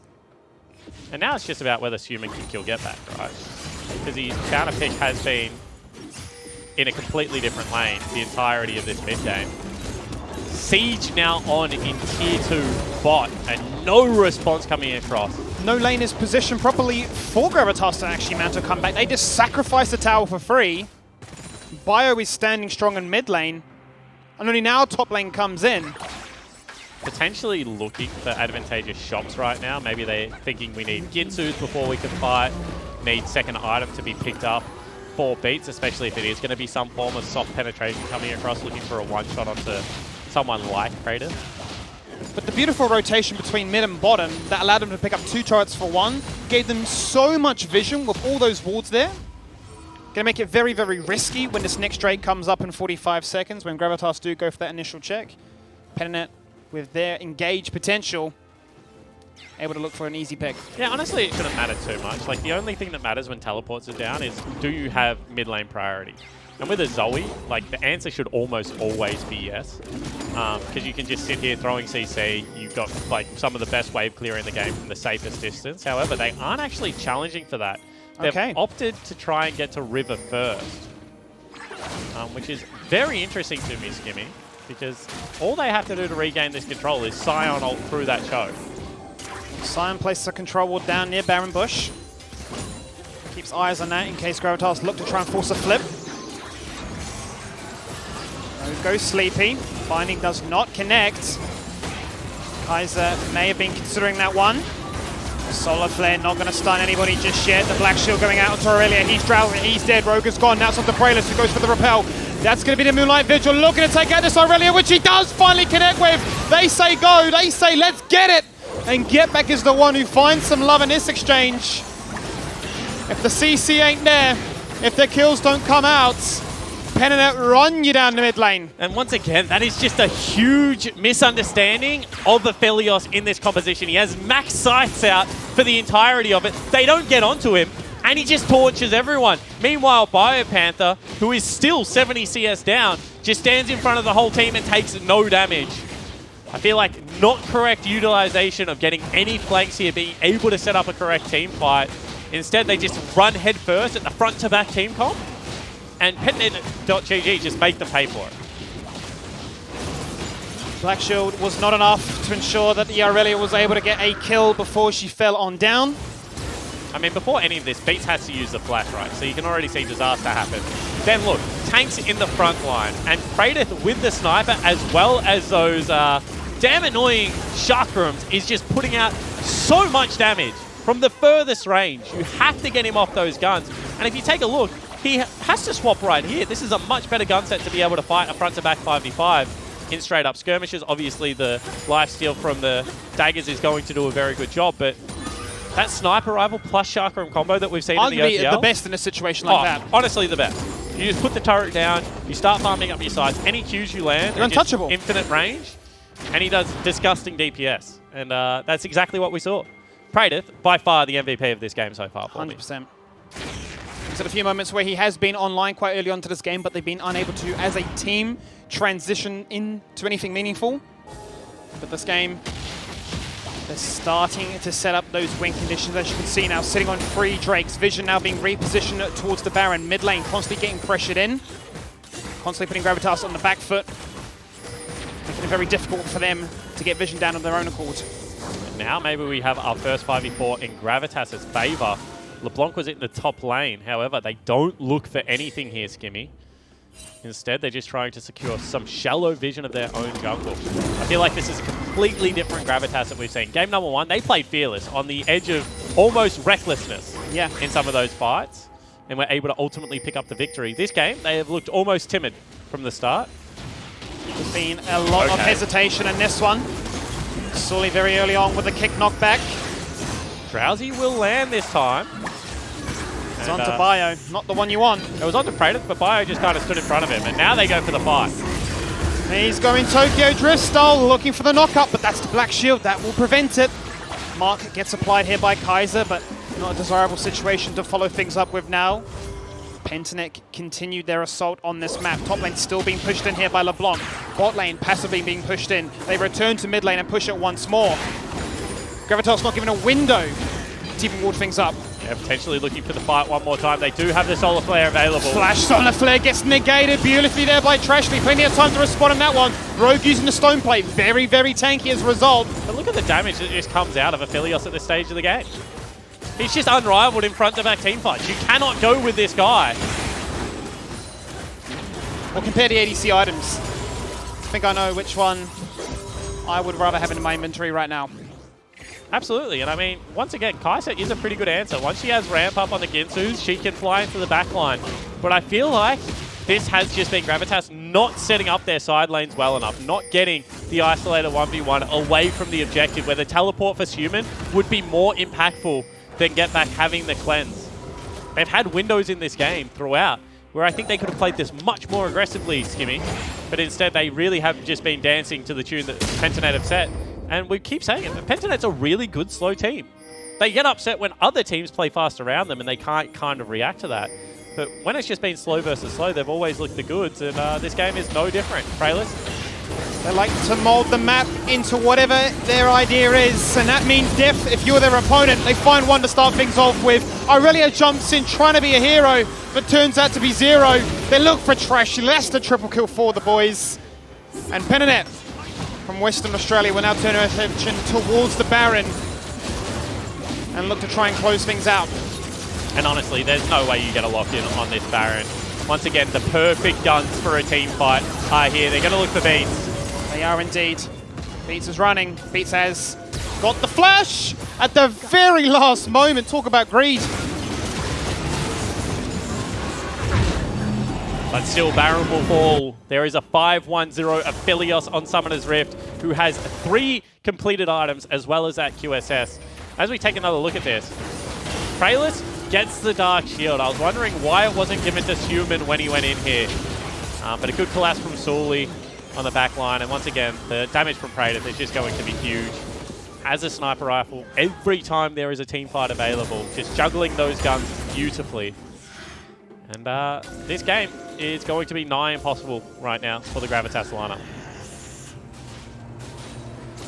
50 CS up in the mid lane for Pentanet. 90 CS up for this Aurelia, but just unable to make anything happen since laning phase 1 and 3. And now they have to contest with the idea that Pentanet have Baron, and they're looking at a Cloud Drake Soul. Lanes are being pushed to try and respond. But Get Back's already on the right idea by posturing through bottom lane, giving them the ability to go for the 4-1 split. Potentially take out 2 inhibitors in the assault that's going to take on this base in 30 minutes. And we'll see how they look to repel that assault, right? Because one of the things about playing Aurelia is she doesn't have great wave clear for a side laner. And I think with Baron buff, it's going to be very hard to force Sion off any of these turrets. You can see already base broken in the first area. Second wave mid being prepped. If they can't get a fight right here, I just don't see how they manufacture one. I mean, Sion's still going to work on towards that tier 2 turret first and foremost in the mid lane. He's finished it now. They instantly switch their attention after dropping the inhibitor. Mid lane is where we want to go. Gravitas resigned to their base. No flanking opportunity available. And I mean, now it's turned into a very meaningful gold lead. They've got themselves the Drakes. They've got themselves, 7,000 gold. They're going to have the 2 big game-ending objectives in under 5 minutes spawning as well, Skimmy. And it looks like time really has run out for Gravitas. After how quickly they played against Legacy this morning, you thought maybe there was a hope there for them against PGG. But unfortunately, Prayless, without his 2 real star junglers at this stage, looked a little bit lost in the early game, and the game has been very, very rough. Bio is literally unkillable at this stage of the game. Yep. The item's in his arsenal, and with no armor penetration to try and take it down, he is a walking giant. And it looks like finally Gravitas got the lane deploys that they probably wanted 15 minutes ago, right? They've got themselves Aurelia on the opposite side of the objective, pushing in as fast as she can. Still has a massive goal, CS lead, 100 CS up. But unfortunately, just was not utilized to create any pressure early on in this game. And I think that's been the main difference. We'll now have to come back and help defend this base. Otherwise, they're just going to take everything. Yep, systematically they're working their way through that base until there's nothing left standing. But Genexus, but you inside, Dent. Trashly using that stopwatch once again. Zhonya's coming in clutch every single time. Out comes like the Moonlight Vigil. It does a lot of damage, but a lot of it is negated by that Black Shield from Morgana. The 3rd inhibitor falls on down as Winions now become a very real possibility. As Pentanet, in their true fashion, keep this game very slow, methodical, and controlled. Yeah, I mean, that was the right decision, right? Praetor flashed forward, was chunked out. And there is no mana left available for Beat, so he's going to struggle to fight here. The rest of Gravitas look like they want it, but perfect guns for Praedyth again. He's back to full health. And I don't think they're going to get a look in. 2 super creeps coming up in every wave right now. This should end the game.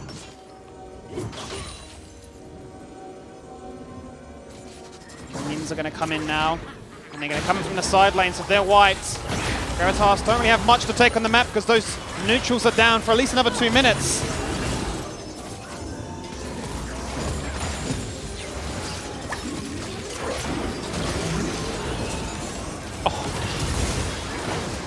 Puma meeting the wrath of a 2-0 LeBlanc that is so far ahead of their counterpart. Irelia, a CC bot at this stage. I mean, if she gets onto the back line, she will still do damage. It's just about whether she can get there. The Winions are doing their job. Now they jump in. Who can they find? Can they get anybody? Pentanet are surviving. Pentanet are living. And Pentanet are killing as Praedyth picks up a double. Rogue gets in on the action and Praedyth finds the triple. He gets the quadra. In true fashion, Praedyth, the titan of the ADC role. They take down Gravitas. And they don't look at an upset on their cards today. Yeah, really well played from the Pentanet.gg lineup. Able to get themselves just advantageous teamfight after teamfight. And peeling that Aurelia looked like no problem at all for Sully and Rogue. At moments, Gravitas looked like they still had some of that momentum carrying across from the Legacy game, but I think really misunderstanding the win conditions of these comp was definitely not a group and win comp versus the likes of a Felios and a Sion in a team fight. They needed to play that 1-3-1 style a little bit better skimmy, and they just weren't able to find it. Unable to find really any luck with the Aurelia being so far ahead. Praedyth unable to really assist those side lanes, resigned to the amount of pressure that Moustache Man himself, Sully in the mid there, able to put on to this game and get back online.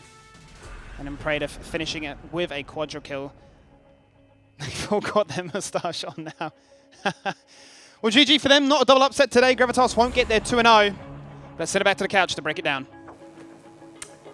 There you go. Yeah. PGG bringing the goods. Gravitas unable to make it a bit of a dream evening for themselves. Yeah, I mean, if they got the 2-0, it would have been flabbergasting, right? But they do stand strong, Pentanet.gg. They get the victory that was, you want to say, expected. But with the trajectory of a lot of teams at the moment and with how hard it can be to predict, especially this week, there's been a lot of surprise games. Totally. We weren't sure, but we did get the expected result. And part of that expected result was a solid performance, a great performance, in fact, from Praedyth. Congratulations on the win. Awesome, thank you. You really just took the wind out of Gravitas' sails.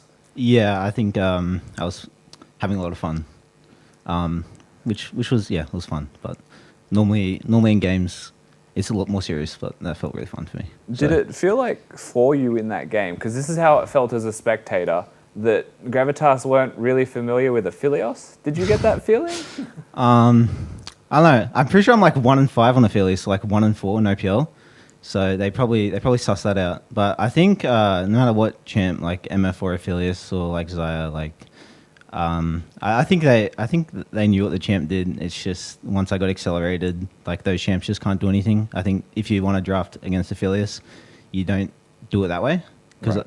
Like, the red gun just gives me so much value in these fights, so it's just really hard for him to fight. Yeah, it's God mode, right? When you've got the the white and red guns together. I have, like, 3,000 health and then a 3,000 health shield, and then I hit and I get 3,000 health. So I basically have 9,000 health in this fight. So it's disgusting. Yeah. Is there any discussion going on internally within PGG about, like, team mustaches? Can you grow them? Yeah, like, there's discussions, but it's not, it's, like, very one-sided, like, no moustaches, and then... Right, okay. So the discussion is solely going, please, guys. Yeah, and then he just, I don't know, he doesn't shave it. I don't think he gets it. Can I just say, I'm a fan. I like it too. Yeah. I like looking next to me and just... Seeing a mustache. Just feeling like... it's I don't know, like if I said the words Tom Selleck, does that mean anything to you? I don't know. Just nod and say, yeah, it's just like that. Oh, yeah. Yeah. That guy. Nice. Yeah. Cool. Well, congratulations on the win. If you do decide to grow a mustache, please send me a tweet. Send me a picture of your mustaches, and we'll be back after this break. That Rift Herald, so obviously he can use it to find some pressure, but he's going to be donated some pressure, or is he? Is it the bait of the century? It may just be. Solar Flare not going to stun anybody just yet. The Black Shield going out onto Aurelia. He's drowning. He's dead. Rogue is gone. Now it's onto Praedyth. He goes for the repel. That's going to be the Moonlight Vigil looking to take out this Aurelia, which he does finally connect with. They say go, they say let's get it. They like to mold the map into whatever their idea is, and that means death if you're their opponent. They find one to start things off with. Aurelia jumps in trying to be a hero, but turns out to be zero. They look for Trash, less the triple kill for the boys. The Winions are doing their job. Now they jump in. Who can they find? Can they get anybody? Pentanet are surviving, Pentanet are living, and Pentanet are killing as Prater picks up a double. Bro gets in on the action and Prater finds the triple. He gets the quadra. In true fashion, Prater, the titan of the ADC role. They take down Gravitas. And they don't look at an upset on their cards today.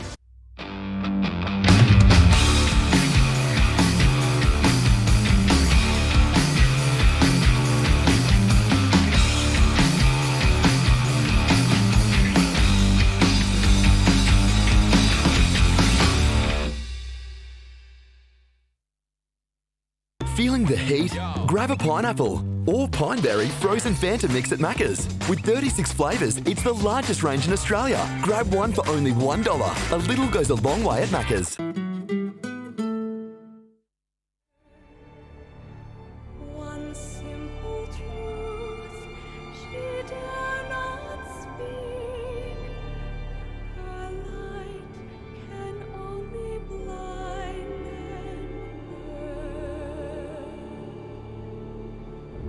no mercy for the guilty. Bring down their lying sun. Blood so silver black by night. Upon their faces pale white.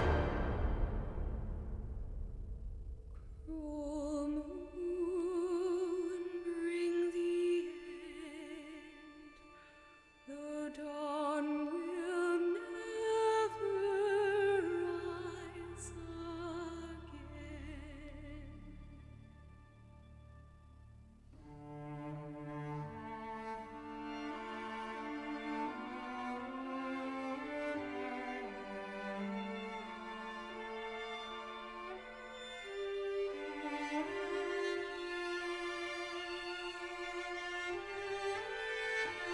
If we start including like Australian animals, then it just blows this whole thing out. Does it? I like native animals in zoos. Like that's not not in, a not, zoo. not That's in the zoos, country. The in country. wildlife areas. Just the country, the whole country is a zoo. Because before if we that's start the this case. segment, I just want you to know I'm very against zoos as a whole. Oh, me too. I think they're monstrous places. Yeah.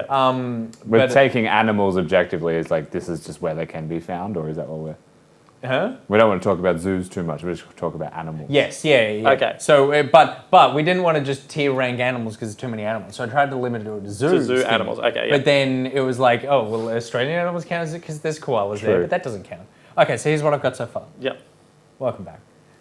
Lion, giraffe, elephant, gorilla, the dumb bird enclosure, leopard, monkeys. Am I missing anything The significant? dumb bird. Well, Okay, there's just a before we lot get of in- birds at zoos. While- I mean, there's wildlife sanctuaries and stuff. Do While they count? chat fills up, we are about to get into maybe game of the night of Direwolves versus the Chiefs. Yeah. Chiefs still undefeated. Wolves. Direwolves pushing. Wolves are not in zoos. Zoos. You just said direwolves, and so I made a League of Legends related joke. I like it.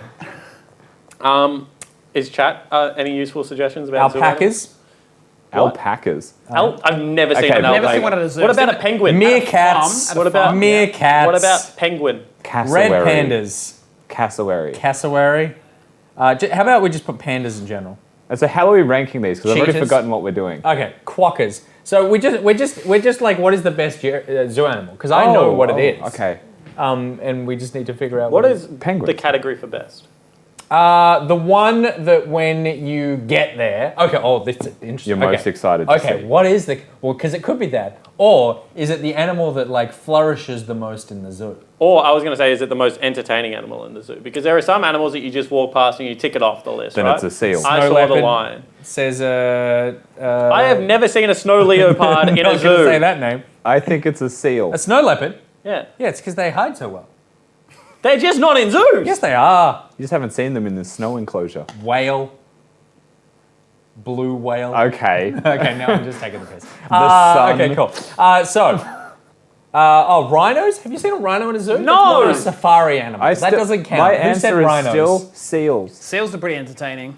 Seals. Why the seals? They're just great. They just get tricks. They get But super see- rowdy. Because they can catch balls. The and stuff? enclosure is usually your eye line is like where they're swimming. Yeah. And like that's amazing. But see, I don't Penguins like is good seals. for that as well. I Couple do of like reasons. animals where you can see above and below. Like any water-based one where it's like, like oh, here's sharks. how they are here, and then it's like penguins just... But they're not supposed to be. Like, I know none of these animals are. Yeah. But if a seal bites you like lose the limb. Yeah. Because they have so much bad bacteria in their mouth. Yeah. They're not supposed to be around humans. And lots of seal handlers get bitten while they're trying to teach them those tricks. Yeah. So I think I'm fundamentally against seals. I think I'm disqualifying seals because I think, like, even though all of these animals are not supposed to be in zoos, Yeah. seals are at the top of the list of not supposed to be treated the way they're treated. Now, Vuntian says everyone loves otters. I'll put Otters are, down yeah, here. fair. Yeah, everyone loves otters apart from the people that otters club over the head with the rocks and then... The people that otters club over the head. Have you not heard about what otters do with small mammals? Oh, no, I have heard that. Yes. Yes, okay. Yeah, true. So no, not everyone not loves both. otters. Otters are monsters. I think giraffe is probably the Absolutely they are. best. I think giraffe or elephant. When I'm going to the zoo, I'm looking for scale.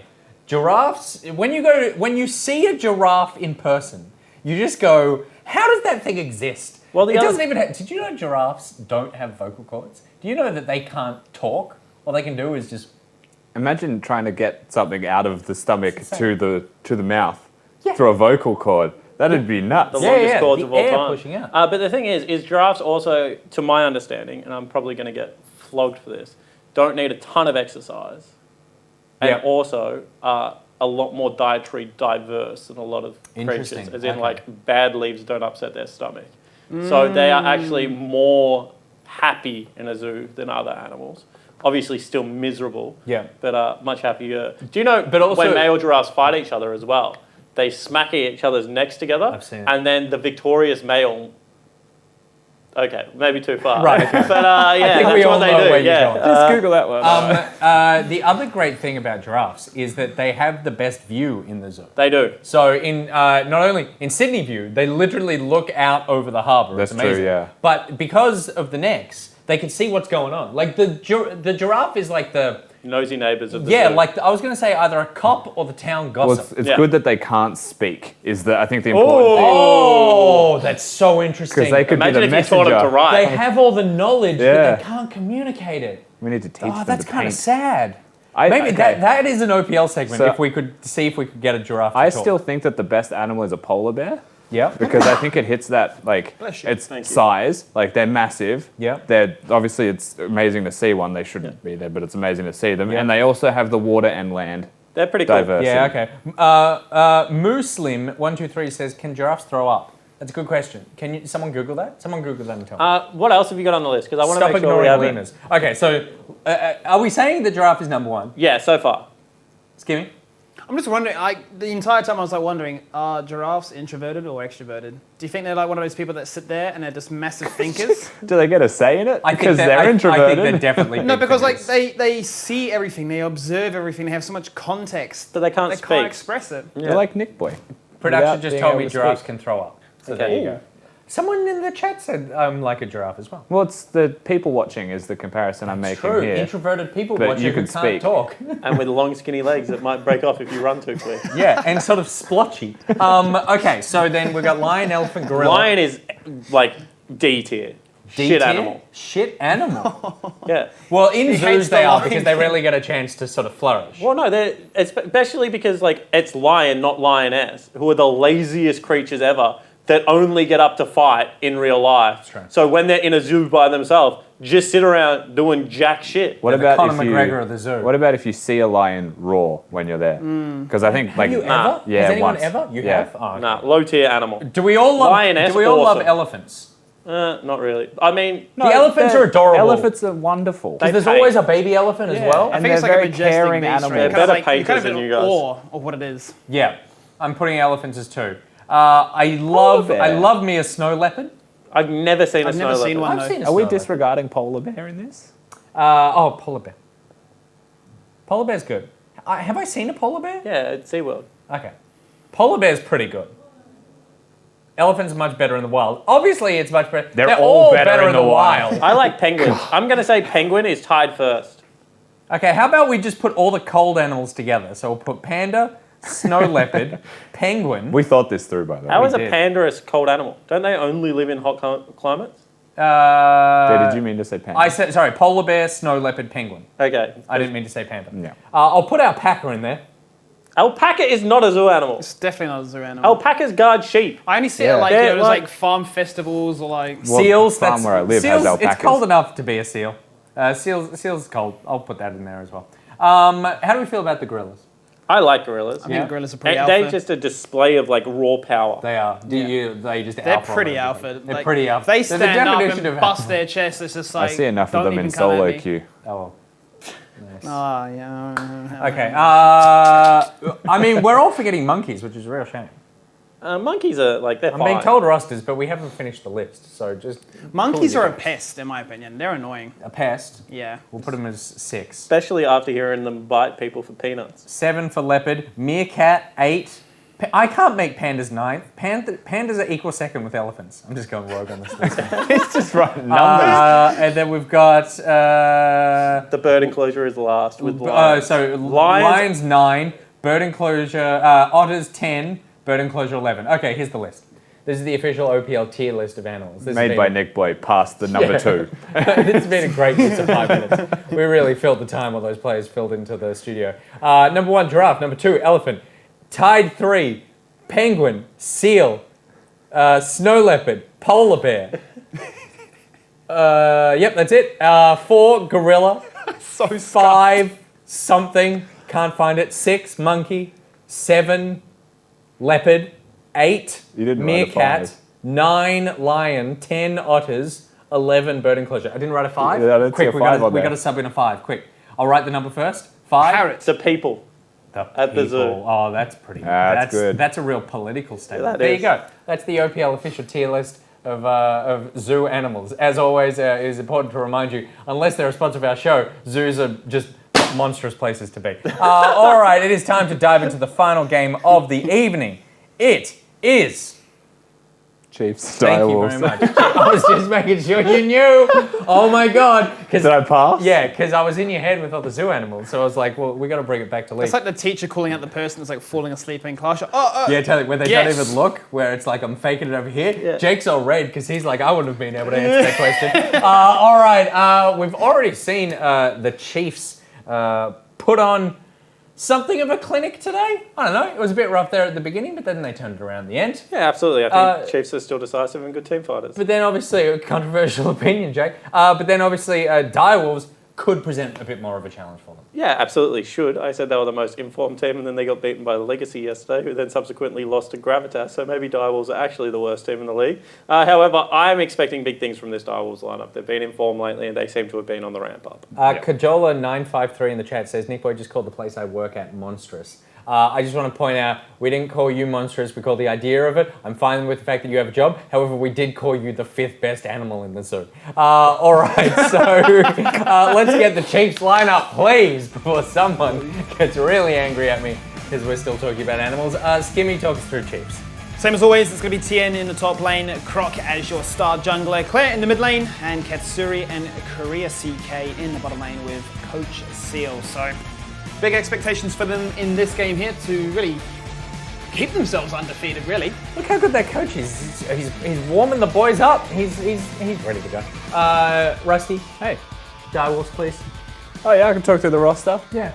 I just saw upstairs, actually, I'll talk about it as I get to him. Chippies is your top laner, mid, jungle, shock mid, Vital, whose shirt actually says bowstring still in the AD carry position, so there must have been a late change in that name. And Decoy is your support with Coach Kai. There you go, that is the Direwolves, that is the Chiefs. This is game 4, and this is Macca's champ. Select.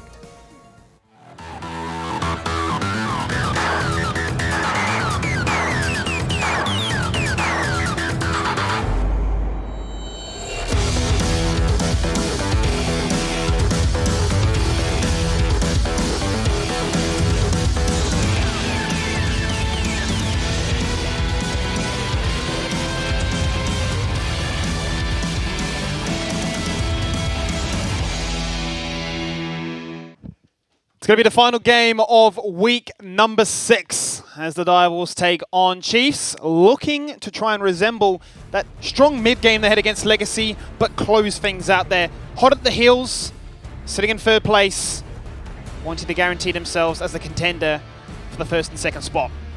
Yeah, definitely. I mean, Direwolves with a big point to prove. Chiefs looking for consistency. Hello, everybody, by the way. It's me, not Spawn, for the last game. We've subbed in, so if you're wondering why Spawn sounds different, it's because it's not Spawn. It's what people would say looks like Spawn, but he isn't. It's Rusty. It's a new look, a new cast, new voice.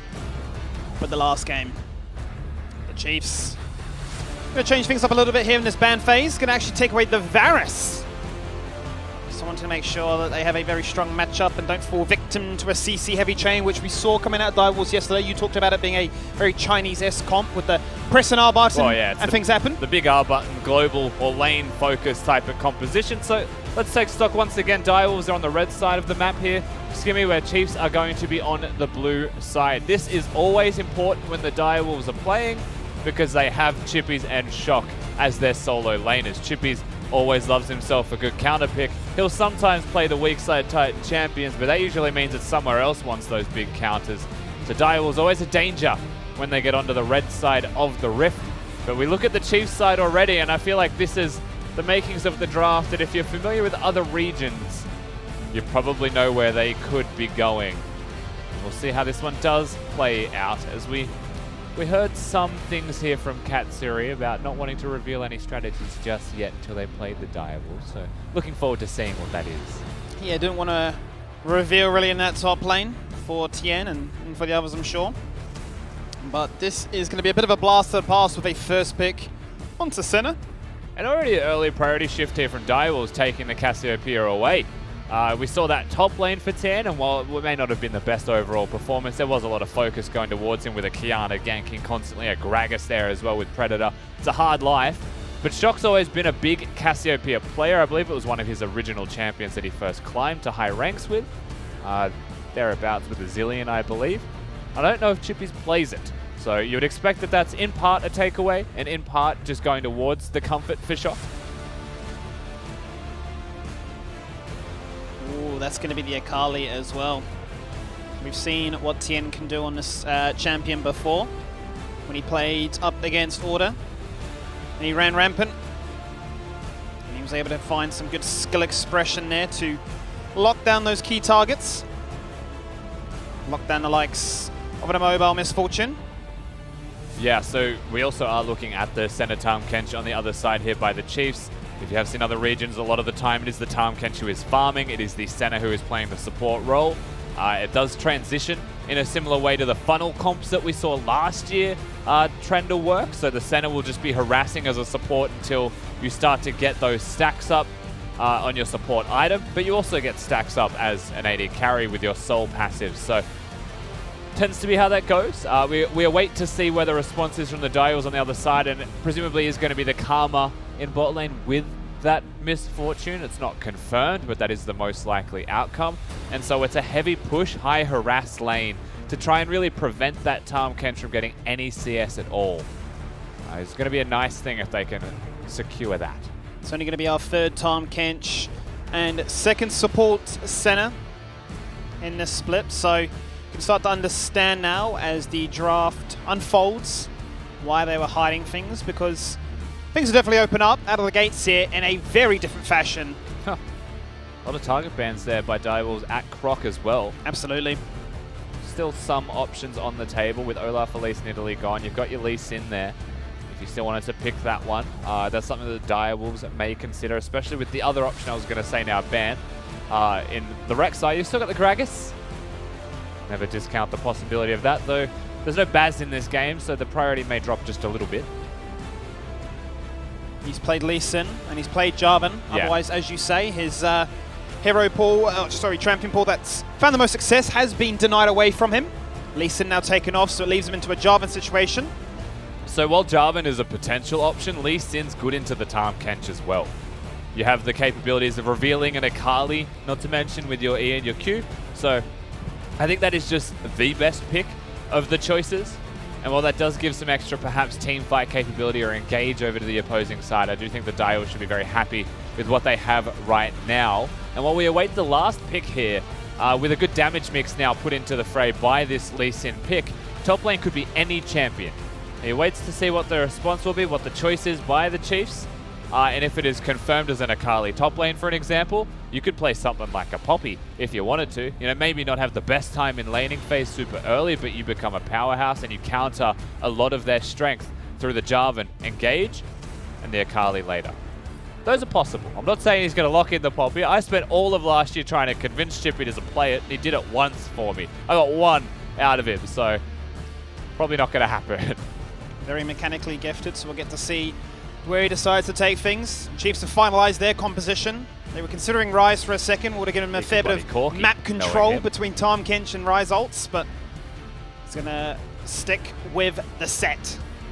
Yeah, and we have seen this matchup with Tien playing Akali into set, and it was Swiper who was playing the set. And if you cast your mind back to that, Skimmy, it's pretty brutal. It was Tien getting solo kills on the Swiper. So that was one of those matchups where you watched it play out and you're like, damn, I really want to be the Akali in that. There's just so much room to outplay with the Shroud, you know, with the ability to poke them down. But you know, at the same time, if the outplays don't happen, and Chippies is a very mechanical player like you mentioned, has got a lot of health regeneration being the set, and you can still put some good damage down with a decent amount of AoE in your kit.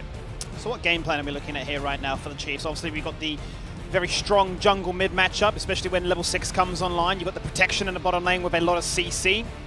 Yeah, I mean, one thing we didn't really talk too much about with the Orianna being added in as the last pick is that Jarvan Orianna, good team fighting composition, and their scaling is fantastic. So you'd expect a 1-4 type of gameplay from the side of the Chiefs, but as the game progresses, as they start to get levels and experience, it's not just a 1-4 with Akali threatening.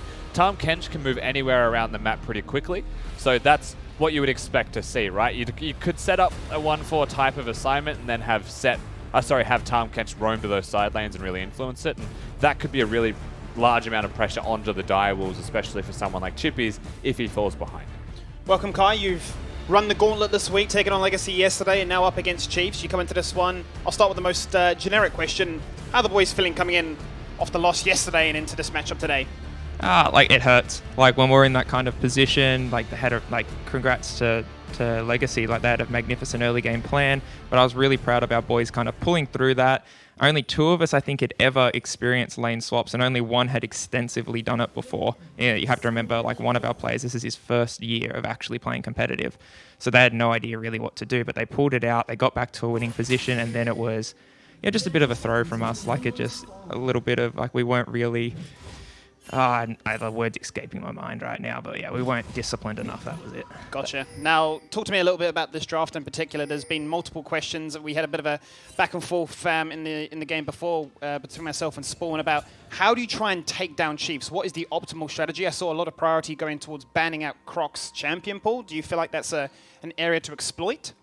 I don't think it's an area to exploit, no. Like, we really just want to kind of put Croc and Miru, who I think are definitely the best 2 junglers at the moment, up against each other, and then see who gets kind of the information game. And then we've been working on our vision for Miru.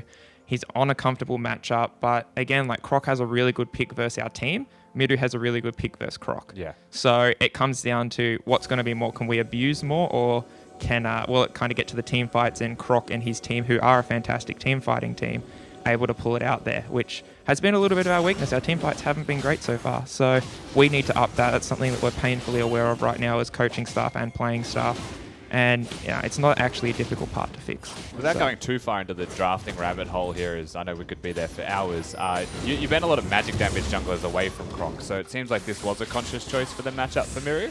And was this at the same time just trying to find a mage for Shock as the matchup in mid lane? No, we're pretty confident with what Shock was going to play. Like, we're all on a very high opinion of Shock, probably being the best mage player going around right now. And then, like, we were like, if we take particularly Cassiopeia, we don't really care what mage he's going to play. He's not going to beat it. He has to go to an assassin, which is going to sacrifice this team's kind of style. So we're comfortable to do that. And, you know, not to say that Claire's not a fantastic mage player as well, but I kind of just put my money more on Shock in this matchup. So we were really comfortable with that. We spent a lot of our stuff really on this jungle matchup and then finding out where that Akali's going. So we just kind of wanted to see, you know, where Thien was going to, if Thien was going to take that or if Claire was going to take that. Okay. And on a final note, what would success, apart from victory obviously, but what would success look like for you guys in this game here? Yeah, just like a nice clean win. Like, I still think we've got probably the best early game macro-wise out of the top teams at the moment, and just continuing to show that even when another team like Legacy yesterday had a magnificently pre-planned one, we were still able to use our basics, go back to what we always do well, and still bring it out and be like, hey, like we're still, you know, pretty hard to contest in these first 15 minutes, and then it comes to going into Gauntlet, what can we do with the 16 to 30 minute mark to start getting these victories and not be, you know, not be the third place team anymore. Beautiful. Well, absolute best of luck there, Kai. As we jump in to the final game of week number 6. It's a big one. First place taking on third. It's the Chiefs up against the Direwolves here, Rusty. Yeah, and I do think it's interesting if you were to really look at the Direwolves as a team. If we look at the top 2 teams around them, as we are seeing a pretty aggressive trade in mid, but Shock will run out of mana, so there's no kill threat. Chiefs are a team-fighting team for sure. Legacy seem like a late-game, like scaling type of team, but they do often get those early-game leads, and then they're pretty methodical, right, in the way that they want to close out those games. Direwolves seem to be stronger early. That's always been pretty true with the players that are on this roster. You know, the early strength is fine. But 16 to 30 is awkward for this team, because do you team fight is a question. Do you 1-3-1 like other teams tend to do? That's always going to be a question. Can you do both and still be able to win the OPL? Like, if you can master both, then I think the answer is yes. But do you have enough time to do that in split 1? So it's a weird spot for Direwolves to be in, and I am excited to continue to watch them as they grow and see which direction that becomes, because they are at that like week 6 crossroads type of point. Yeah, and I think it's probably the best time, if there ever was a time, to sort of really check in with your power level, your own self-assessment, as well as those results themselves. Yeah. To see if those scrims can translate. Now, keep a stock on the map right now. Yeah, look at both junglers. They're on the exact opposite sides of the map looking for opportunities. Croc looking top lane is being an alcove warrior. Chippy's wave is super awkward, so he's actually the most likely to die. Bot lane Miru does reset, Mir does reset, so this is on top. Tien's looking for it, opening up with that shuriken, dashing on through past that smoke screen. Croc unable to really find the mobility to get that flag and drag on. Both junglers investing a fair bit of portion of their time, unable to exert any pressure. Yeah, a little bit of an earlier reset from Croc, so time spent earlier, a decent amount of it as well. The ward that they had on Krugs just died, so he's not going to know that Mir's there until right now. So he is going to spend even more time finding the Lee Sin. And it's not just him, Claire's going to do the same thing. So once they spot him though, another ward gets placed, it's going to see the Raptors. They're tracking this Lee Sin from the moment they've found him now for the next minute if they can, to try and keep him away from getting ganked. So level 6 is now the point that Mir has to look towards. But the last time we saw his Lee Sin, it was a lot more aggressive and a lot earlier, trying to catch people in his own jungle. Obviously respecting the opponents he's going up in this game, realizing that he'll need those key items, those key power spikes, those key levels, if you will, to catch out Croc, who may have the same idea in mind on these ganks. Been pretty static in the bot lane. Korea CK hanging under his tower, picking up whatever CS he can manage to find, but Vital is starting to break away here with a small little lead. It's really hard to deal with a Karma and a Misfortune, so naturally they should be able to build themselves a CS lead, and I think if you're looking at the matchup, as it continues, it starts to equalize, but I think that CS difference will just stay. Yeah. So it'll equalize, relatively speaking. Mir's just going to use that bot side tempo. He's going to find himself a Drake. People may not know where he has gone, but they saw him leave the Raptors to bot side. So now they have that information. And now we have a giant spot on the Tahm Kench. He's going to have a bit of a better time farming. And so that does start to, simmer down. Obviously has that beautiful passive in that he can convert that into a big shield, or... He also has a Senna healing him, which is, again, one of the really unique strengths of this funnel lane. A lot of the older ones were a little bit harder to do. Tahm Kench is one of the few enabling tools, and he was just too tanky, so it didn't really matter what the other champion was. But this time around, Senna harasses, Senna heals, Senna prevents you from being ganked with the E, has range crowd control. Like, that champion just has too much to enable a Tahm Kench to be rampant. Makes it very easy, especially when that goes out. Can be followed up by a lick from Big Tommy. Cut Series W cooldown will be a couple seconds away. Now, Chiefs are kind of getting baited into a false sense of security. They've only got a ward in their tri-bush. Because he used the jump cone across, he's going to get that dash ward kick. Lead time goes in with the Devour, chucking his member out. He's got a big grey health bar, converts into shield, buying a lot of time. Chippy's on the flank, Chippy's using teleport. Tien now rocks on up, getting instantly showstoppered as he flashes back into his smoke screen. He wants blood, but he's going in 1v4. Adventurous, confusing. Yeah, Tien may have been able to survive, maybe. Hard to say, but he chose not to in the end. Wanted to put some damage down and consign himself to death. At the end of the day, 2 kills go over to the side of Direwolves with one of the earliest, most prepared teleports and team-wide plays that I have seen coming out of the roster. Chippius was there before Tien knew what hit him. Chiefs will be ramping up in these later stages of the game, however, because if you look at their inventory, 3 members have stopwatches: jungle, mid, and Tahm Kench. And now, Chippy's teleport spot. Direwolves have flipped the map to the other side, and there's a wave that is going to be collected by Vital that is huge. They swap with Drake already gone towards the Herald. So far, very good from the Direwolves playing around the map. That's not to say they won't be reacted to by the Chiefs. You have to be happy with how they've played this one out so far after that bot lane play. Bot lane going to stay down there for the meantime and get as much free CS to even out that difference between the likes of Tahm and Misfortune. Gets continued. The aggro stays. Not going to be reset yet. Managed to crash that wave in as they're slowly making their way up without boots. They're now in the mid lane. Rift Herald will be picked up here by Chiefs. Direwolf's going to make them work for it. But they will, with little hesitation, be able to collect that one for free. The Tahm Kench in the center move their way up where the set can't actually influence this. We'll see this fight again. Now, Lee Sin's got a weird interaction with Tahm Kench, where if he saves the target, he gets knocked up. So it's really difficult to be a Tahm Kench then, when yes, you've saved Katsuri, but you're knocked up with Karma using W on you. So Decoy's locked him down before he can even use the flash. And at this point, Tien clearly sees I'm dead and just chooses to go in and trade with his opponents. Katsuri can't do anything to help him. No heal left as that was on cooldown. I get the Herald. I love the death animation now of Tahm Kench. He's just pulling the emoji face, sticking out his tongue.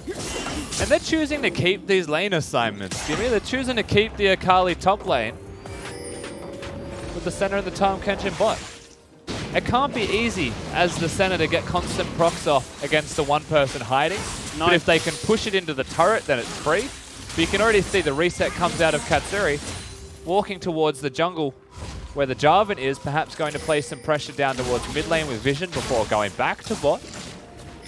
Well, ultis are online now for that bottom lane, so expect to see some cross-map cannons, maybe some sneaky pond teleports. Doesn't one hit the turret. They're about a plate off that. A chunk of damage to try and expose this tier 1 mid turret. Chippy's on the flank, does have ult, does have flash. Merc Tread's the only completed item in his inventory so far. Mobility is crucial. Tenacity even more so. I wonder if Mir even needed to use that ward hop to safety there. If the Jarvan goes on him, he had reinforcements standing nearby, inclusive of the Karma. I don't think there was enough burst to actually take him down, but not to be known, he uses his ward hop to safety. We are hitting that level 6 point. We saw Mir active on the Rift with his first ultimate. Now it is up again. Shock has got the flash, has got the ultimate of his own, and just teleports to mid lane and is about to get the blue buff. So he is strong at this moment.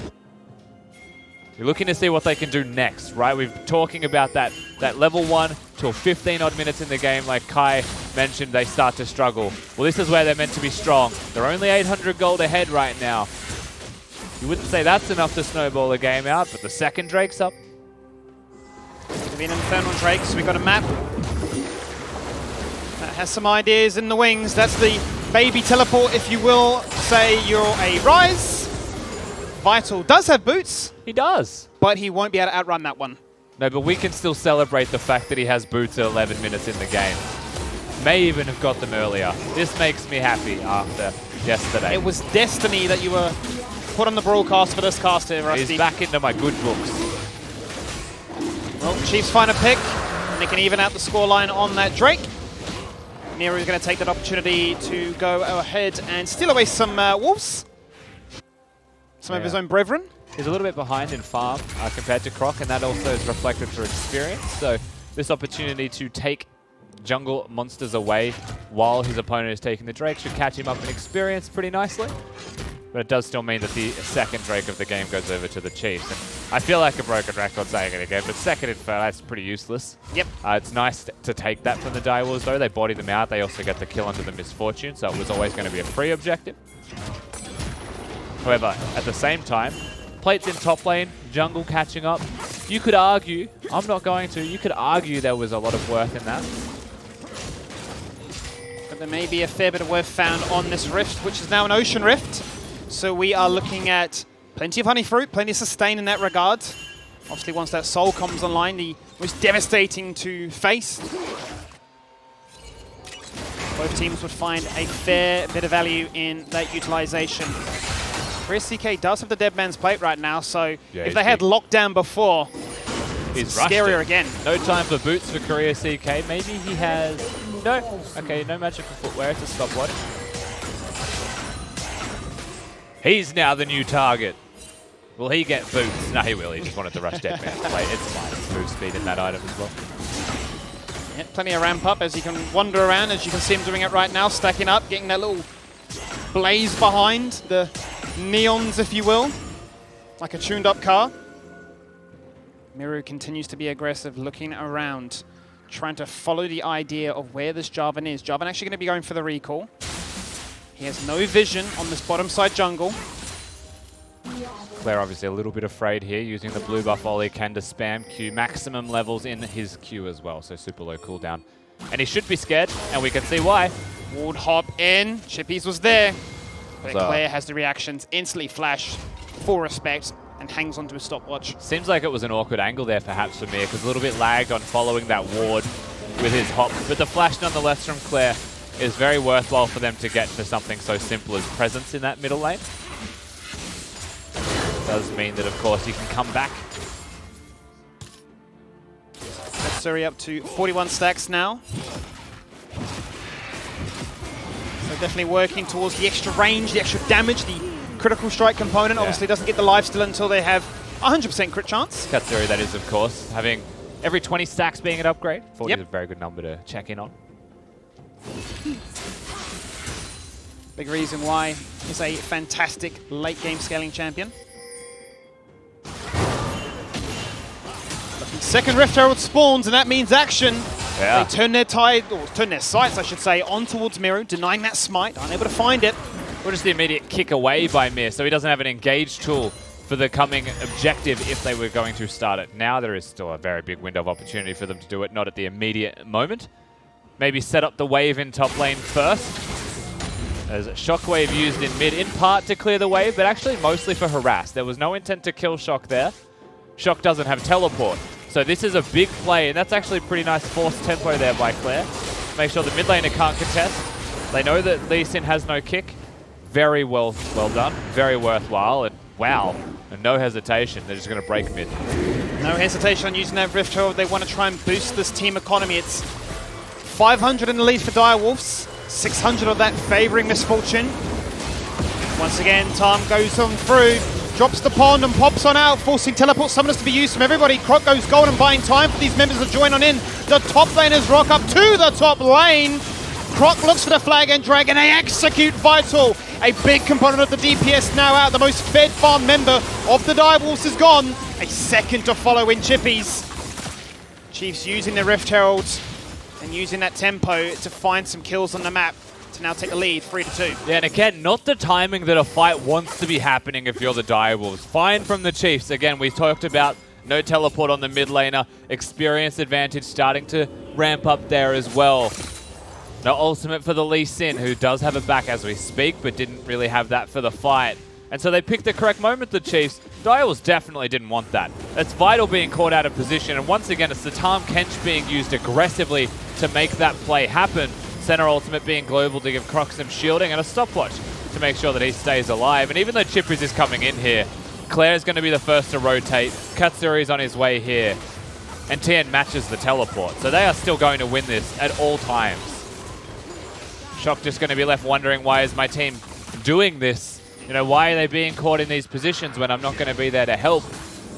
So Cassiopeia is there, things could be different. Two Abyssal Voyagers so far that have both found great effect from Korea CK. Yeah, he's also at 130 CS for himself, a whole host of money.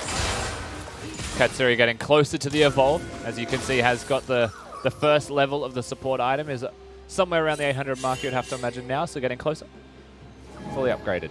And so he'll start farming. Chiefs are setting himself up Whoa. for a bush party. Yeah, they've got a flank here for free, and it's the kind of flank where a shockwave could hit anyone that is unsuspecting and just happens to walk through, and they're about to find the Lee Sin. Meru's been spot on out. Obviously does have that wall dash, but so damn slow between what Tahm Kench can do and from what this Dead Man's Plate offers. Well, it's gross because, first of all, there's a glacial augment from the center as well. So not only are you slowed from long range, the Tahm Kench is fast with a Dead Man's Plate, then that slows you as well. Very difficult to get away from them if one piece of damage connects. You can see that there. Once again, Mir just not really able to have a use around the map. Just constantly having a kick to disengage. Shock continuing to build his lead in this 1v1, up by 40 CS. Sitting in the side lane, keeping Claire occupied. Ceres online, working towards that Leandries. Would like some stacks in that Dark Seal.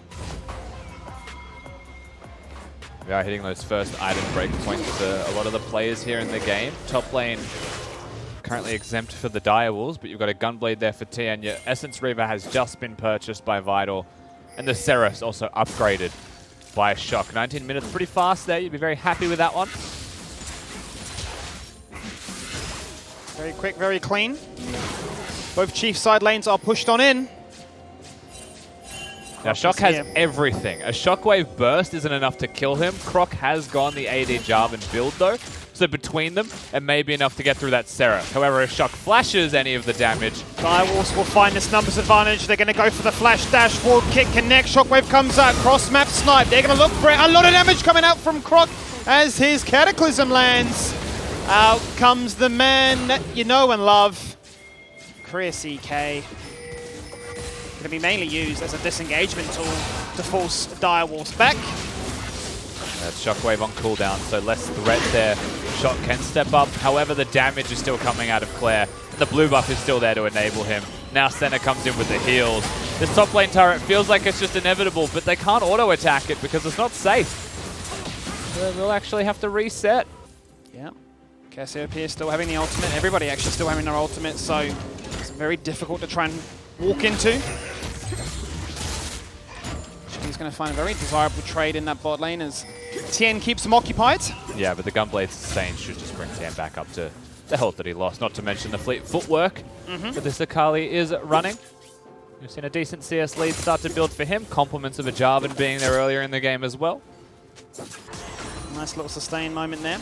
And I am still going to be talking about Shock through a lot of this game because he is still probably the most important person on the side of the Direwolves at this point. Level 13, massive CS as the mid laner, 230 at 21 minutes. Yep. 30 odd ahead of his opponent as well, 36 right now.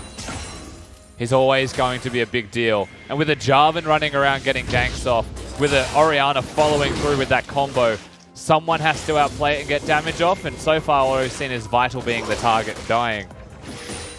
So Shock either needs to be there to have a second carry really adding into the mix to win those trades, or just pull off something big himself.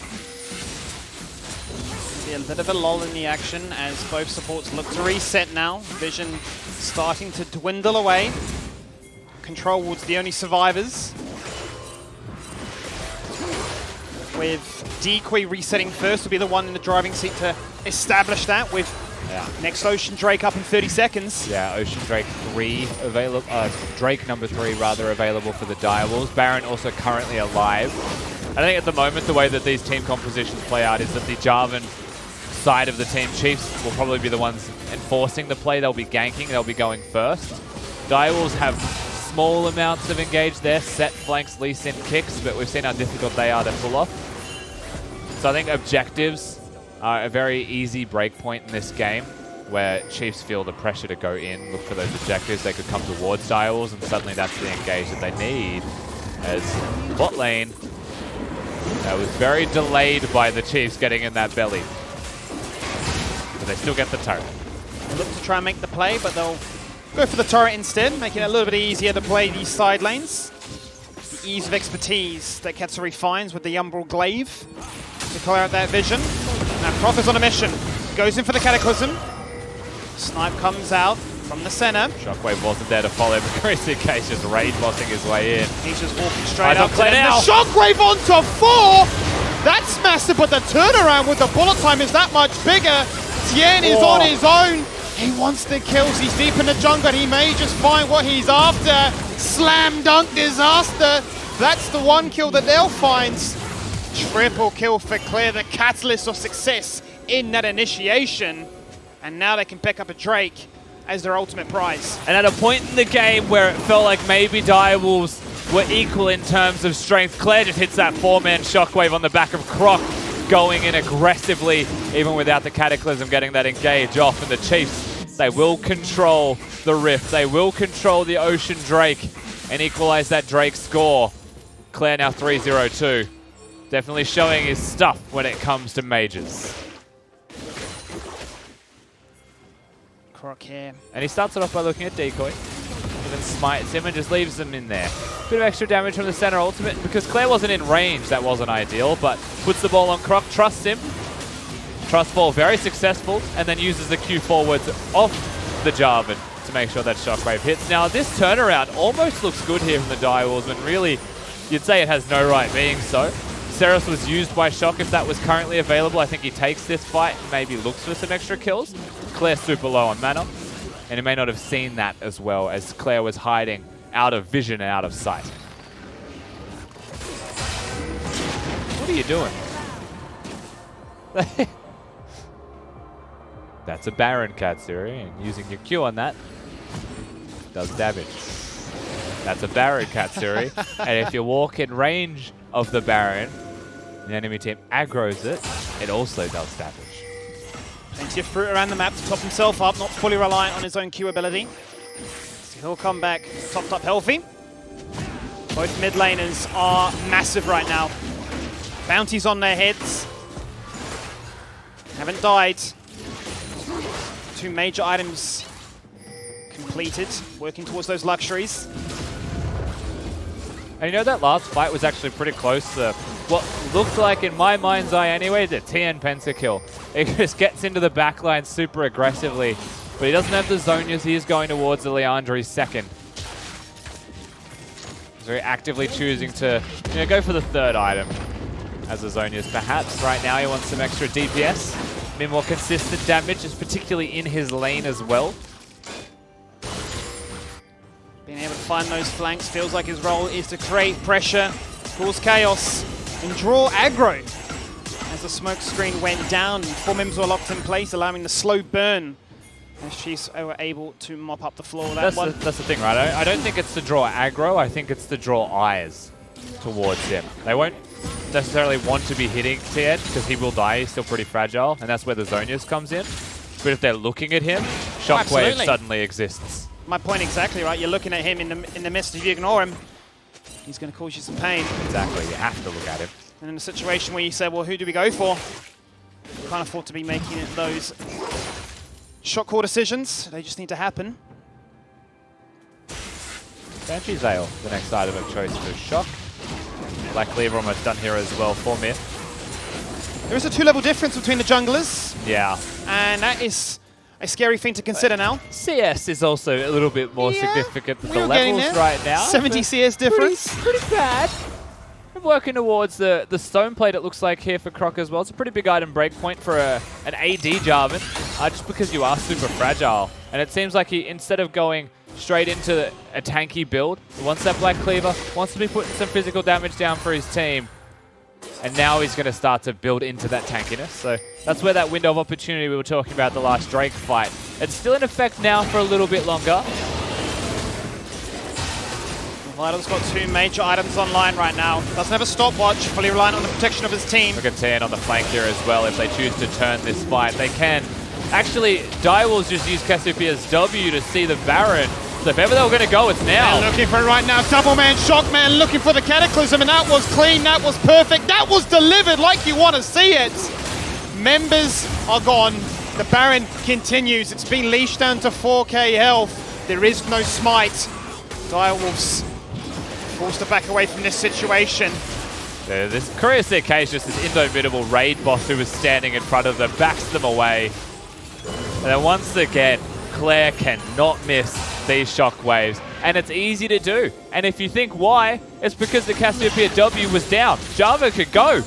Akali can go. And it was gifted to them on a silver platter in this case as an opportunity to engage. And it's successful. They get the fight and they get the Baron. And we snowball almost out of control. It was a 2 to 3k gold differences for that one there, Rusty. And as a result, the Baron and a successful skirmish now results in about 5k. Yeah, so the benches was also taken off Shock by Baron, who's the quiet MVP. And the second that W goes, Shockwave's already on the Java prepared, no hesitation. They come in and it looks so easy from the Chiefs. But that is at the same time good communication from the Chiefs, knowing exactly what they have to wait for. Great patience to be waiting for that as well. But the misstep there for Dire was very clearly on the other side. Claire, 12k gold to his name, rightfully so. The most fed man on the Rift. Putting in a stellar performance. There's only one person that can kill Korea CK right now on the map. That is Shock. We'll need a blue buff probably to do it though. Takes a bit of time and a lot of mana. What a champion. Fun. Gameplay. We've been seeing Senna bans, I think, all weekend. And this is why. It's not because of just Senna.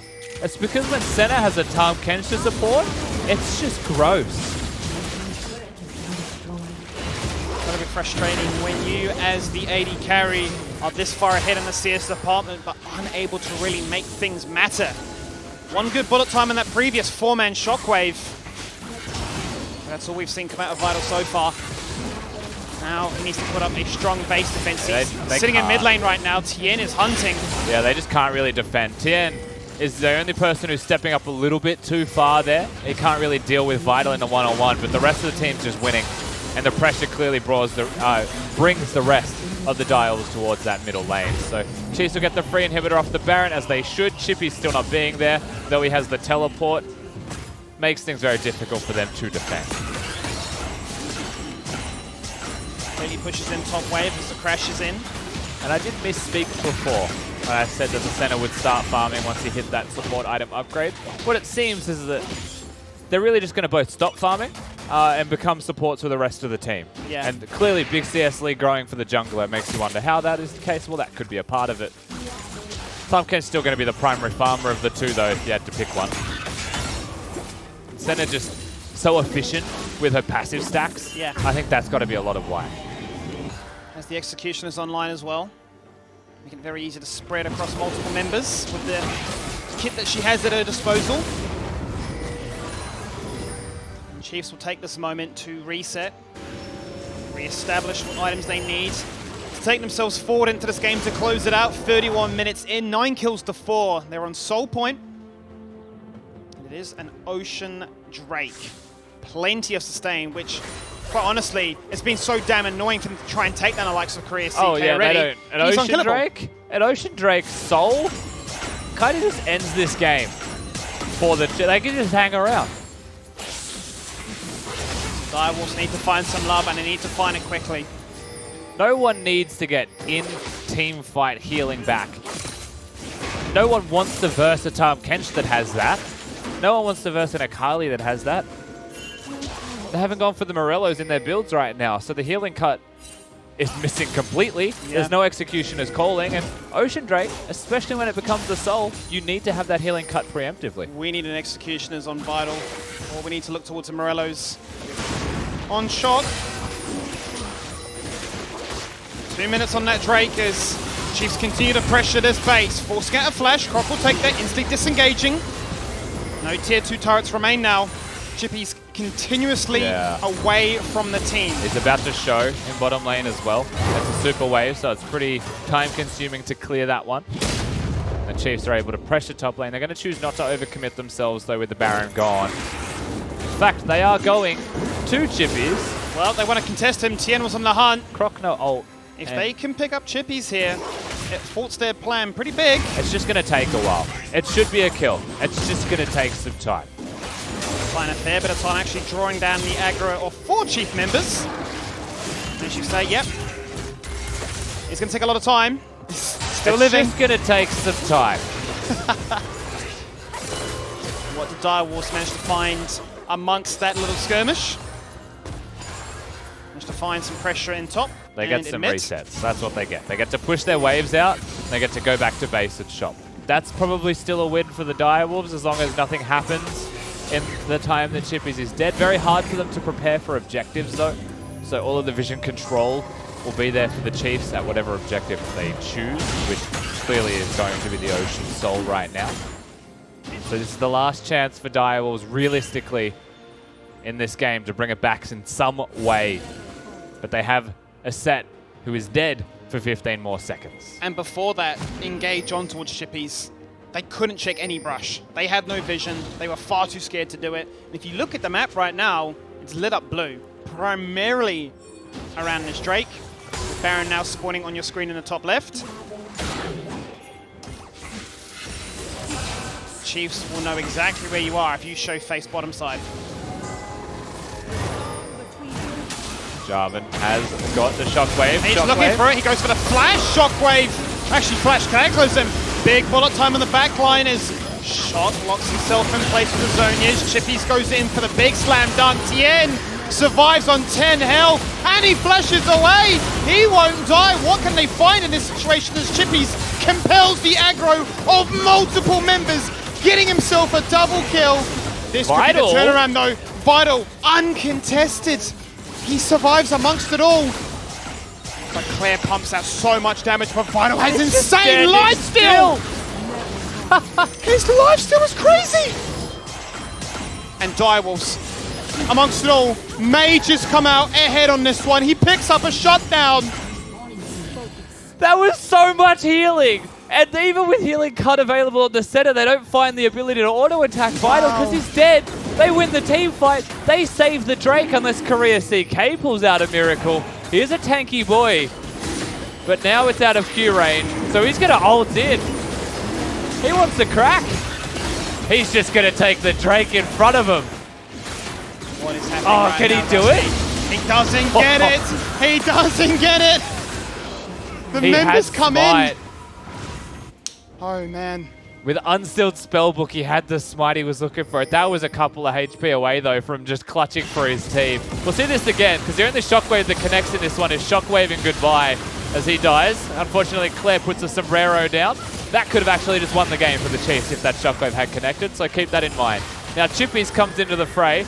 Massive showing on this set. Uses the stopwatch to buy time for his cooldowns. And Mir, of course, the role of the champion is that he dies and just does the damage that he can in the meanwhile. And the amount of time that Chippy's bought, again, gets the cooldowns back, 2 rotations of the W off, Vital gets all of his health back. Now we just get to watch Baron. We don't get to watch the rest of the team fight. Well, this game is close. Still a 4K lead for the Chiefs. Baron acquired by the Direwolves. It is still Chiefs in the driver's seat, but with that Baron, the momentum can shift. They were, I would say, one Shockwave away from ending the game. Well, I even called it, but it didn't happen. Yeah, now we're 3,000 gold difference at 36 minutes. Starting to become more and more negligible, and we just hit team fighting. It's hard to say which team you would rather be, though it is pretty easy to be a Jarvan or Orianna. Absolutely. With a center. It's a bread and butter combination. But Vital's self-sustain is disgusting. Tien, you saw at the start of that fight, tried to jump in and try to snipe him out. Unable to do that, forced to flash away. He's taken out the fight straight away. From that point onwards, Vital was able to live. As we now look for an exchange. Potential skirmish. The Shockwave. Shockwave misses. Not gonna hit at all. Direwolves may want to go on the offensive now. Hard to do. Note, compositionally, they always want to have the Jarvan engaging on them if they can. They want to be able to kite back and outplay, but with the Baron buff, with the Shockwave missing, and that being on cooldown, they do have the chance to go forwards. Misfortune can hit the ultimate now that there's no Shockwave to cancel it. So they have the team fighting capabilities.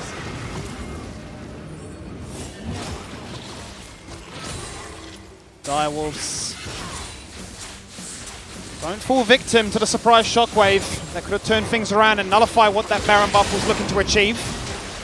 This was building up to be a blowout. Suddenly, it's closer than you would have expected, given the trajectory of the game. No QSS on Vital. He's got that GA. Doesn't care about the CC bots that are bot lane for Chiefs. He wants a second chance at turning this fight around, and rightfully so after that last team fight performance. Chippies is a monster. 1 damage item, and after that, full tank mode. Yeah, the Frozen Mallet's actually very annoying.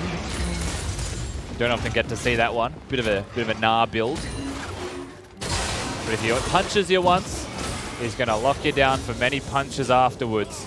And now that he's actually completed that Gargoyle Stone Plate, even harder to take down. More time purchased for those cooldown resets. Vital is a farming god at 406 CS. He's full item. He's complete. Yeah. It's so weird, again, looking at the CS differences. If you actually calculate with supports in, he's still massively ahead for sure. But we don't know the gold income of Senna. We know that like 114 stacks is an absurdly high number for him right now, so he is starting to become really long range, nearing that 750 mark. My concern still is, though, Rusty, there is no healing cut on the side of Direwolves. Next, Drake will decide who gets the soul. Yeah, true. A minute up on it. Both have 2 to their name. Once that soul's online. But no Morellos for the mid laner of Chiefs here either, as it is the Athene's unholy grail that he has opted towards. And if you want to speak about healing cut, Cassiopeia's got a decent amount of healing from the Twin Fangs, and we just watched what a Misfortune could do. There's a redemption there for the Karma too, so maybe could have been the item of choice. Now Tien has pinged top because it's pushing in. He's looking to try and potentially go towards an inhibitor. Draw Direwolves back from this mid lane as the ARAM continues and say, look, if they show top, we can establish control over this Drake. This dance is just around mid lane right now, but you can see based on the posturing, the position of both of these teams, it's very clear that Drake is going to be where the focus shifts towards. Direwolves have placed incredibly deep wards. Yes. So they're not looking at the mid lane as much as they are the jungle right now. And knowing the way the Chiefs play, they're probably just going to use the Jarvan and engage through the mid lane if that's where the Direwolves stay. So they need to actually move themselves as the Drake spawns, which they are, towards the river, to utilize some kind of vision control. No hesitation, straight away on towards it. They're going to get it. No contest, no smite steal. The fight takes place. Crop jumps in and he gets devoured out, but straight into a bullet time. Direwolves are taking this fight as Chippy joins in. The rest of Chiefs have to disengage straight away. They were stuck on the ramp without an entrance to enter. No opportunity to even showcase what they can do in a full 5v5. And Tien may be spending an extra wave too long in top lane. This shockwave could actually be used to clear the wave if he wanted to, but the Karma Shield would prevent anyone from taking damage. No shockwave able to even be there. The Jarvan just looking for the steal with how quickly Direwolves started and took that one away. Chiefs out of position. Now they're pushing mid. Shockwave onto 2, just no follow-up. And they break it, Skimmy. Inhibitor falls on down swiftly. Mid lane is opened up. And Direwolves take back firm control of this gold lead, hitting 70k first. And you don't want to jinx it.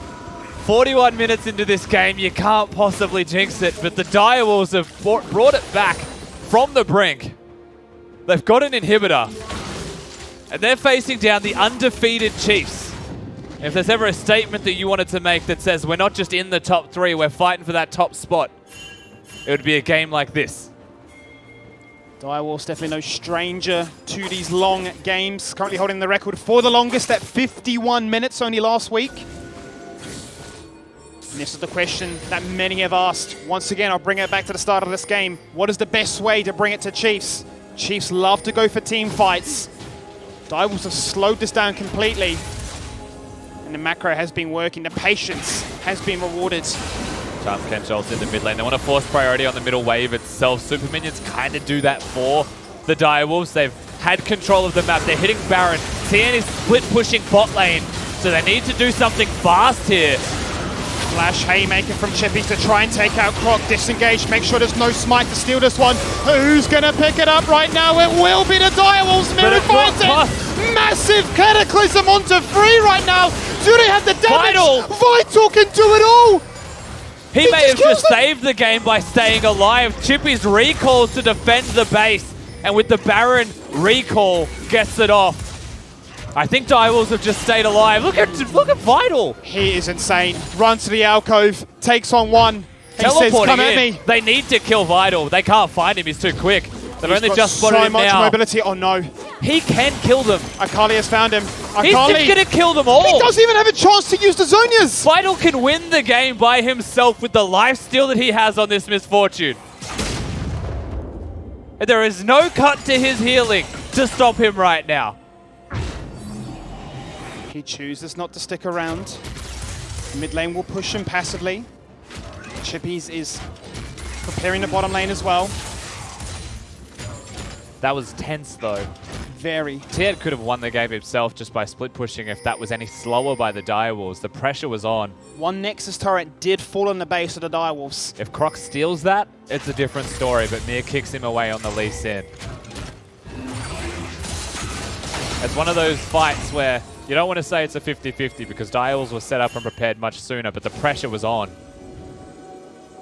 That's what you get against a top team like the Chiefs. Even in a deficit, they'll find a way to pressure you, to make it difficult. They make you work for that, even if you have a lead. Boots are gone. Phantom Dancer is here. More shields. Vital's just disgusting. More of a buffer to survive. You have to imagine he's running Legend Bloodline as well, because the guy does one auto attack and he's back to full health. Teleports in from Shock. They're not going to be able to defend those cannons with the Baron in power. They're looking. They are indeed. They're looking to try and take out Croc from the mechs. He's popped the stone plate, but it's just not enough. The sniper comes in too little, too late. 3-man Shockwave, only dropping him to half. They need follow-up. Chiefs are getting worried. Yeah, the Shockwave's gone though, so Claire hits 3, and yes, he chunks them down, but he doesn't get the kills. They heal through, they reset, and now they're pressuring with a numbers advantage. They will break a second inhibitor here, almost guaranteed. Do they push towards the end? Look at the sustain, just to top up that Shock is getting from this Ocean Shoal. Down to half, back to full. They're pushing. They aren't going to go for the third inhibitor. They want to end the game right now. They want to cause the second upset of the day. They want to cause history right now to make sure that Chiefs will not remain undefeated. The first Nexus turret falls on down. Members of Chiefs go down too. Chiefs suffer defeat. And Direwolves take down first place. It was a tough week for the Direwolves. They had Legacy on Friday, and they had the Chiefs today. And once again, one Shockwave away from losing that game is how close that was. They're able to pull out the victory. Vital, absolutely insane on the Misfortune with his lifesteal. Puts in some serious work, legitimately stood still in that fight and makes the difference. They all chase him after the Baron as well, and he just kills them all one at a time. Direwolves, they cement themselves as a top 3 team. And they say we're not just third in that top 3, we want to fight for the top spot. They upset the top pack. They've run the gauntlet this week, and they have come out with a victory. Also, just quietly watch it back, because Chippy's with one of the biggest roars that I've ever seen from a player after a win. He was shaking the camera. Means a lot to these players right now, and rightfully so. The top 3 has had a bit of a disturbance today. Week 6, that midway point, that moment of madness is really showcased here today. That Direwolves are here to play. And for the Chiefs, feels like Croc is taking it the hardest. This has been a crazy week of OPL. You think about all the results that we've had. What a wild, wild week. Predictions are out the window. But analysts are still in the building, so let's throw it back to the couch. I mean, this has to be the most bass-ackwards, nutty weekend we've had in the OPL so far. Yeah, absolutely. I think that if you look at how many teams that were lower on the ladder beat teams above them, it's pretty crazy, especially given the fact that both of our top 2 teams dropped a game this weekend, which to me is the biggest surprise. Coming into a week of death like Chiefs Legacy, obviously you're always optimistic if you're a team like the Direwolves, but they nearly should have won both of those games, and they did end up handing the Chiefs their first defeat of the season. Absolutely. Shock. Hey. Congratulations. Thank you. I mean, upstairs, we were like, Jake's going at the beginning of that match. He's like, you can't kill Tom. He's just like a thick toad that's just going to run around the entire game, unkillable, unstoppable, and you guys pulled it out. How do you feel? Well, I think it was a really stressful game, but I'm super happy that our hard work's been paying off. So yeah, it feels really good. So talk to me about that hard work, because we've been hearing rumblings behind the scenes about how the Direwolves lineup is emerging. They're getting up there, that they should be considered one of the top 3. It's not a top 2. What has been happening behind the scenes, and how does it feel to show it on Summoner's Rift? I'd say we had a lot of problems at the start where in scrims, the language barrier is not so intense because the comms are a lot more calm. Mm-hmm. But on stage, everyone ends up getting hyped, and it's hard enough for me to understand, right? So for our 2 Koreans, it's really hard, and we'd had games lost due to, macro miscommunications. Mm-hmm. But I think now they're both getting a lot better. Midu's already good, and Insung's getting a lot better. And also just our team as a whole, through practice, is starting to know what to do without someone having to tell them, So it's becoming a lot easier just to do stuff and more seamless, yeah. And when we look at your team, despite the 17-year-old Korean, who obviously I assume isn't shot calling, you guys kind of have a bunch of journeymen, but never really have seemed to be the captain or the guy on the team. Who is leading that charge and who is kind of taking over the comms? I'd say in the game, Chibby's is the one that calms us down, but everyone is making calls, and that's why we need to be calmed down. Yep. Yeah. All right. Well, congratulations. Oh, do you have one more? Yeah, I was going to ask one more question. Please. Which is, you're playing Cassiopeia into a comp that's pure purpose is to run at you. Yeah. That's a lot of pressure. How do you think you went this game? Yeah, well, when I was pretty confident first picking Cassio early, because I think Claire is an insanely good team fighter, but I think I'm stronger than him in lane, so I thought I could get away with the Cassio pick. But when I saw their comp, I felt pretty scared. But I have a couple thousand Cassio games under my belt, so I think I did okay. Yeah, I would agree. Direwolves living up to the George R.R. Martin Game of Thrones legacy, because they are also Kingslayers. What a game, what a result, what a weekend here at the OPL. Let's take a look at the games we saw today, because some nutty stuff happened. Gravitas taking down Legacy, probably the nuttiest of the nutty stuff. Is this correct? Did 3 teams that didn't have side selection actually win today? It is correct. That's bonkers. Coaching staff, get your shit together. Pick the right side of Summoner's Rift for your team. That's actually blown my mind. But yeah, Gravitas, big upset over Legacy, and their Direwolves kind of complete the upset weekend by taking the W over the Chiefs Esports Club. Absolutely. Chiefs do take a win today with game number 2, and Pentanet.gg obviously taking game number 3. Let's take a look at the standings. How much has this affected the overall result? Not that much, but it is the beginning of something. As Rusty and I would say, it is the beginning of the run. Chiefs still in the top spot with just 1 loss to their name. Legacy number 2, Direwolves cementing at 3rd. Order actually above Pentanet, I believe. Yep. Pentanet is, I'm just looking at the maths there. Pentanet is .gg are actually 5th. Then it's Avant, Gravitas, and Mammoth rounding out the table, but still such good boys, and the run is on. Let's take a look at the schedule for next week. Hopefully some true bangers on there like we saw this week. Direwolves versus Avant for game number 1. PGG take on Legacy for game 2. Avant taking on Gravitas game 3. And rounding out the eve, Chiefs versus Legacy for game 4. And Shock, you played both of these teams this weekend. Chiefs versus Legacy. The OPL Classico is going to be back. Who you got? I think Chiefs will probably win. Okay. Why? I think Legacy, without Eminez, they're kind of a one carry team right now, and I think even though Raze is really good, it's very hard to be the solo carry because you can get banned out or targeted in game. So I think that's really hard. But Chiefs, on the other hand, I think they're much more well-rounded and they're a strong team, so I think they'll take it. All right, there you go.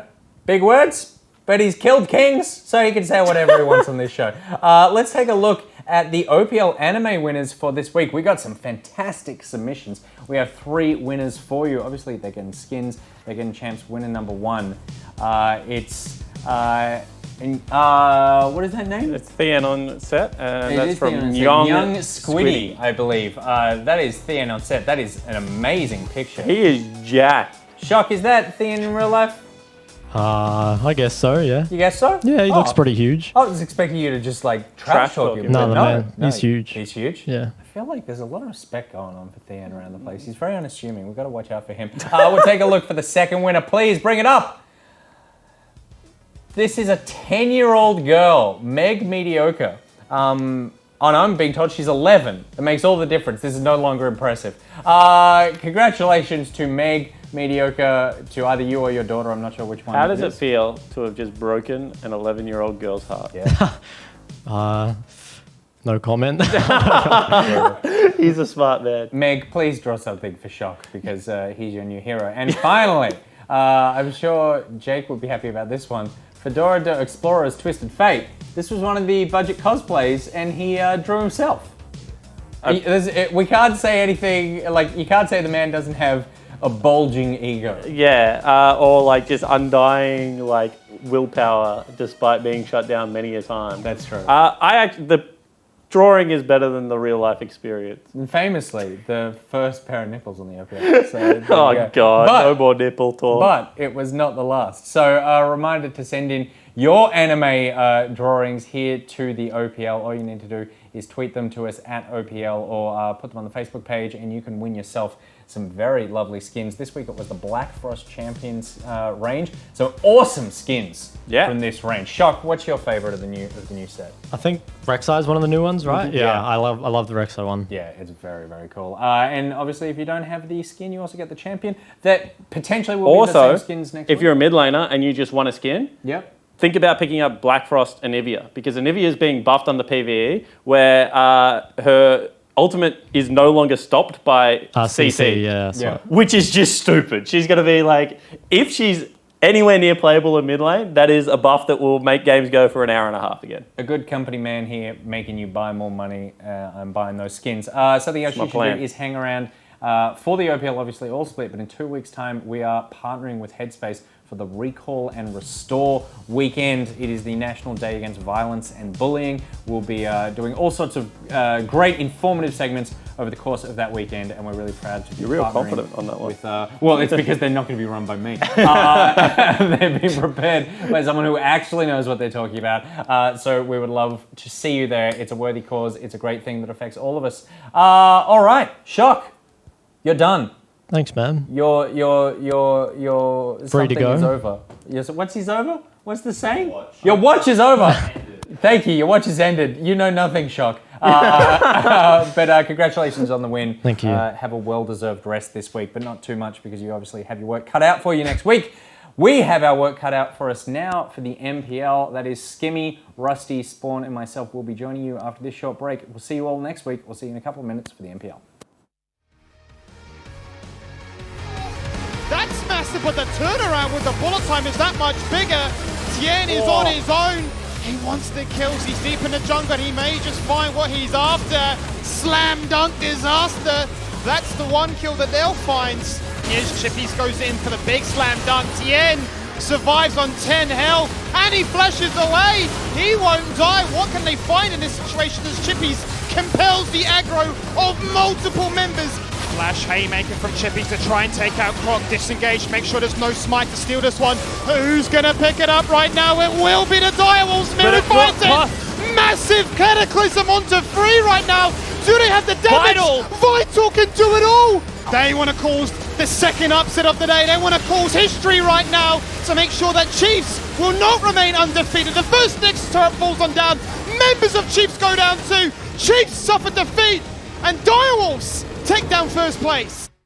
Feeling the heat? Grab a pineapple or pineberry frozen Fanta mix at Macca's. With 36 flavours, it's the largest range in Australia. Grab one for only $1. A little goes a long way at Macca's.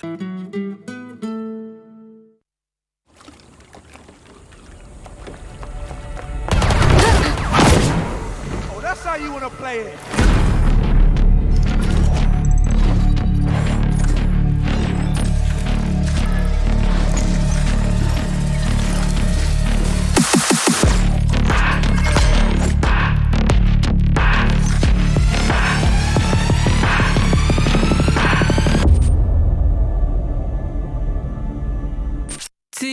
強く輝いて消えた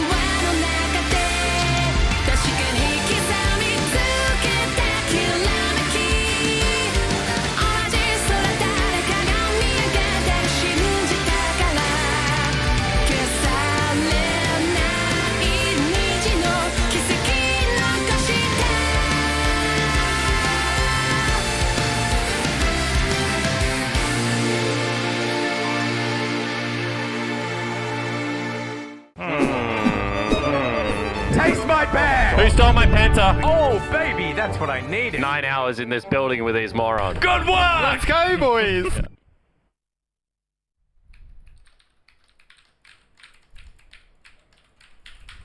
Ba, ba, ba, ba, ba, ba. Ba, ba, ba, ba, da.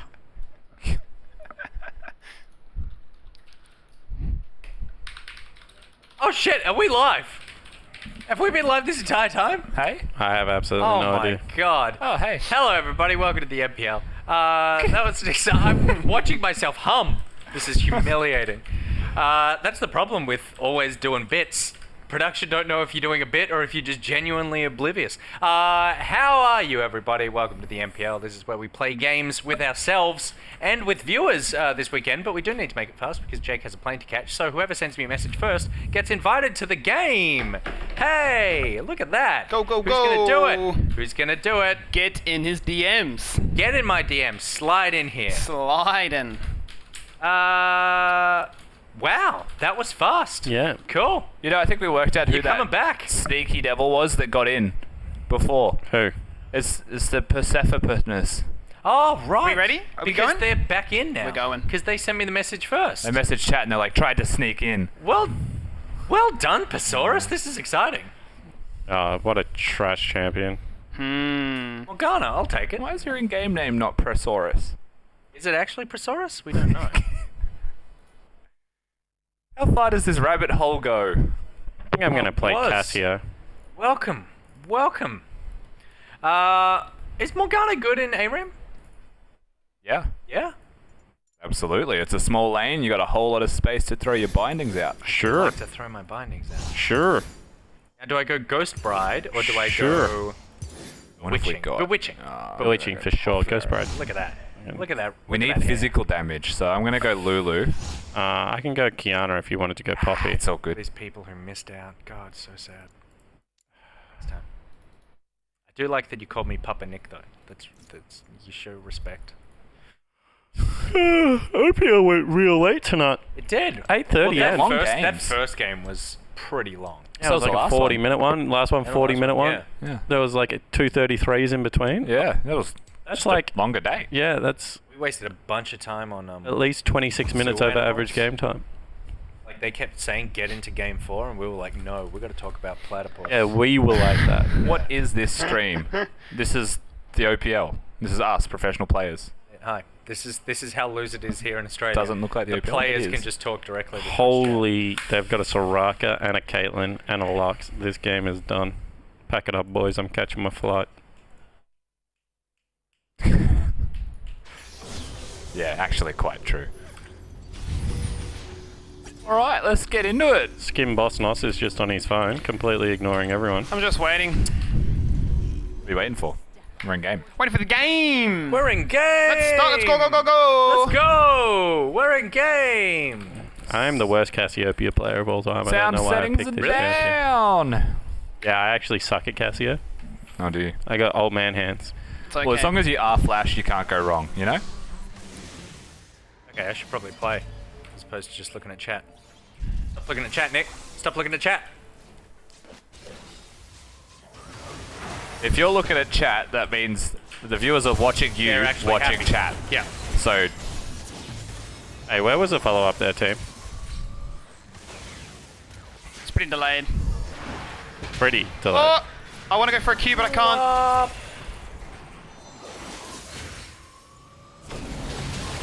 Ooh.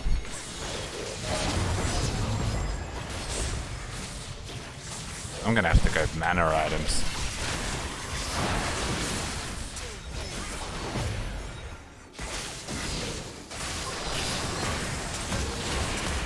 Big bubble, let's go, go, go, go. Nice, nice, nice. Bad, bad, bad. Do I max Q or... Max Q. Oh, no, max E. I'm just wondering for... Well, it depends on your build. If you're going tier build, you use max E. Okay. Luden's Echo's Q max.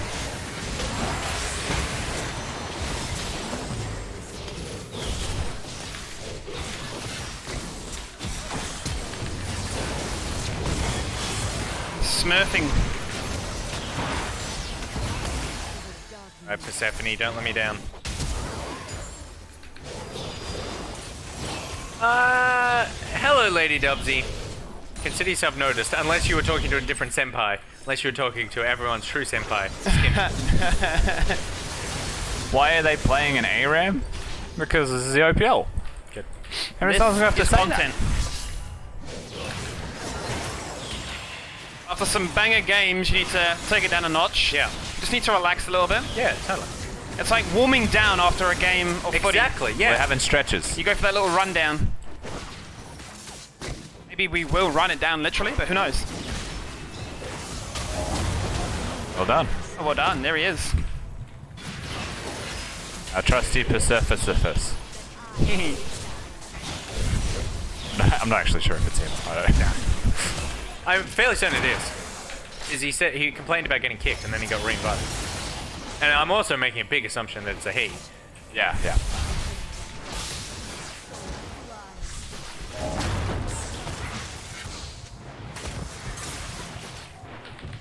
I'm going to assume that it is because they just said, yeah, it's me. Yep. There you go. Can't be Dead that. giveaway. Amiod League, it's Epega Pig.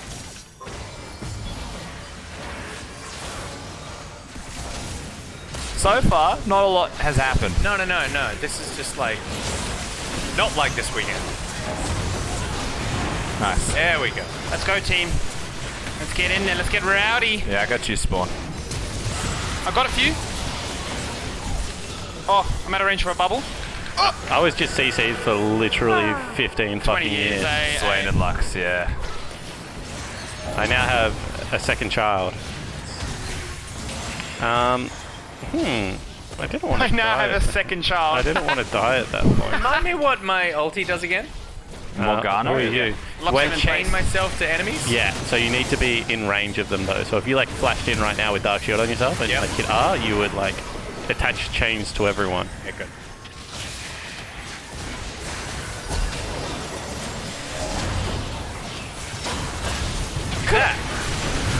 He doesn't die. And then they reactivate. Oh no. Oh, dearie me. Hey, Sligging. Long time no speaky.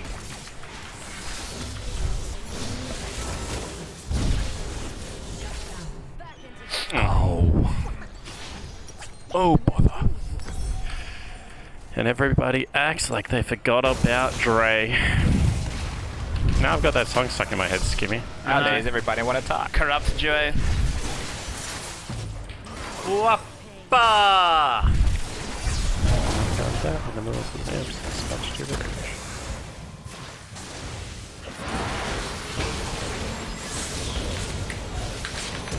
Nice flash. Silence in a Lux Binding is an experience I'm happy to never relive. Where are my frontliners at, yo? Oh, we have no frontliners. I just took lots of damage.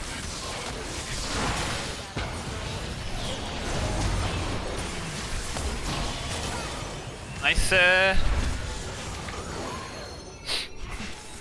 We really need to keep bush control against these guys, so if we don't have it, we kind of just die to them. Did you say bush control or push The control? brush. Brush. The bushes. There you go. I've got ulti back, but I don't have flash. Mentally taxed after all the games today. Just playing a nice relaxing game of Nami. What are you doing, Swain?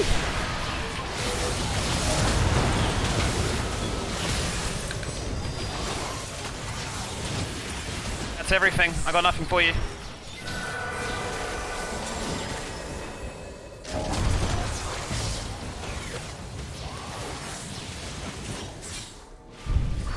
Nice. That was good. That was good. Yeah. All we needed was for Swain to disconnect. Couple of tower hits.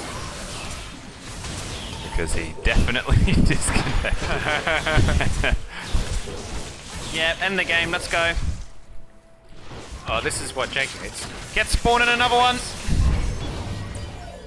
Yeah, I just don't think there's a way I can play another one, to be honest. But that's okay. We'll win this one, and then I'll leave you guys in peace. I guess we get to find out what the breakpoint is. How many viewers before we do not win? I can't hit anyone.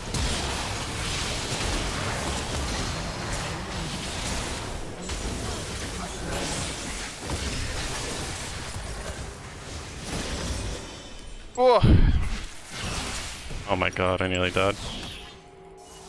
Did Lux laser? Because I feel like she's about to. She's on Big my boy, hunt. buy Zhonya's to combo your ult. Yeah, your ultimate is like a latch that you can use on your hourglass and it'll still hit everyone. So it's a good recommendation. Alright, stand on this, boys.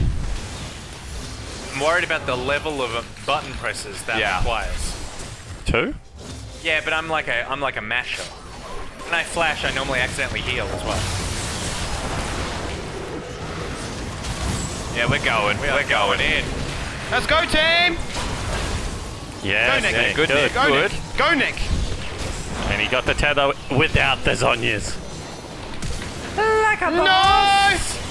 Oh, there it is. Thank you, Rusty. Bless. That was great. That was great work, Get everybody. those minions in. Try and save our support fish. Help. What are you bloody doing? Help. He should have presence of mind. That was like, we built one rune We page built one for Nick, rune. Yeah, and I put that I in only it. used one rune set for every champ. I can guarantee you that we're ARAM professionals with one rune page. It is Nick Boy's starter runes. Congratulations on whatever the heck that is. Accurate pulses. Yeah, I've got that disabled, hey. Whoa.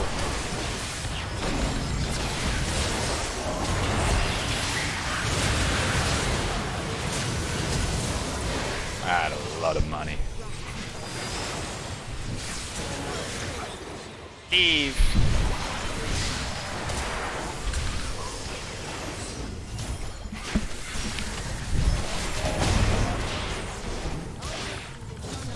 That was a good little flea as well. Cheeky little disengage, wasn't it? Yeah, our comp is actually friggin' nuts at going backwards, TBH. I can hard force. I'm just Can gonna you? keep topping you up. Well, hard forcing if you can go. My ulti's up in 10. It's not hard forcing.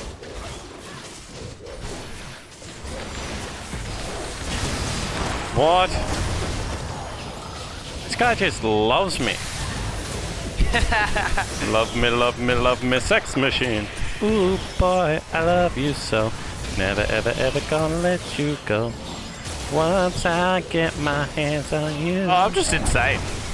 I wish I did damage. Yeah, I was gonna say, that auto spacing was nuts.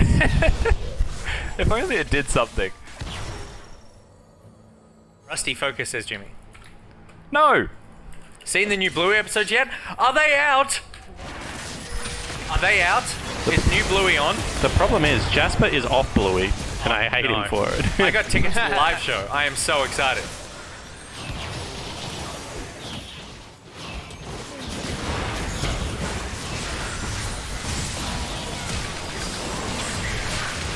You're big, you're big, you're big. Oh dear. He's dead. Caitlyn. Let's go! Let's do it! Alright, we killed them all. The power of Bluey! Oh! Yeah! Stop stealing my creeps. You have E, Skimmy? I do.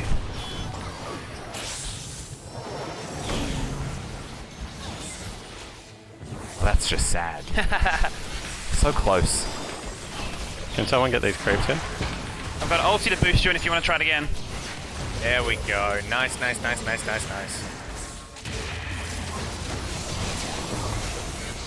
nice.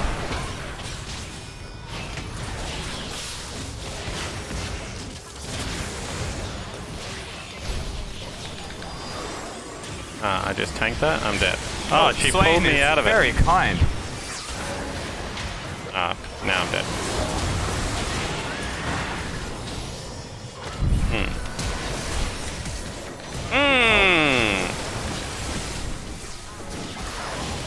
You got E, you got E? Get him, Rusty. Let's go, Rusto. Rustog! Nice. Ah, not so nice. Rusty You just got Rusty? does so little but constant damage. That's great. I keep just giving him E. Go, bro, go. Come and get me! That's actually so funny. Okay, so the real test is, by the way, Lady Dubsy says I love it when spawns in. The real test is, can I flash in, ulti, hit one? That's all I need to do. Yeah. That'd be super clean, Nick. Yeah. That'd be super You could clean. even flash in ulti. Like, flash in ulti, hit heal, wait a little bit, and then bait out some spells and then press one. Okay. What do you reckon? I don't like that. It's too many things.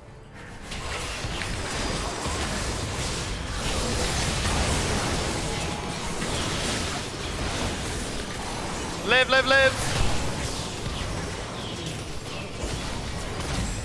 Time to shine, Nick. I need to die. Get him, Jake. Oh, that was a lot. I froze. It's too much pressure. End the game. End the game. Get me on the plane.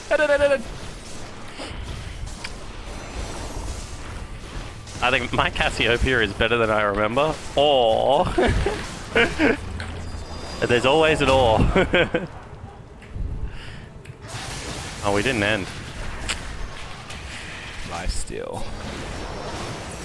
Doing it. Help me, Nick. Give me. Do something. Protect me. Oh, nice binding.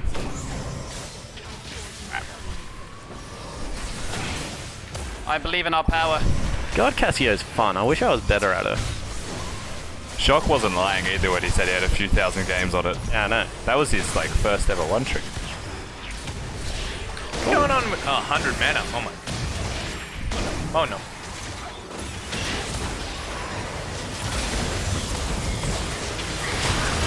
Yes! Yes! The men did it.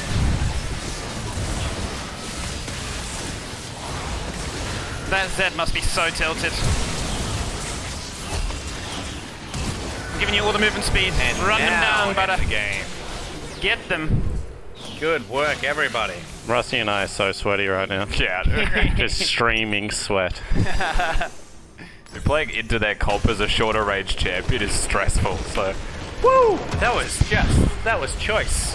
That was a shellacking, I think we call that. Well done. We're up, Rob. Love to see it. The record continues to stand. That's an upvote for you there, Nick. Thanks, buddy. Was Well it for done, the? Was it You for landed the, your combo. You landed the combo. I did. Well, technically, I flashed and then You froze, did it. and then a couple of minutes later, I landed the combo. Potato, potato. Yeah. God, Cassiopeia does so much damage, man. How did that happen? And I only got an A. How is that only an A performance on Cassiopeia? Chat! Nick, go to advanced details. Please. Go to graphs. Get this out of here. How is that only an A? Come on. Is it because I didn't feed the poros? Like, what do you have to do to get an S? That could be it. Okay, so right. the next person to... I'm out. Namaste. See you, buddy. Make it a specific like phrase so that the people who've already messaged you can't get away with it. Okay. Next person with a honk to Nick Boy gets to join. Bye, Spawn. Miss you, bro. Have a safe flight. See you, dude. Safe travels, bud.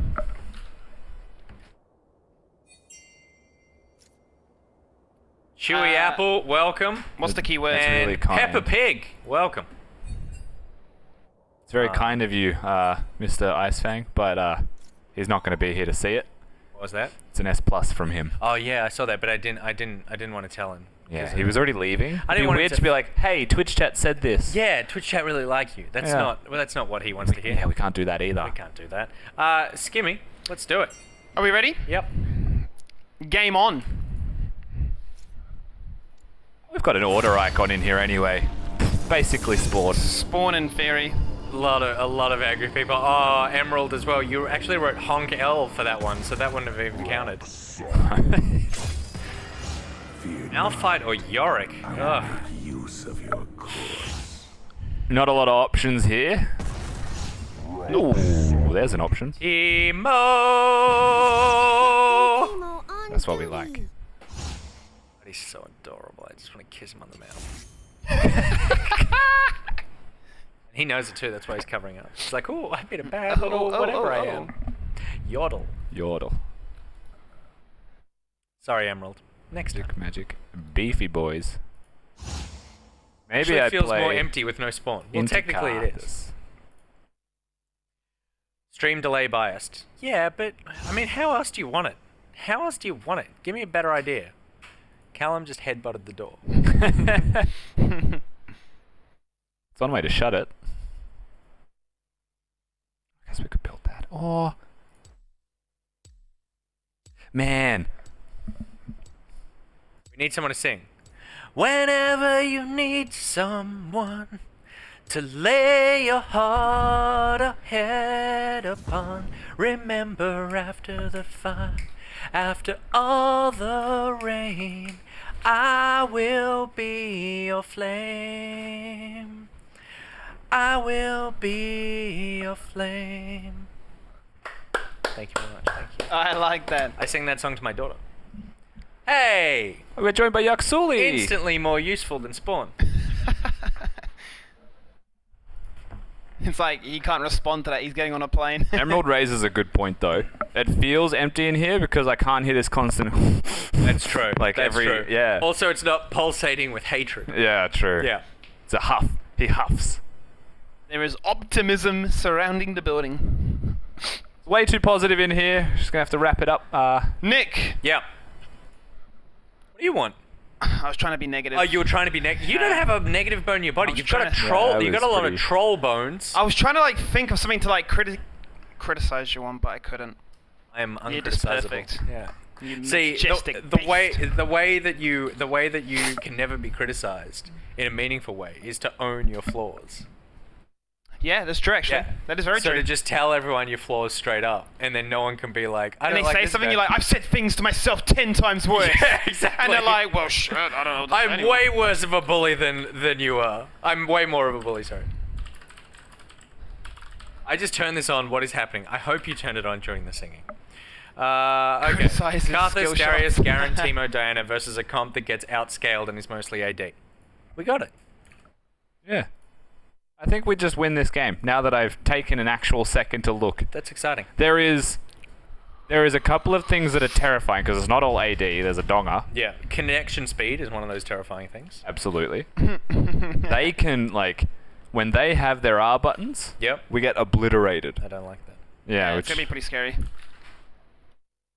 But hopefully I can be like, remember that Teemo a couple of weeks ago where it was just like everywhere we turned, boom, little exploding honeypots? Yeah. Yep. That's gonna be me. It's gonna be you. It's gonna be me. Make sure your R is bound so you can place them this time. Remember that? That was so weird. Yeah. What happened there? I don't know. I don't know, because it was working and then it just stopped working. Yeah. Yeah. Terrible ad for League of Legends. Yeah. I mean, I've never seen that. So.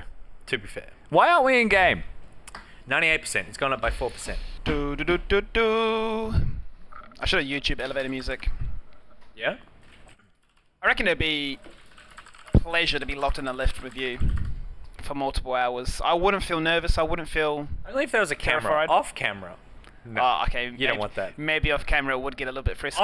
Off camera, I literally use your head to climb out of the elevator, and then I use your intestines as some sort of rope to climb up. I'd be like, frame me on a wall as some rare ginger specimen for people to ponder as to the viability in this human race. I'm still trying to figure you out, man. It's a joy. That's what I'm here to do. I'll be around for a little bit longer. I think we've peaked, by the way, in what his name is pronounced as. You'll see it in chat. We talking about potato?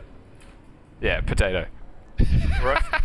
Poro fur cone. Oh, proud of that one. Let's go, gamers. Alright, I'll lead the way with Skittles. Ah! Oh.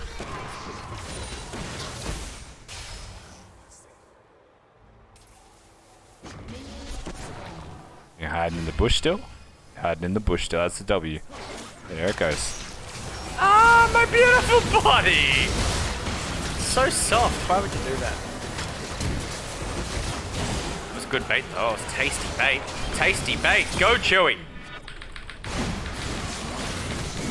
I'm just murdering them while dead. Getting it done! Shut down. Good on you, mate.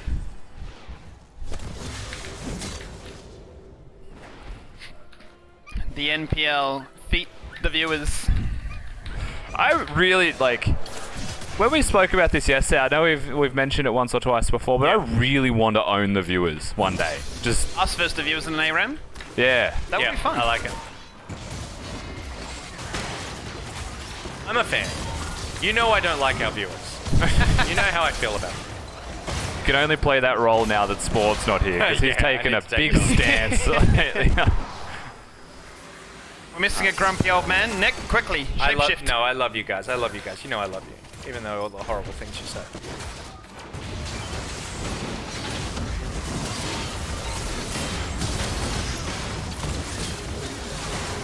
Oh, skimmy. In deep. I'm in, dude. I got punched a few times, though. It hurt. Ranger is really playing the submissive here. It'd be easy to own us iron plebs. Oh, well, now I just don't want to. That feels like a bait. Uh-oh. Pega pig! No! Nice. Nice. I've softened them up. Rusty gets level 6 and it's over, surely. He hits them. The I'm actually just nuts. I'm not missing. He's hitting the pimples of doom. How am I this good? He's a king. This good. I don't play this champion, so this is really overwhelming. Good on ya. I should turn that E off.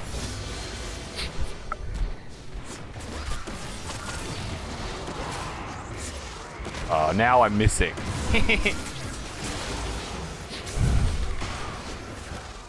Yes, Nick starts getting down the shrooms. Oh, don't you worry about This that. is when it gets fun. So popped! You're in so much trouble. So popped!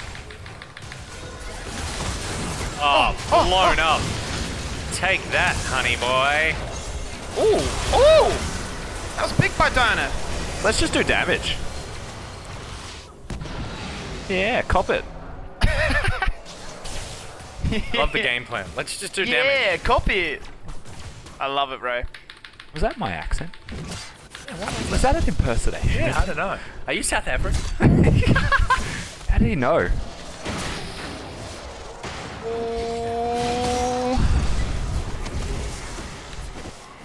Oh, damn. I would have totally got on that. If you drag me in, I'm going to pop such a honey pot in the middle there.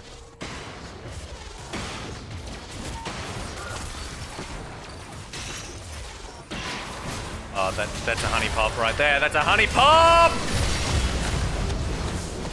That was that one thing that I was afraid of happened. Yeah, the ulti. They hit 6 and we just die. Symphony says the only reason I would gift a skin to Nick was if he got a pentakill. Oh, wow. That's brutal. Other ways of getting into games involve being a skin gifter. That is very true. I am very open to bribery.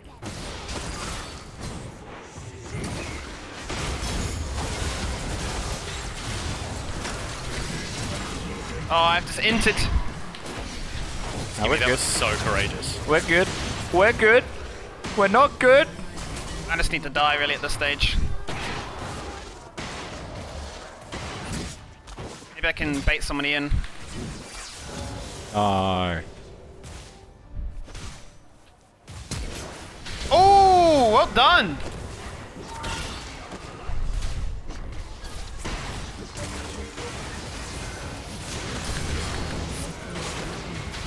Avenged you. Alright, I got the minion wave. Call it worth. Nice. Look at him go, look at him go. Nice dive.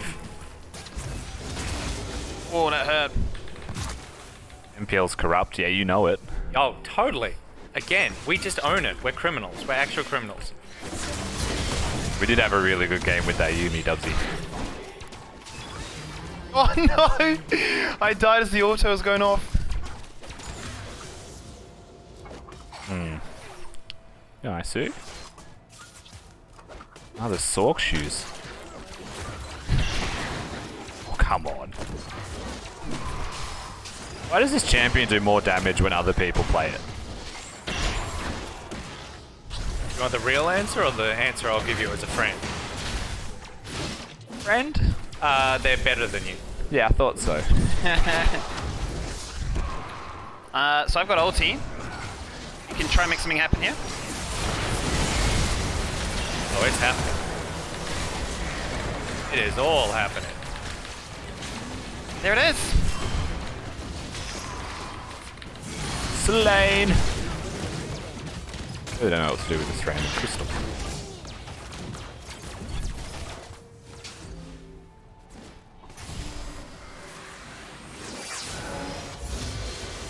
One and that one.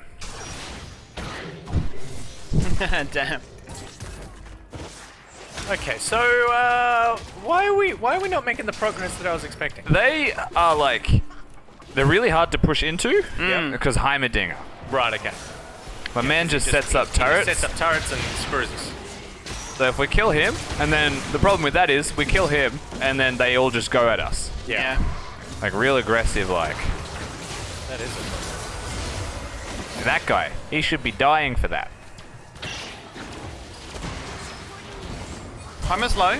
Oh, and you're very low. Oh, right. Sorry, it's there, it's there. Nice try, guy. Ah.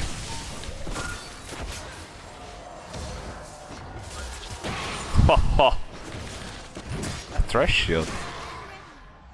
Oh yeah. Puppet Thresh. Just letting my passive heal me up. We have to get super sweaty, I think, to win this one. You reckon? Because I can feel it. I can feel that we're starting to quiet down. I mean, Spawn's barely said a thing. Yeah, I mean, he's been super quiet. He's even grown a mustache. Oh, the problem is you didn't take Malphite. That's probably true.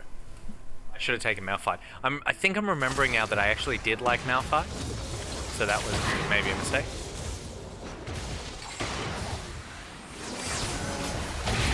Oh, mitts off. Gross. Let's flash kill that guy. That's good. That's good. Let's try and force something to happen now.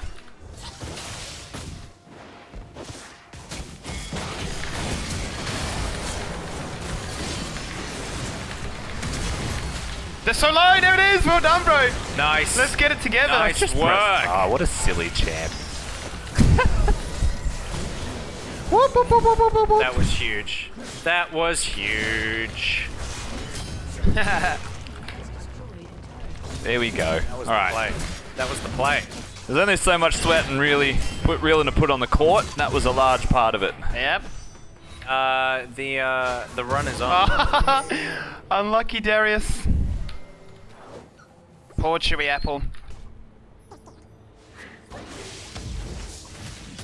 I can bounce my mushrooms off each other. Yeah, Is you that- can. Oh, is that what they said? Oh yeah, my like that. god! Like that, yeah. And when you're 11 and 16, because you can throw them further, Yep. you can like Really? 3-pointers, That's so exciting. rebound 3-pointers.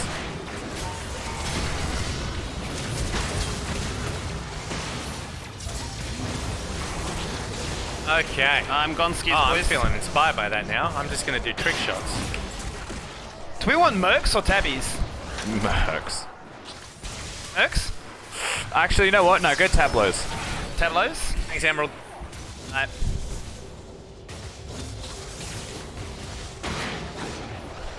I'm gonna get a dead man.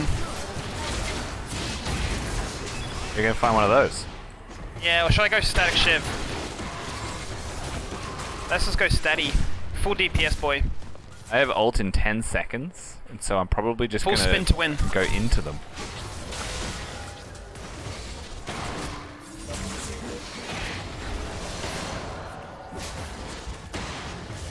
That's what you do.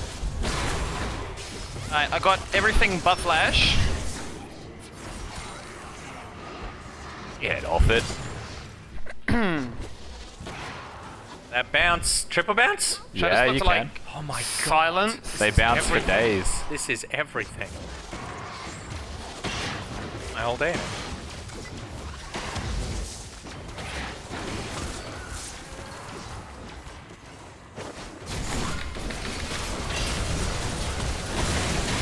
Blown up. Also dead. Nice work. There it is. I like silence the Kiana, then we kill the Jaime. Out comes the ult gonna of live. Doom. Nick, never have full shrooms. Alright. This Thresh. We want to talk about sweat. If you press tab, Yeah. sweaty Thresh. Yeah. The most sweaty Thresh. Everything to survive. You know what that is, Nick? That's not fun. That's not ARAM. That's definitely not MPL. He's not having fun. We don't have fun here on the MPL. Ooh.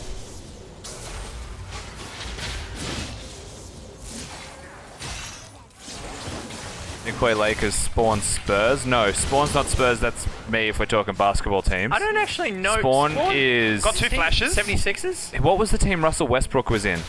Like 3 to 4 years the ago. It was the Rockets. No, right.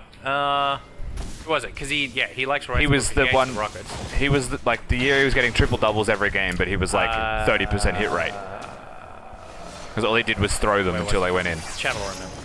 OKC. OKC. Yeah, he goes for OKC. Is he still? I mean, I'd have to assume so. He's not a Westbrook Wandbaggener. He's Wandbaggener. Yeah, a little though. He's more. I mean, NBA is you can have a team, but because there's such like star players and it's so easy to just see them all the time. I think he's pretty diehard OKC. Right. Pretty sure. Yeah, here goes. What do you think, Spawn? Oh yeah. Interesting. That was me. I was Dwayne Wade, and then Spurs, because once I heard the coaching philosophy of Spurs, I was in. That's right. Well, I don't have Snowball. I can flash engage, but they're playing very passive. They really are. They don't want to fight at all. Waiting for a thresh hook to hit. Yeah. Actually it. Just jumping straight in the Heimer.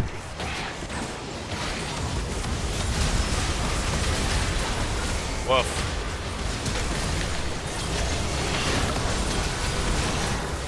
I know creeps trigger the shrooms, but you also have to understand that in a panic mode, I just put them wherever my mouse happens to be. They're all just flashing away. Intellectually, I understand that that's wrong. Physically, no. Nice, bro. Well done. Ulti.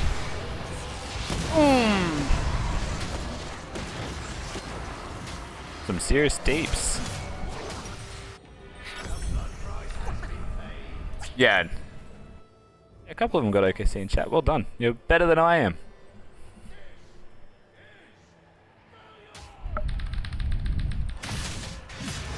Go Chewy. Go buddy. Off you go, Chewy, mate. Hit them with the axe. Oh, clap them on the head. Get that sustain. Nah, he's got him. He's got him. He's here. got the guillotine. Trust the Chewy. Oh no, he doesn't. Oh, look at that. That one. Get that one. Well done, boys. Get in there. Oh, he got crit. Yeah. Beautiful work. Well done. Beautiful work.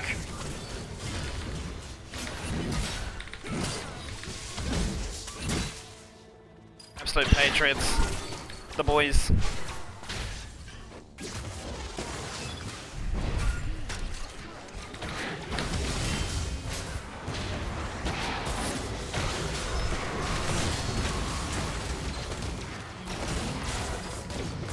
Ow. Do my shrooms blow up the turrets? Turrets? Right. No. Everything but. You'll hit minions, monsters, That would have been champions. a great matchup. Just throw in a little honeypot, stick up those guns. Just bounce at them so that it can't hit you back. Totally.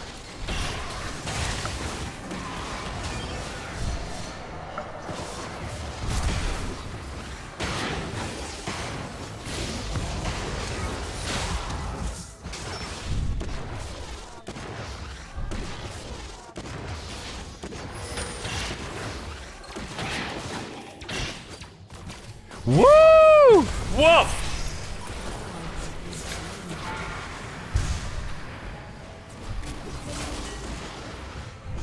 He's got Knight's Vow now, Rusty. Yeah, dude, he doesn't like League Yuck. of Legends. He likes winning. And he's gonna surely get the cleanse, Mikhail's Crucible.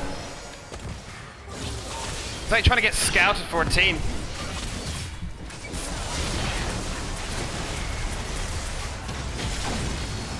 We used to have someone who... I'll let the fight happen first. That's CC, wow. We used to have someone who worked at Riot that was pretty new to the game. Yeah. That played only Garen. Yep. And she was really, really, really incapable of like playing under too much pressure, to the point where like if you ganked her and she didn't see you coming, she would press all of her buttons. Yep. But her hand would always do it in order of like index finger first. So she would always from do ulti downwards. REWQ, which is the exact opposite worst combo way to ulti. that you want to play Garen with. I also like just the visual of like this massive guy with a sword panicking every time someone appears near him.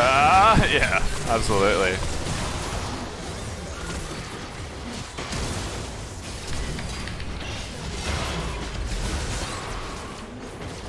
Get out of this game, you sweaty dogs.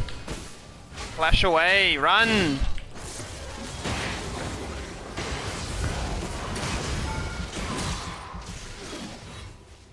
ult in 9 seconds. How you enjoying this one, Nick? You liking the old Teemo? Yeah, I love Teemo. Teemo was one of my first league loves. Obviously, there's a bunch of shit I don't know about him, but still, I just like bees.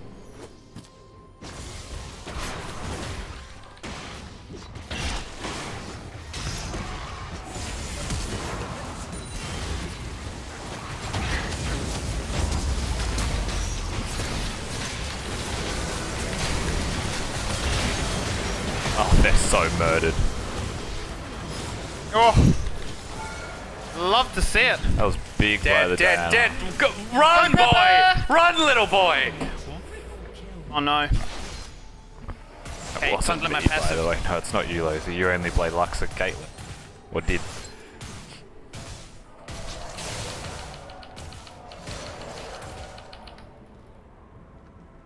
Like Pokemon, man. Nick Boy's just in Pallet Town. What? Whole lot of world to explore in League of Legends. You're just starting your journey. That's true. Okay, I kill this fresh. I get it. Talk about Pokemon because someone's not here. In Digimon, it's probably called Shit Town. yeah. How'd you know? Oh, Skimmy. Oh, Get out of my game! out of my game. Let's go home, boys. Oh, your shrooms are putting in work, bro. Your shrooms are doing work. Oh, the turret hurts. It hurts. Get off.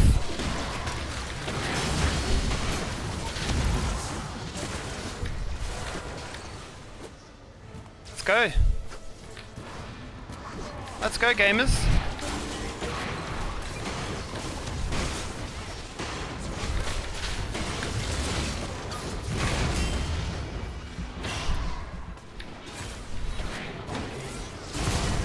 Hit the Nexus turrets because we can. Running away because we have to. I've got ulti in 5. Then I'm gonna turn. Re-engaging because I want to. Oh, nice!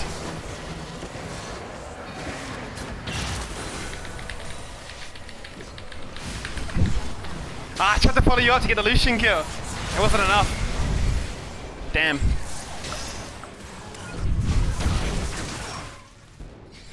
Run, beautiful boy! I remember reading it was like an infographic on the champions that people played. Yep.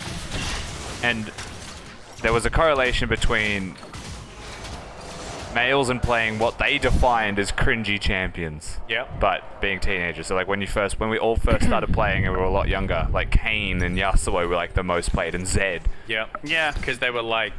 cool and edgy? Yeah, edgelords. Yeah, edgelords. There's just so much mood to get out of those champions.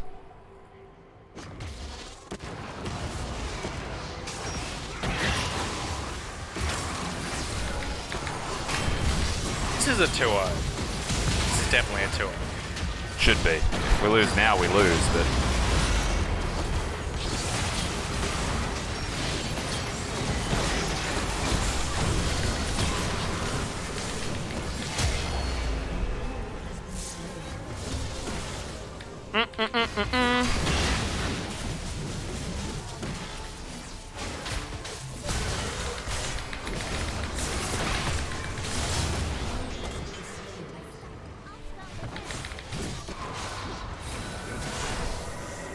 There we Let's hit that turret. There we go. Let's really pressure the Lucian into coming forwards. He doesn't want to. I'm just gonna ult. Nice work! We did it! We're this week's We order, beat not the last sweat. week's order. Woo! And we did it with viewers. And we did it with viewers. Viewers. Some may argue better than pros. The worst people to do it with, and we did it. By worst I do of course mean because lack of comms. Chewy, stay cool. Like a boss. Put in some work though. Well done. He did. Look He at did, this. Well done, Spawn. Should we look at some Well graphs? done. I think we should look at graphs. I'm not going to say no to looking at that graph. Middle finger to the enemy team right there. Big time. There should be a box here I can tick for like cutest distraction. This should be the Teemo. win right there. Did I get It's Am I the highest on anything? Let's have a look. I reckon damage taken. Well, I'd have is you on about magic to- damage, so that's about what I to was hurt. going to say, but... No, it wasn't even me. What about CC? Is there a graph for CC done? Shut up, I already said damage taken. Garen wins damage taken for sure. Yep. Minions killed. Minions killed. Try minions killed. Hang on, I'm just gonna go down the list. But minions killed is a good bet. I'm clicking through them, Nick. Okay, no, that was me as well. My bad. I've been shamed. I just thought because you were throwing shrooms at every wave. Yeah, but then halfway through, someone was like, "Stop throwing shrooms at waves." So I was Oh. like, "Fine, I'm gonna start Oh, it's their fault. hunting the boys," if you know what I'm saying. You know what I'm saying. This is the MPL. Thank you very much, everyone, for watching. It's been a great weekend of League of Legends action. I feel like this was a really exciting weekend to be a fan. Yeah, I mean, hopefully we did it justice with the commentary to sort of sum up what was the most crazy week, quite honestly, with upsets, roster changes, improvements, strategies. Yeah. Just everything you want, I really. mean, the roster change-up alone has been huge this weekend. Yeah, there's been a bunch of like unexpecteds this 9 week. people played a game of League of Legends in one. That's an like, army. all Maybe of they are. Gravitas. It's not illegal. the Order army anymore, it's the Gravitas army. Rebranding time. That's what we need to come up with a name for. The Gravitas. Gravitas something. That's your that's your Groupies. job, chat. Come up with something that can encompass the small African nation worth of people. And you that can't is say Gravitas. groupies or gremlins because I've already come up with those two. Yeah, I want something better. All right, we are going to be back next Friday. I'm going to miss you guys until Friday. Lady Dubsy, I assume you're talking to me and not chat. We're going to miss you guys too. Thank you very much for hanging out for the OPL. Thank you very much for hanging out for the MPL. We'll see you next week. We're out.